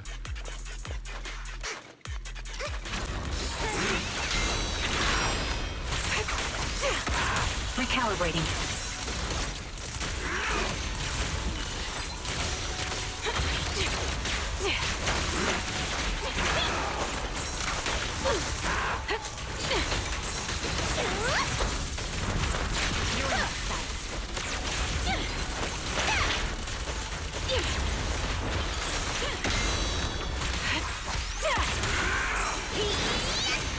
Ether vision activate.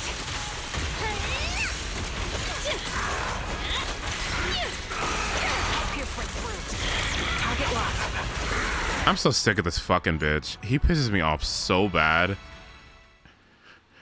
Like, he pisses me off so bad. I cannot get a stun window off before he does this stupid shit. Every time. Like, he's so annoying.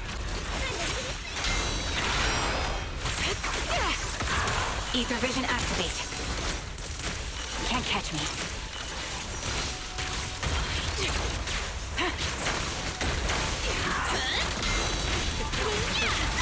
You're in my sight.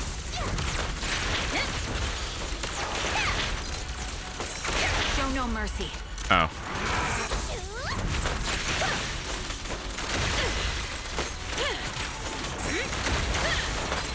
Have a couple more.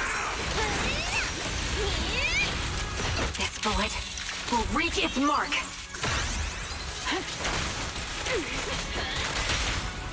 Why aren't you laughing?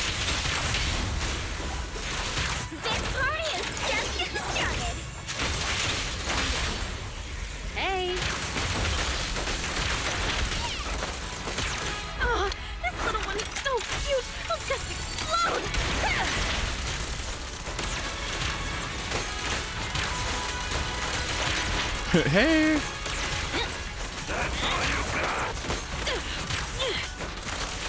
Adjusting for wind.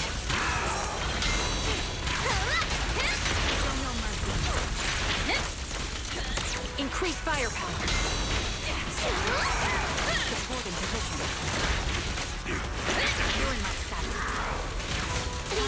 Creator! You're flashing! I'll pierce right through. Ether vision activate. Creator! Mighty Creator! Please refine me!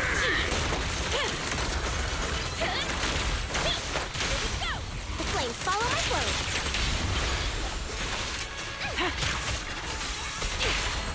Ready? Ready for a fiery feast!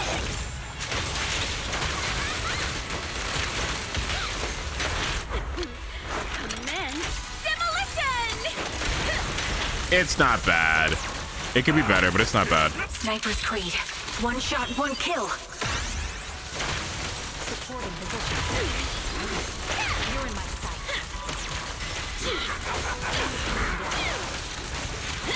Creator! You're flashing! Recalibrating.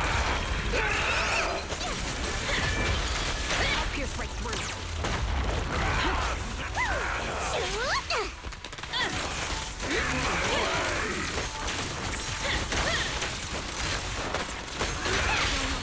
Why aren't you laughing?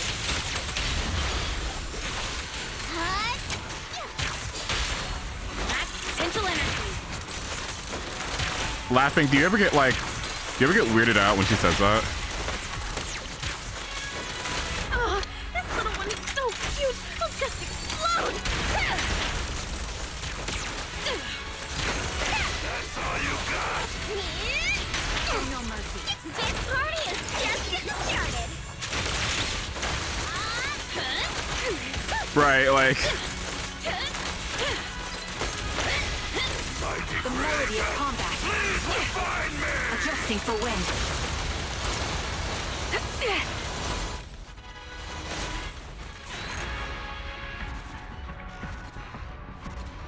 This boss is so fucking annoying, man. Like it's just. I bet the anomaly bitches are having a time.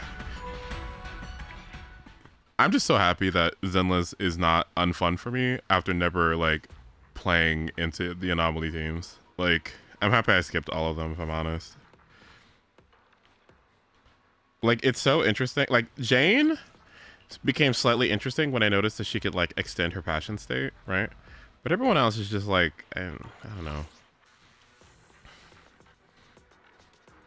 It's just, I don't know. It just feels that it's just, I don't know. It's just, they never really felt, they feel powerful. I will say that. At the very least, they feel powerful. And Yanagi feels like there's a lot there too. There's a flow to her that I really like. But, I don't know. Just haven't really like been super immersed with it.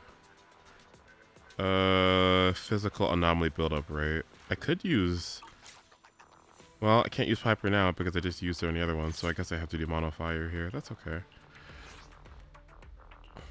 Standing by. Y'all want Ben or Soldier 11? I think I know the answer.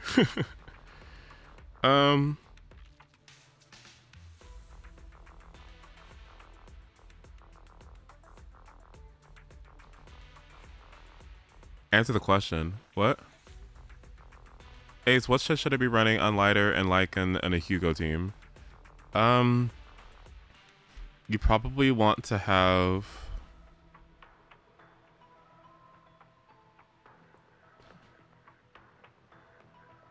Shockstar on whoever on fields the most. And I would imagine you'd also want to have Protopunk. I don't think you get a lot of value out of Astral Voice because there isn't as much quick assisting going on. So I think Protopunk is probably your best bet.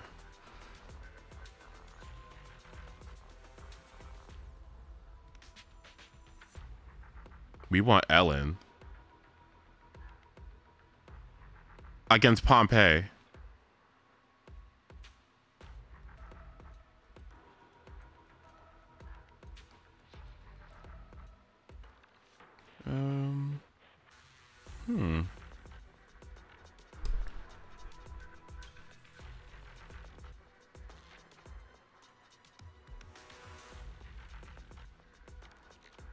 Oh God, can Ben even do it without Astra hyper carrying him? That's a good question. What is Pompey's condition? He wants you to inflict anomaly.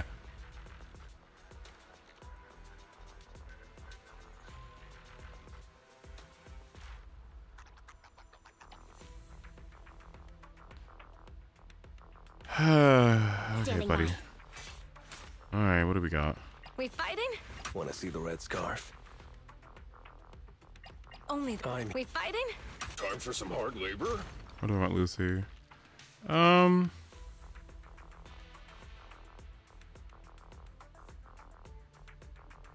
We want DPS lighter. Favoring the twink over the bear. I see. In fact, have you ever liked a character with body fat? That is ironic.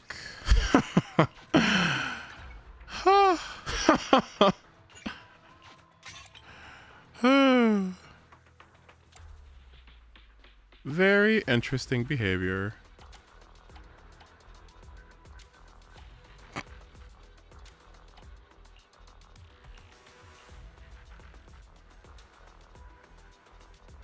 I have plenty of times. Oh yeah, where? Give me one right now.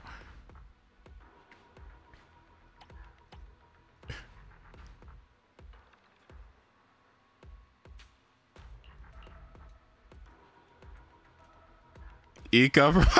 Okay, you win. All right. I relinquished my stance. All right, you got it. Okay. All right.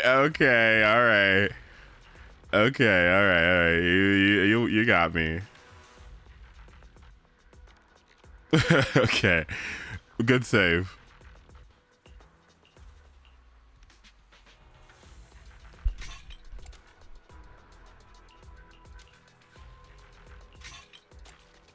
That's very well played, actually. Nice.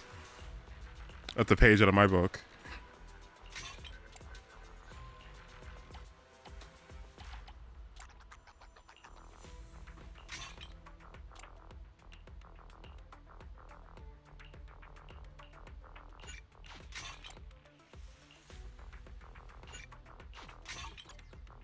Okay. So Shitzer. I'm not gonna apologize to everybody for like recommending to pull her because obviously she is high value, right? And it's not like she isn't gonna become useful later on when we get more shields and stuff. Cause, you know, I've had dreams of the content coming in 2.1 or 2.0, and maybe, just maybe, what Caesar has to offer will actually start being useful. Kamalish, but we'll have to see.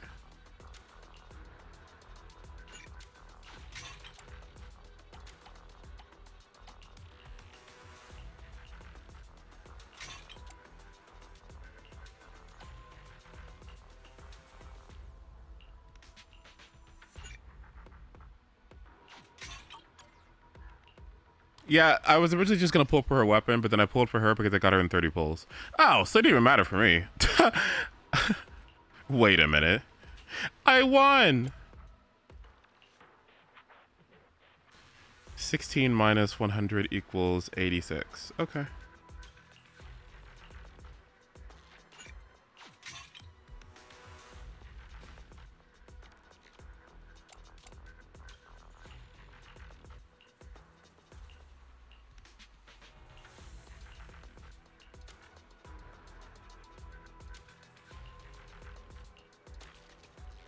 I think about it all the time. It's so funny.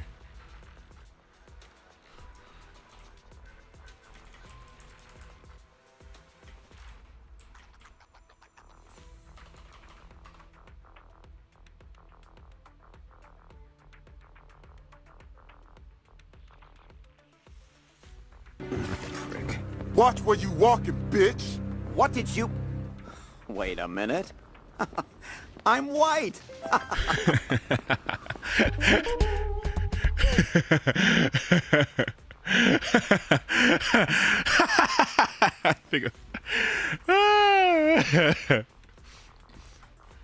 Boondocks was so good.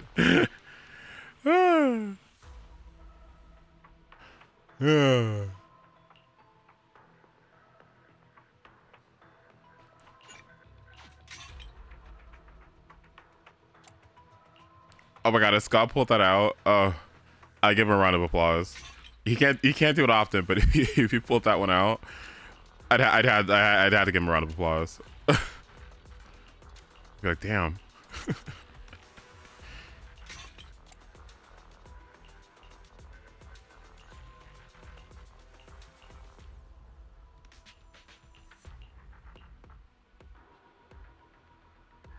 All right, is this at least 86 or close to it? Or 84? A little bit off. Can I go higher than this? Higher. Oh, higher. Let me see.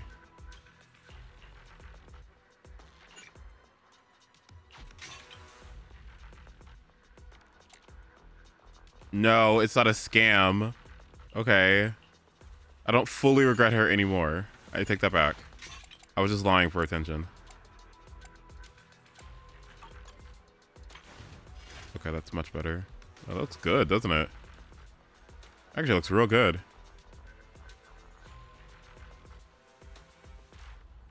Okay. How can I help?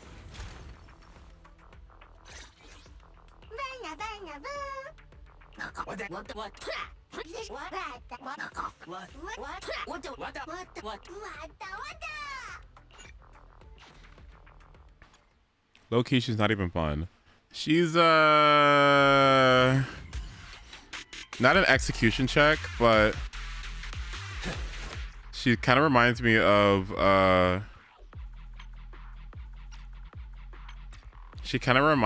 of counter characters in Star Rail, and how she kind of requires people to attack her in order for her to get efficacy out of her kit. It's a little annoying, actually.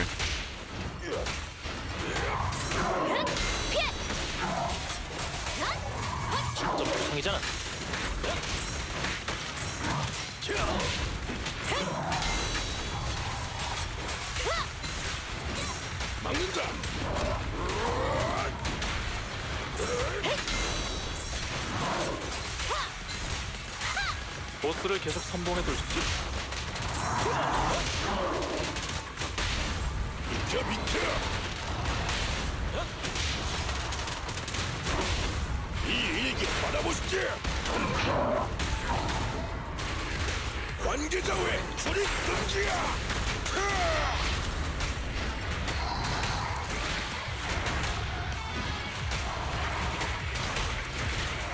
주지 마.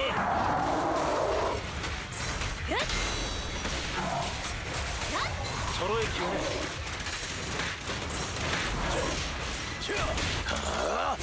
일당백이지.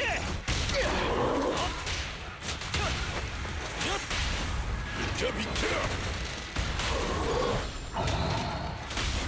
이 얘기 받아보시지.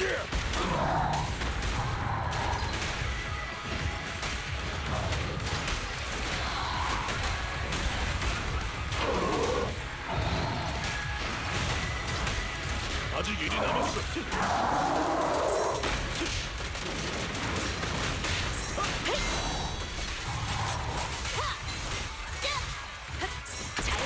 잘 피하라고.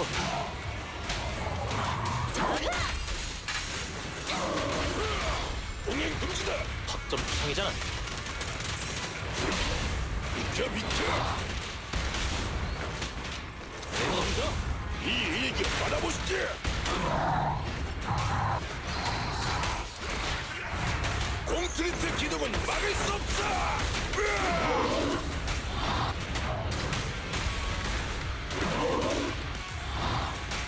한 번 더.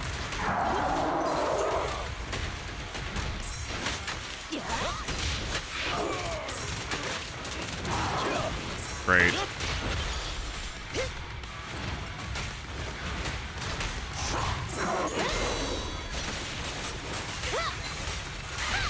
한참 멀었네. 이곳에 맹세한다. 비켜 비켜. 이 일기 받아보시지.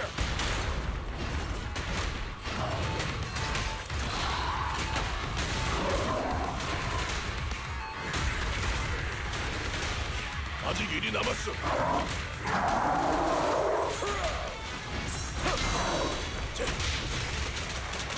조심해.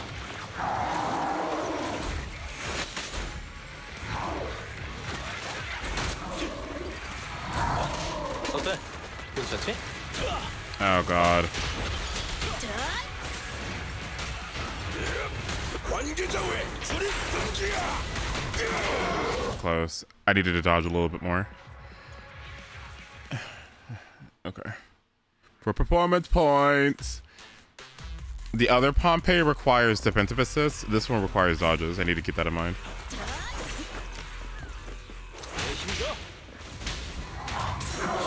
잘 피하라고.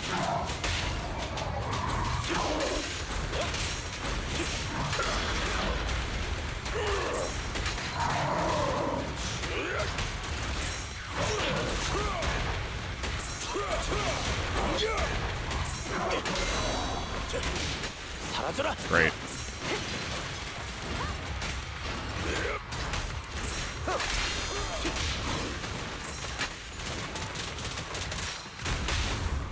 용자에게 두려움 따윈 없어. I'll do that at least once.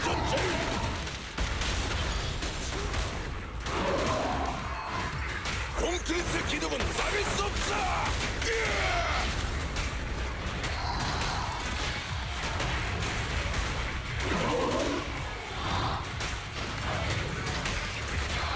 놓치지 마.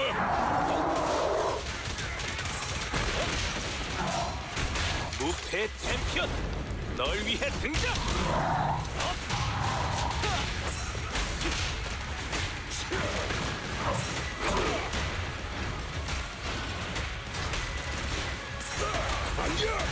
제법인걸?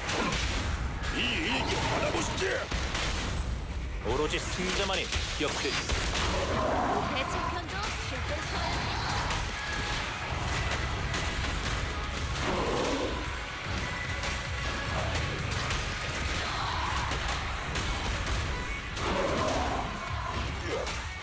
좀 중이잖아.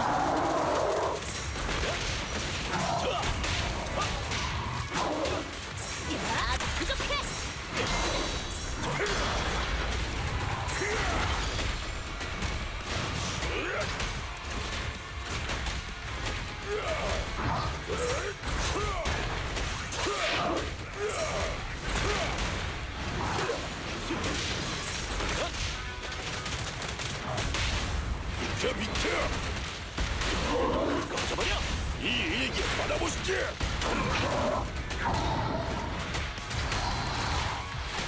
안전 못 착용 안 했잖아.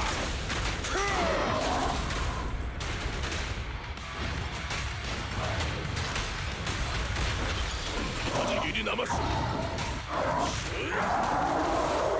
서로의 기회는 이곳에 맹세한다.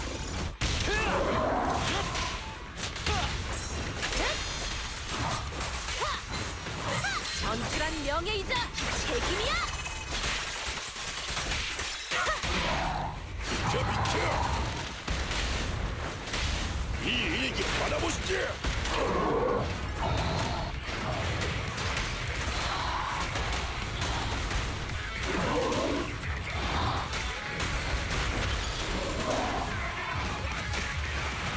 한 번 더.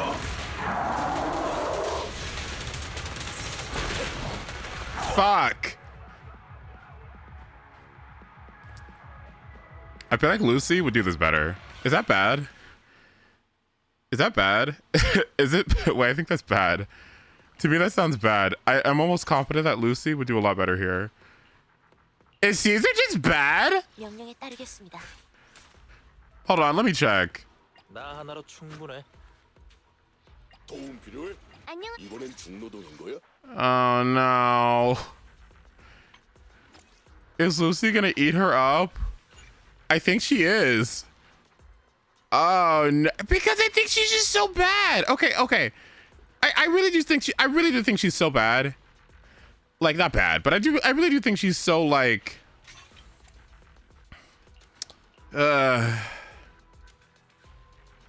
specific. Is that the word? Do I want to go with I think I kind of do want to go with Astral. Yeah, because that opens up Astral, that opens up quick assisting, which I don't have with Caesar. Like, yeah, okay. So that means Lucy goes, let's see, crit on slot 6 or 4, slot 4. She goes crit here, and then she goes as much crit rate as she can. Through these, let's think. 2 crit rate rolls here, that's good. She could even go crit here. She needs to go. I don't think she needs energy regen because of the Shiyu buff.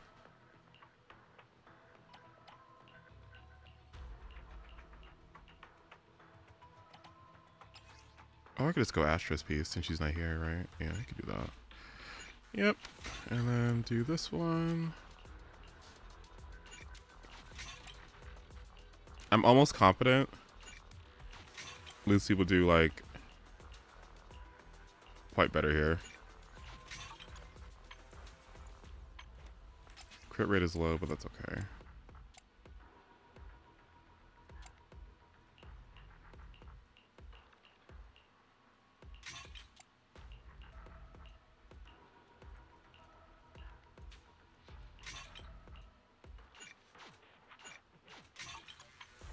There we go. 안녕하세요. 본녀가 다 이게 왔다.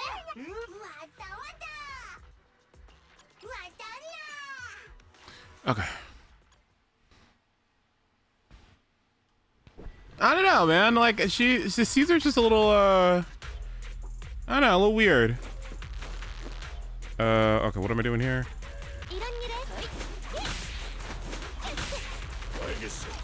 그러지 뭐. 조심 좀 해.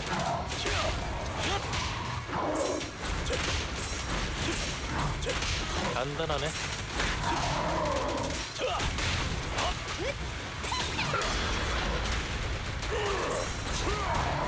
절호의 기회는. Oh, great.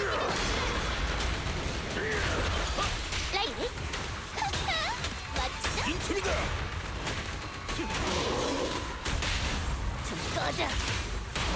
완전 제일.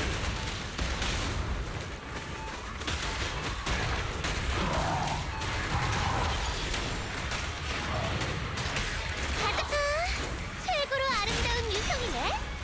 좀 통이잖아. That's not Ben. Oh, you know what I did? You know what I should have done there? I should have actually have EX'd before I did that. So then I could have gotten the quick assist prompt off. Because Ben was stuck in his fat fucking basic 3, like, slam. Yeah, I was stuck in that, yeah. But if I had quick assist prompt from Lucy, I would have been able to quick swap into him and cancel the move out. 1, 2, wait, 2. Yes, all accounted for.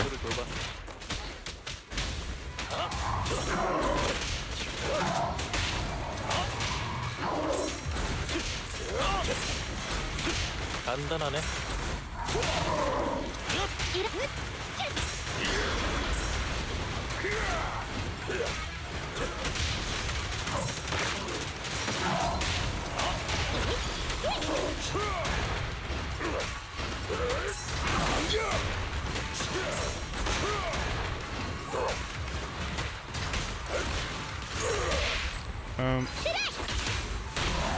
완전 제일.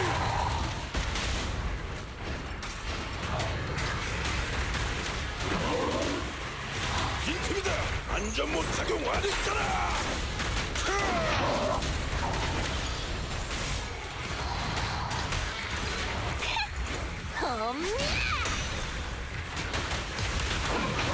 My God. Oh, great.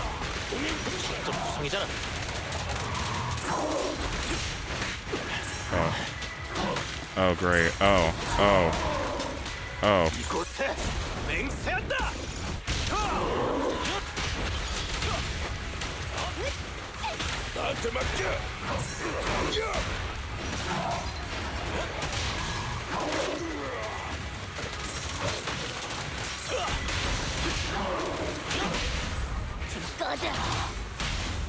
전장은 내가 수습할게.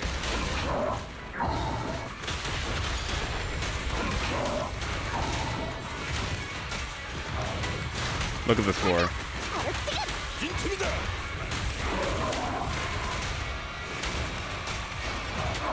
Look at the score. Like, are you joking?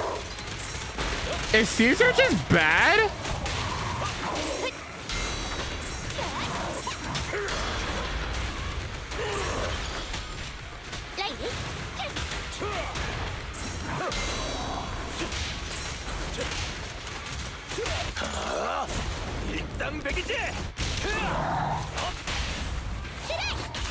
Oh my God.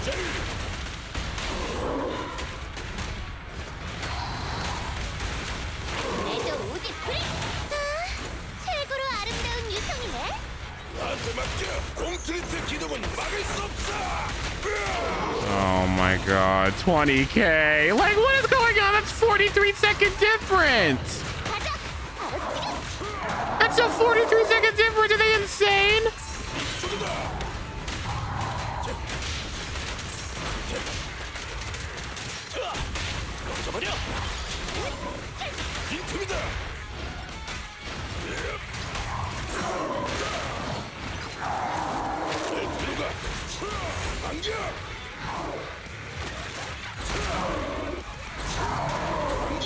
좀 구성이잖아.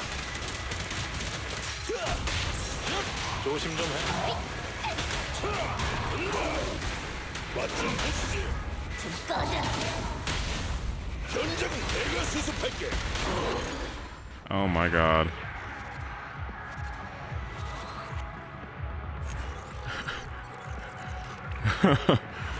Okay, all right.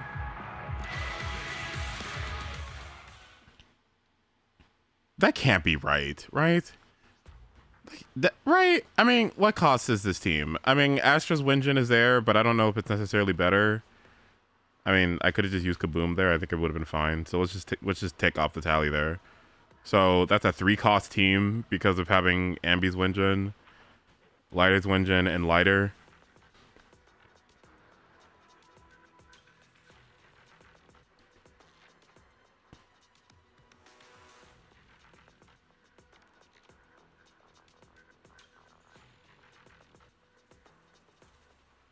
Am I still relatable?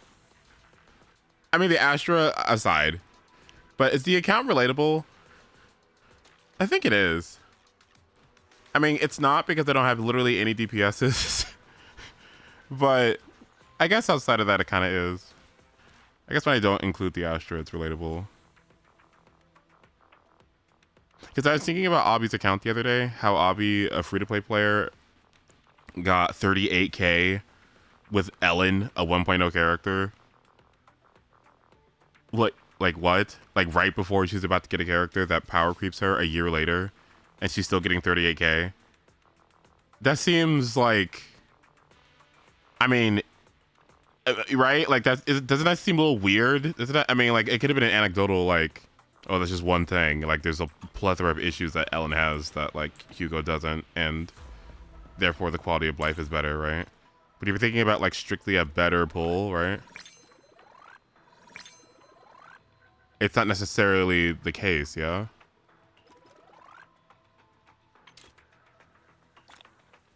I don't know. It's weird.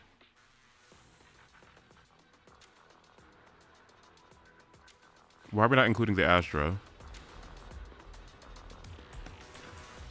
Is the Astra here?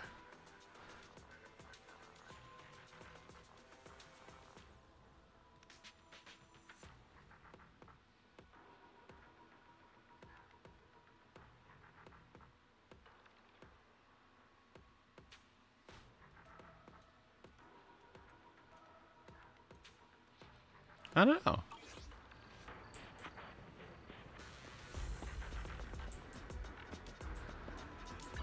숨 크게 들이마셔. 곧 스포트라이트가 켜질 거야. Let's see.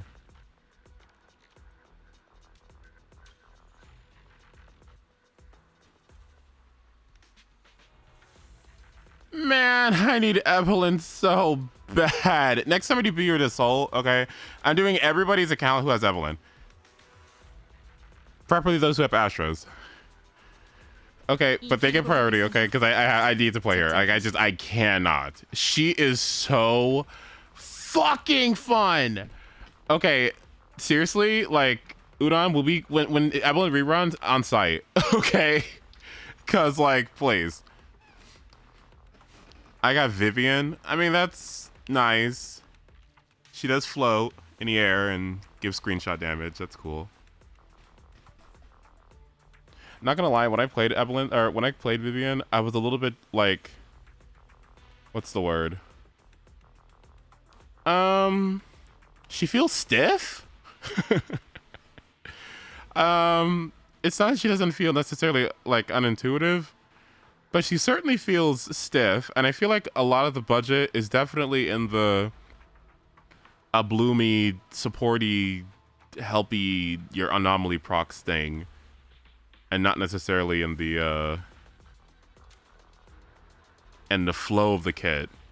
There is the off-field thing where she does her float state thing from off-field that kind of feels okay.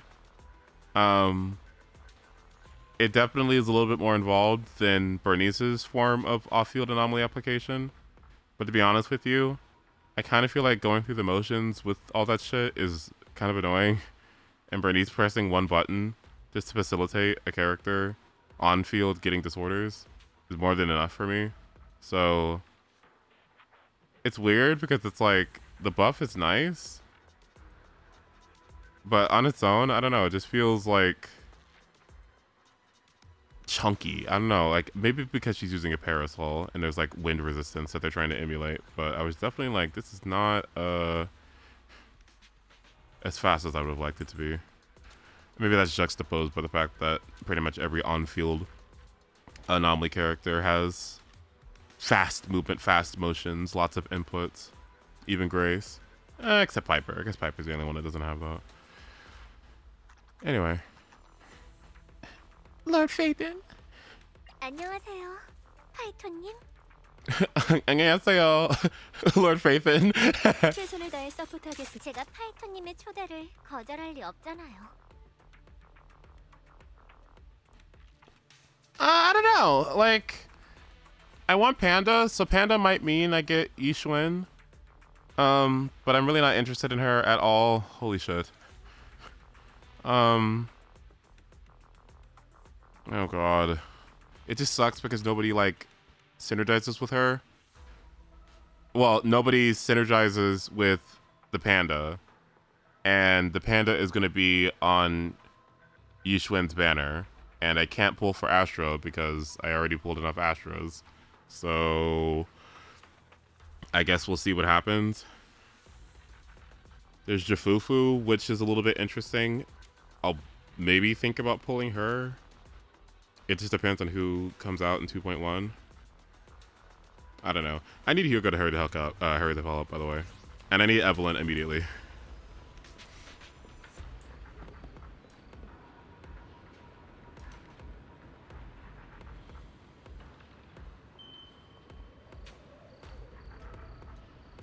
Who is the second rerun? Caesar. It's Caesar and Astra. Like, I think we're good.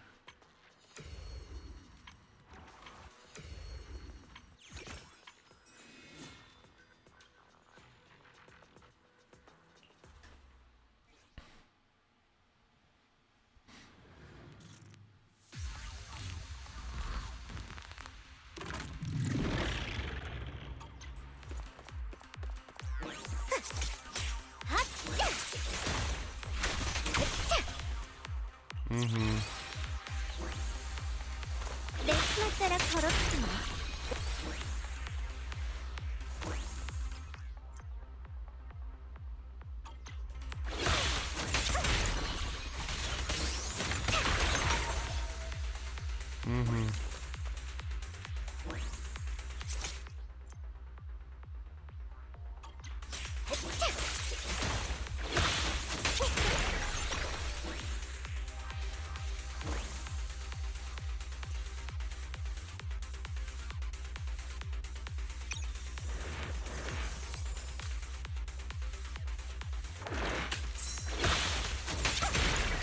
내 치마를 불렀어?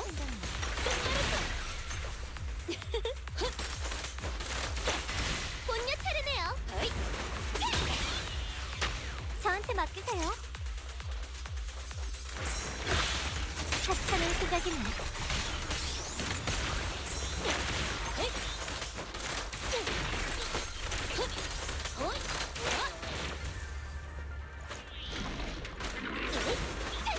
이 비비안을 얕보진 파이터님, 부디 잘 봐주세요.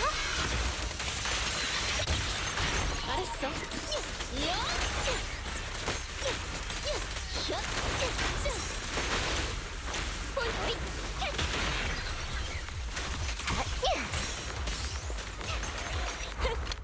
폭파공사 시작! 조심해.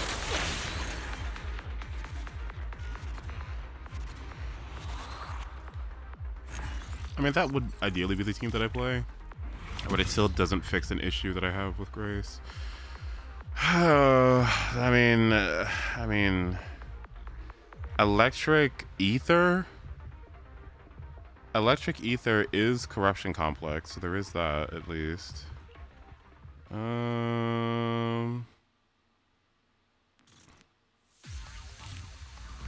There just isn't, I mean, I'll think about it. Maybe I'll do another tempo and see what happens. Yes.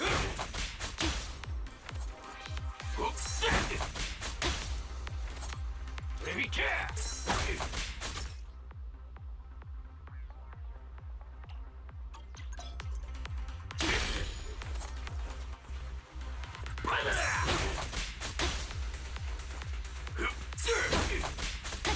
못 도망쳐.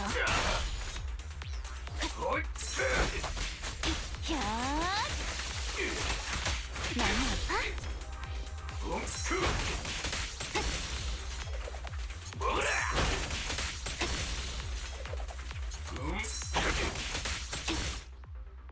Jane being the most fun character in the game. I don't know about that.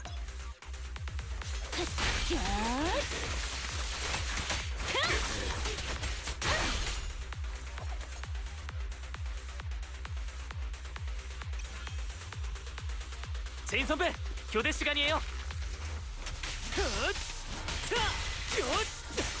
기습이에요. 살짝 격하네.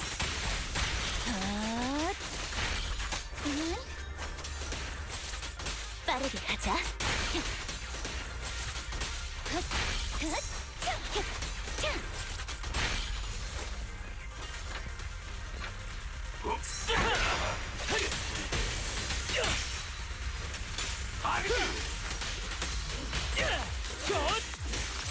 괜찮네.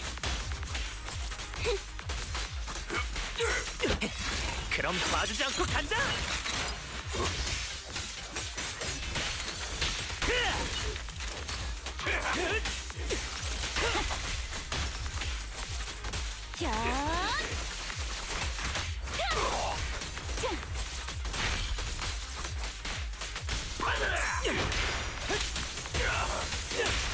널 위한 선물이야.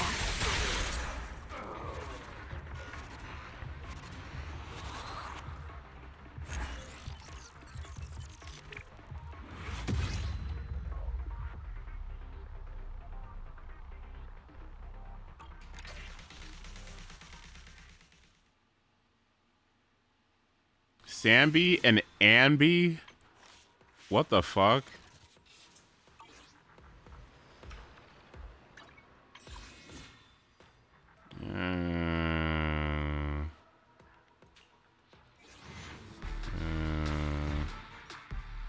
Oh, dear God.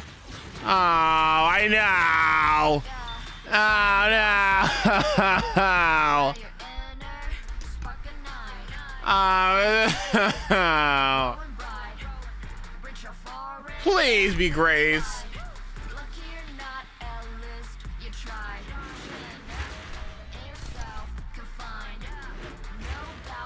That was like 20 pities, so we'll see.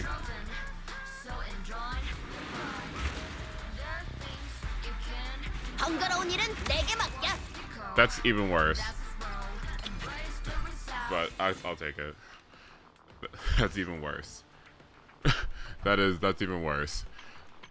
That's even worse, but I'll take it.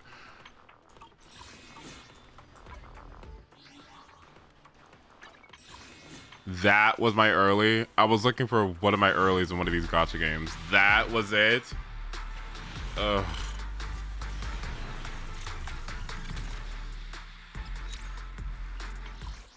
That makes you Schwing guaranteed. Well, who cares? We got Hugo. Or Lighter. Oh, I don't know, actually, which one did you go for? It's probably Hugo, yeah. He's the one I farmed for. The days when you wanted Colada for Ben. I don't remember. All I remember is the days when my pussy was there. Sorry.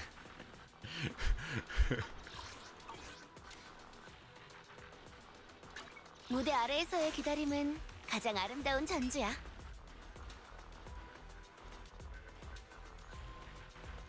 내 망치맛 좀 보고 싶다고? After the second or fourth hit of Colada's basic attack or her enhanced basic attack, quickly use a special attack or EX special attack to increase the damage dealt by 15%.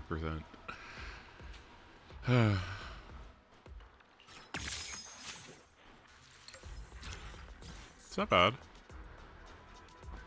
어이, 나 무시하지 마.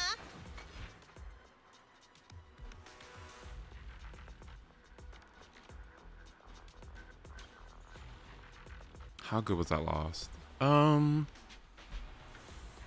30 pulls. That's not bad, actually.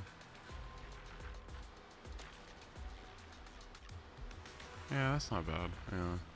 Because then that's Hugo guaranteed. Yeah, then I had a 50-50 per lighter. Yeah, that's actually not bad. Because I think I got 2 Pipers out of it. One more towards M6. Yeah, that's not bad at all, actually. Okay. Alright. Last thing I want to do before I go to bed.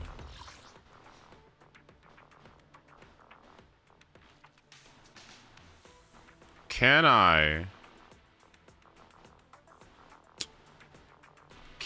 max out any of these? I might be able to max out Corruption Complex.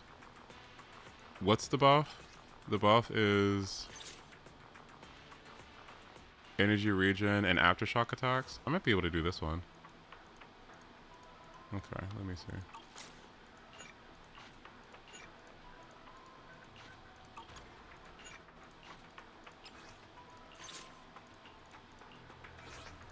무대 아래에서의 기다림은 가장 NB 전 오볼로스 소대의 민입니다. Yeah.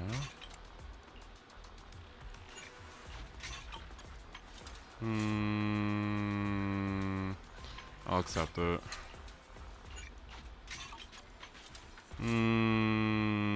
Fine. No, it's just too low. It's too low. I can't function with it. It's just too low.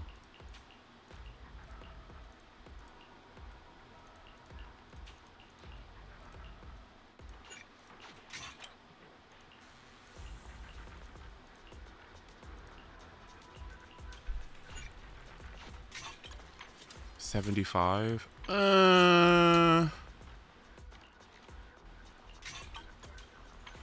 80, too high.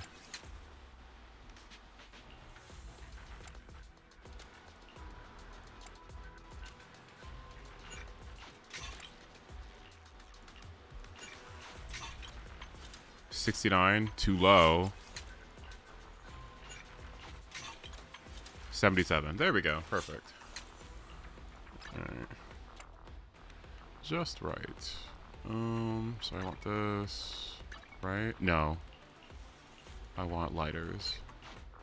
Okay, and then we give her Astral Voice.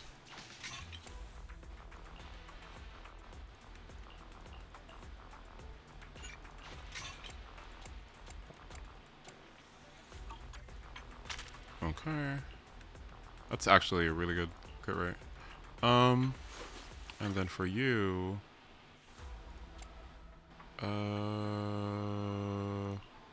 we go swing jaws. Well, do I go swing jaws or do I keep hormone punk? No, I can go swing jaws.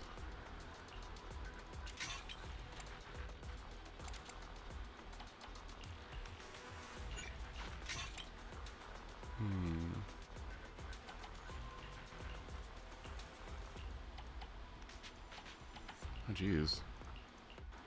This one, okay.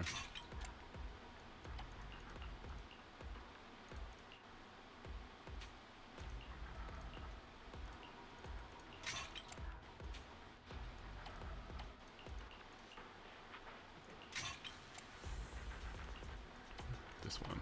Okay. There we go. And then goes here.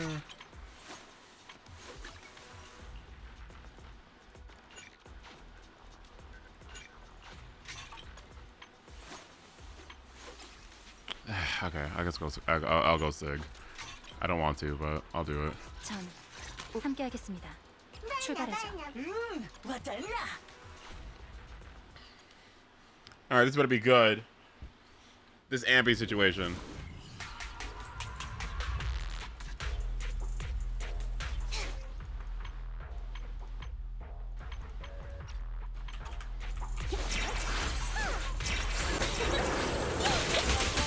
Save your ether vision activate.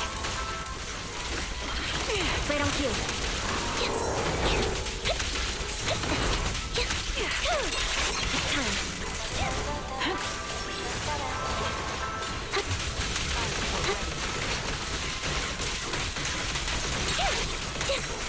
Hello? Outside. You're in my sight. Now you can. Take the shot. Recalibrating. Down strategy. Before this window starts, I need to make sure I have all my stocks up. Okay, there we go. Roger that.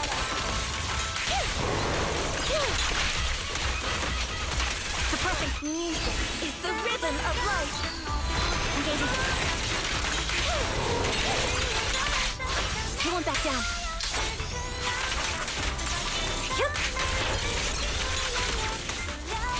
Keep focused. What you deserve.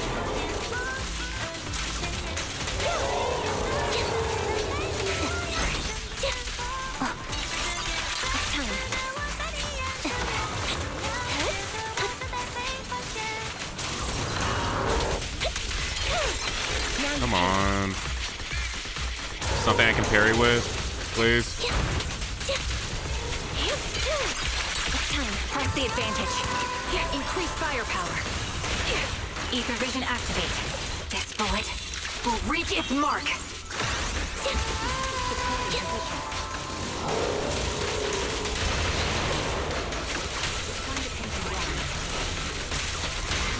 Roger that. What you deserve. Take a shot. Engaging. Resolve.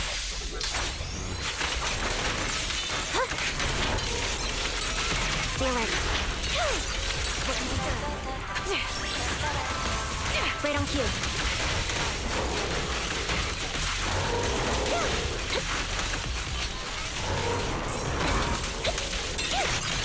Time. Recalibrating. The melody.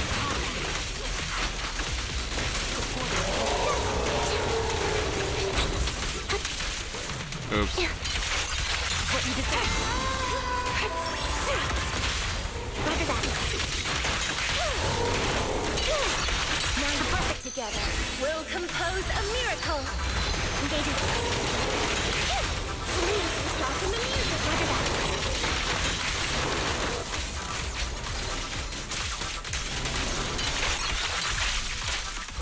You won't back down. Sniper's Creed. One shot, one kill.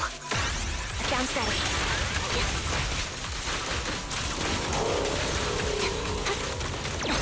competition. It's time. You're in my sight. Now you pay. That's so low, really? That's not even close. Oh. Oh, Jesus Christ. That is not, it's like, its corruption complex is weird because like the attacks are really annoying. The attacks are really annoying, but it doesn't attack you frequently enough for Ambi to take full advantage of everything. But that's okay, because, I know who can do this. Spotlight's about to shine. Huh? Is something the matter? Which is weird. I think it's just Nicole that's really doing the majority of this here, but Think about it. do it. It's this.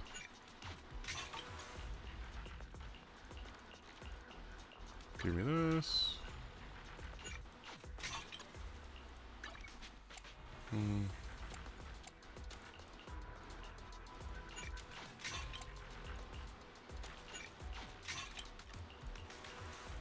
Where is it at? Where is it at? It is this piece. Okay, and then we take this piece. Okay. Take a deep. I hear the stage calling my name. 53? Yeah, okay. Officer 1, we'll get it done.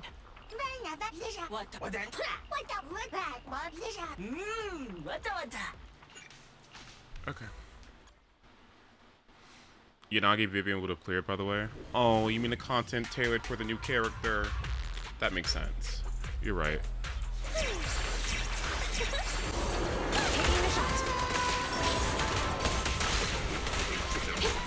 Tough luck.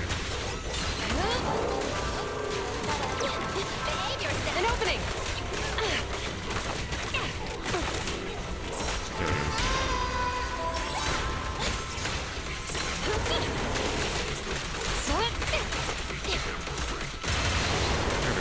Right back at ya. Gotcha! Taking the shot.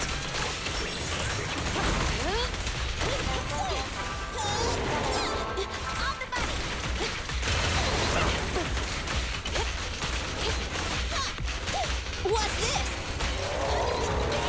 An opening! Together, we'll compose a miracle. Bullseye. Stay where you are!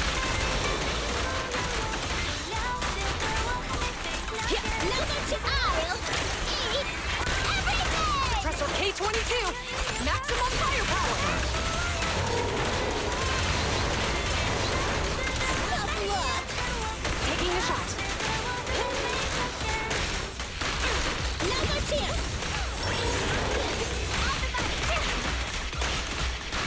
Tough luck. An opening!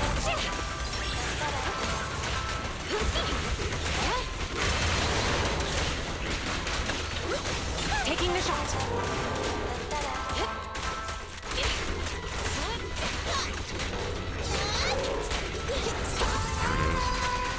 Huge. Right back at ya. Get away from me. Now's our chance. Lose yourself in the music. An opening! Music is the rhythm of life. Bullseye. The pleasure's all yours. Catch you in the next life. No restrictions! Fire it well! Tough luck. Taking the shot. Damn, it's recovering. Now's our chance. Gotcha.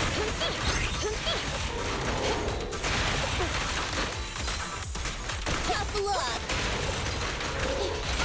An opening! Woo-hoo.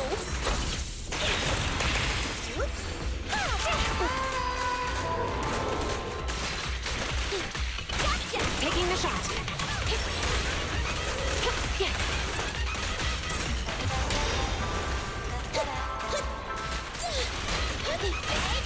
Please, please. Oh my god. An opening! I really missed one of my windows doing nothing. When I Astra ulted the second time, I didn't have Nicole's field down. Oops. Get away from an opening. There we go. Here's some bullets. 1, 2, 3.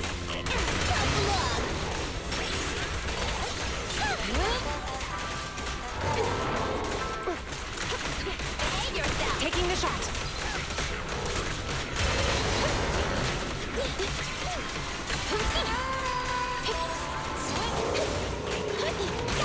An opening. One of these legs should break in like a second. Which one is it gonna be? Is it that one? Yeah.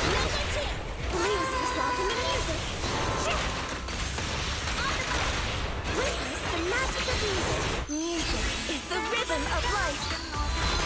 Stay where you are. The pressure's all yours. Taking it, pressure K22. Maximum firepower. Keep up the assault. Right back at ya. Tough luck.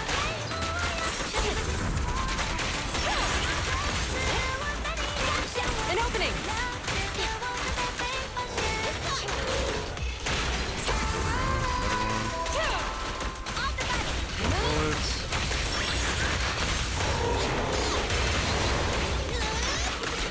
Taking the shot.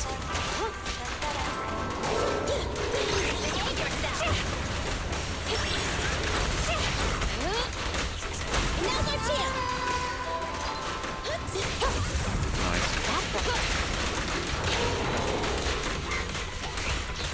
Tough luck. I'll eat everything. Lose yourself in the music. Together, we'll compose a miracle. Bullseye. Stay where you are. An opening. Don't even try it. You're surrounded.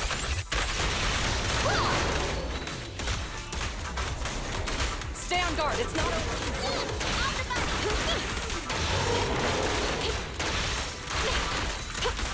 Now's our chance. Gotcha. Taking the shot.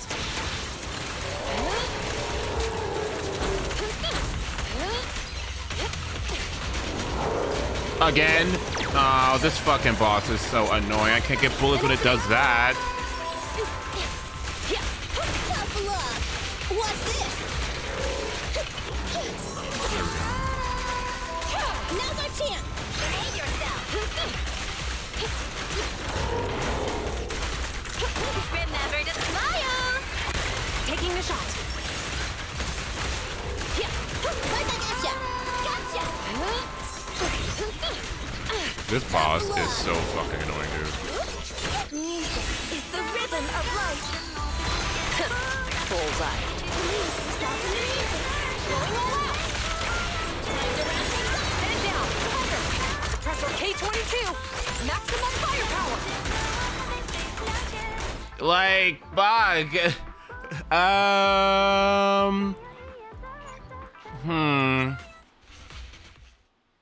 60k is possible. There is one thing I'm not doing, and I'm not taking advantage of my N4 either. I could do that.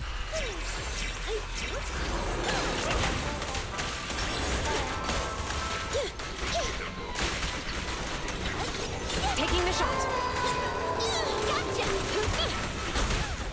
Great.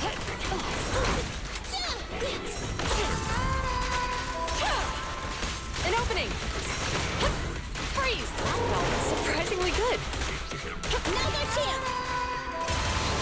Behave yourself. Together, we'll compose a miracle. Do it now. Bullseye. Taking the shot. An opening. Taking the shot. Right back at ya. An opening. I'll eat everything.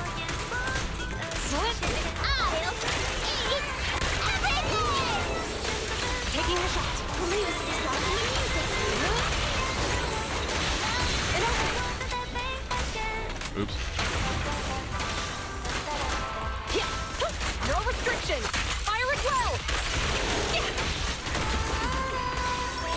a shot. Keep up the assault. Now's our chance. Gotcha. Are you gonna hit me? Okay. Tough luck. Catch you in the next life. An opening. Music is the rhythm of life. Stay where you are. You asked for it. Now's our chance. Taking the shot. Lose yourself in the music. No point running. Stand down. Surrender. Tough. Remember to smile. Suppressor K-22. Maximum firepower. Now's our chance. An opening. Stay on guard. It's not over. Tough luck.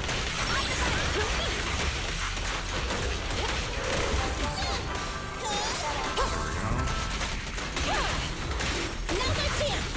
Gotcha. One more. No, I missed it because the number rock. Oops. Yep. Drop the weapon. Get away from me. Behave yourself.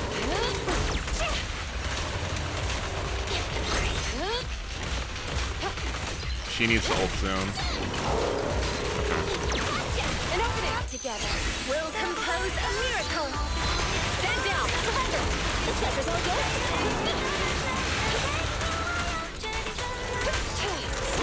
Catch you in the next life. Taking the shot.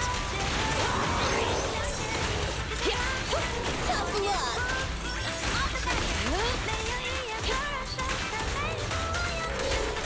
Right back at ya. Behave yourself.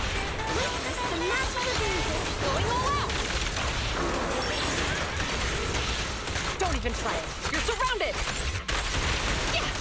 Hello? Now's our chance.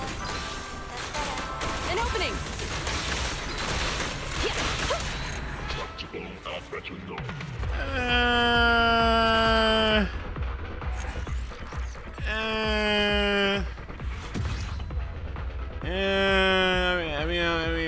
It's okay.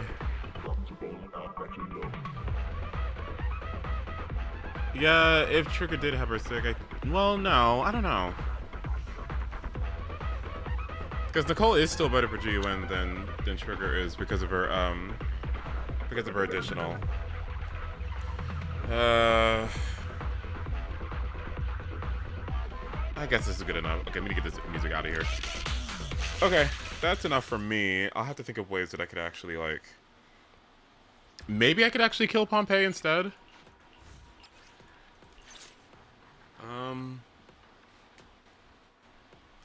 His performance points is dodging, right? An attribute anomaly.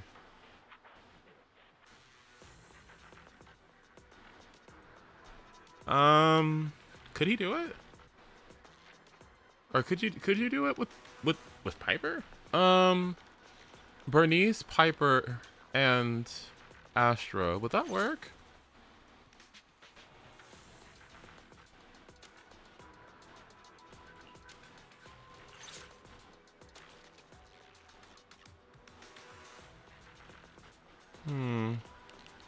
Energy generation rate. Who else can dodge like her? I think in terms of like off stage is the perfect prelude. In terms of speed, in terms of like frequently and speed, Ben's dodge counter is one of the fastest in the game, and beyond that,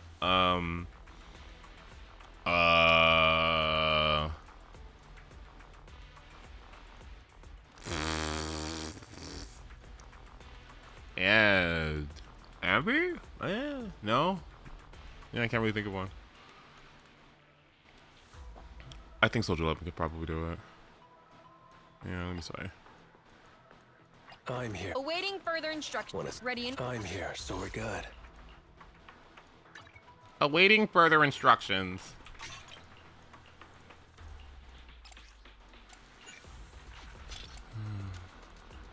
Eve. Eve could easily.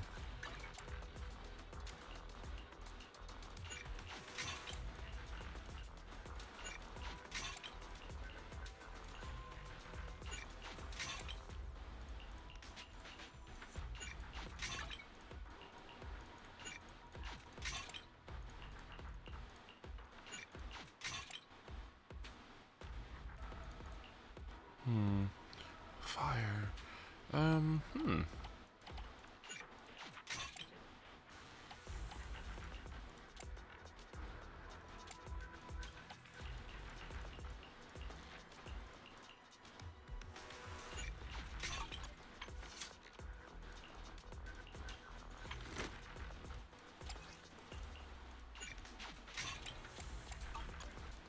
Take a deep. I hear the stage calling my name. Not about this one. Because what does this need? This needs... maybe a better buff? I don't know. The anomaly part scares me.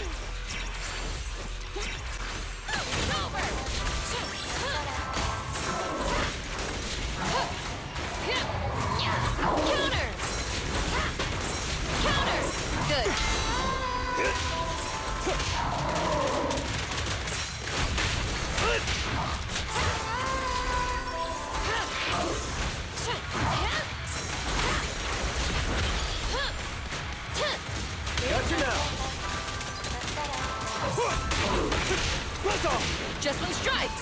Counter.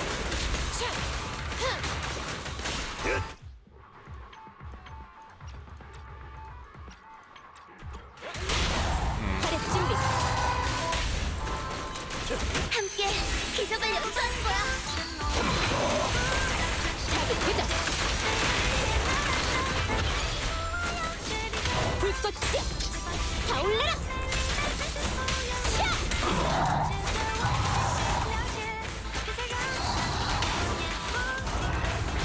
나의 승리에 반중이 필요해. 무패 챔피언, 널 위해 등장.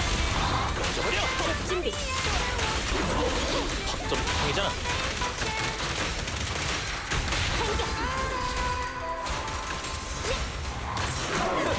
잘 피하라고.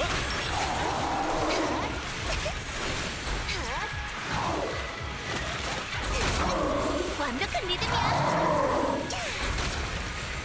약해 빠졌네.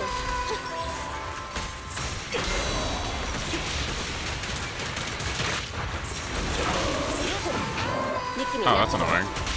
타겟 고정. 수지가 타오르나 봐. 이건 야구장에 들어오는 거야. 서로의 기회는 이제 끝이다. 불꽃이야. 나를 따르라.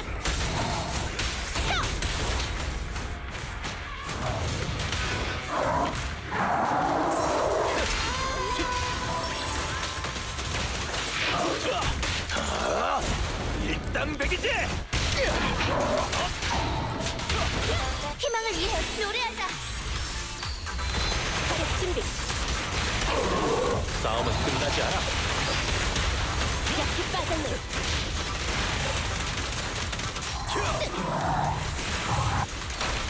타겟 고정. 점 통이잖아. 타겟 준비.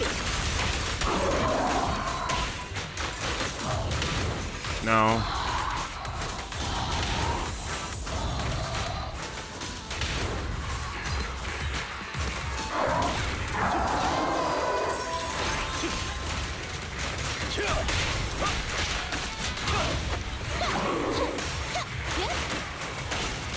서로의 기회는 이제 끝이다. 조심 좀. 무패 챔피언, 널 위해 등장. 타겟 고정. 타겟 준비. 불꽃이야. 타올라라. 점 통이잖아. 함께 기적을 연주하는 거야. I mean...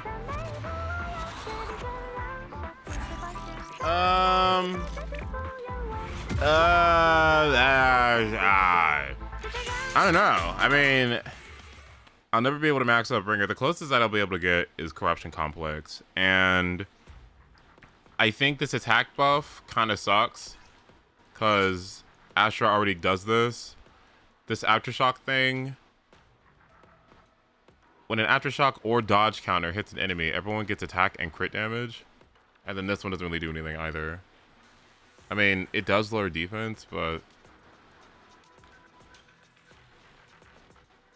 yeah, it's probably something I can't do. It's fine. Who else can do that besides Jane and Bernice? I mean, there's still things that buff chain attacks here, so, I mean, it still seems like something that... I mean, Evelyn is incentivized to do dodges. So Evelyn can do it too. I mean, all fire agents can pretty much do Pompeii. This shouldn't be that hard. The hard one is the other Pompeii. This Pompeii is kind of like the baby version. Okay, I'm gonna stop. But thank you guys so much for joining me tonight. I have to go to my local recycling center. I've got to turn in some light bulbs.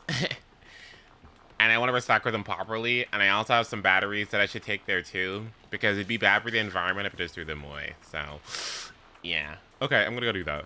Thank you guys so much for joining me. I'll be back maybe later today. But more than likely I'll be back Sunday. Okay, sound good? Alright, y'all. We should do a story quest soon. That sounds like fun. If Finish will call me. That's another thing we should do. Alright, I'll see you guys. I love you and have a great rest of your day. Make good choices and stay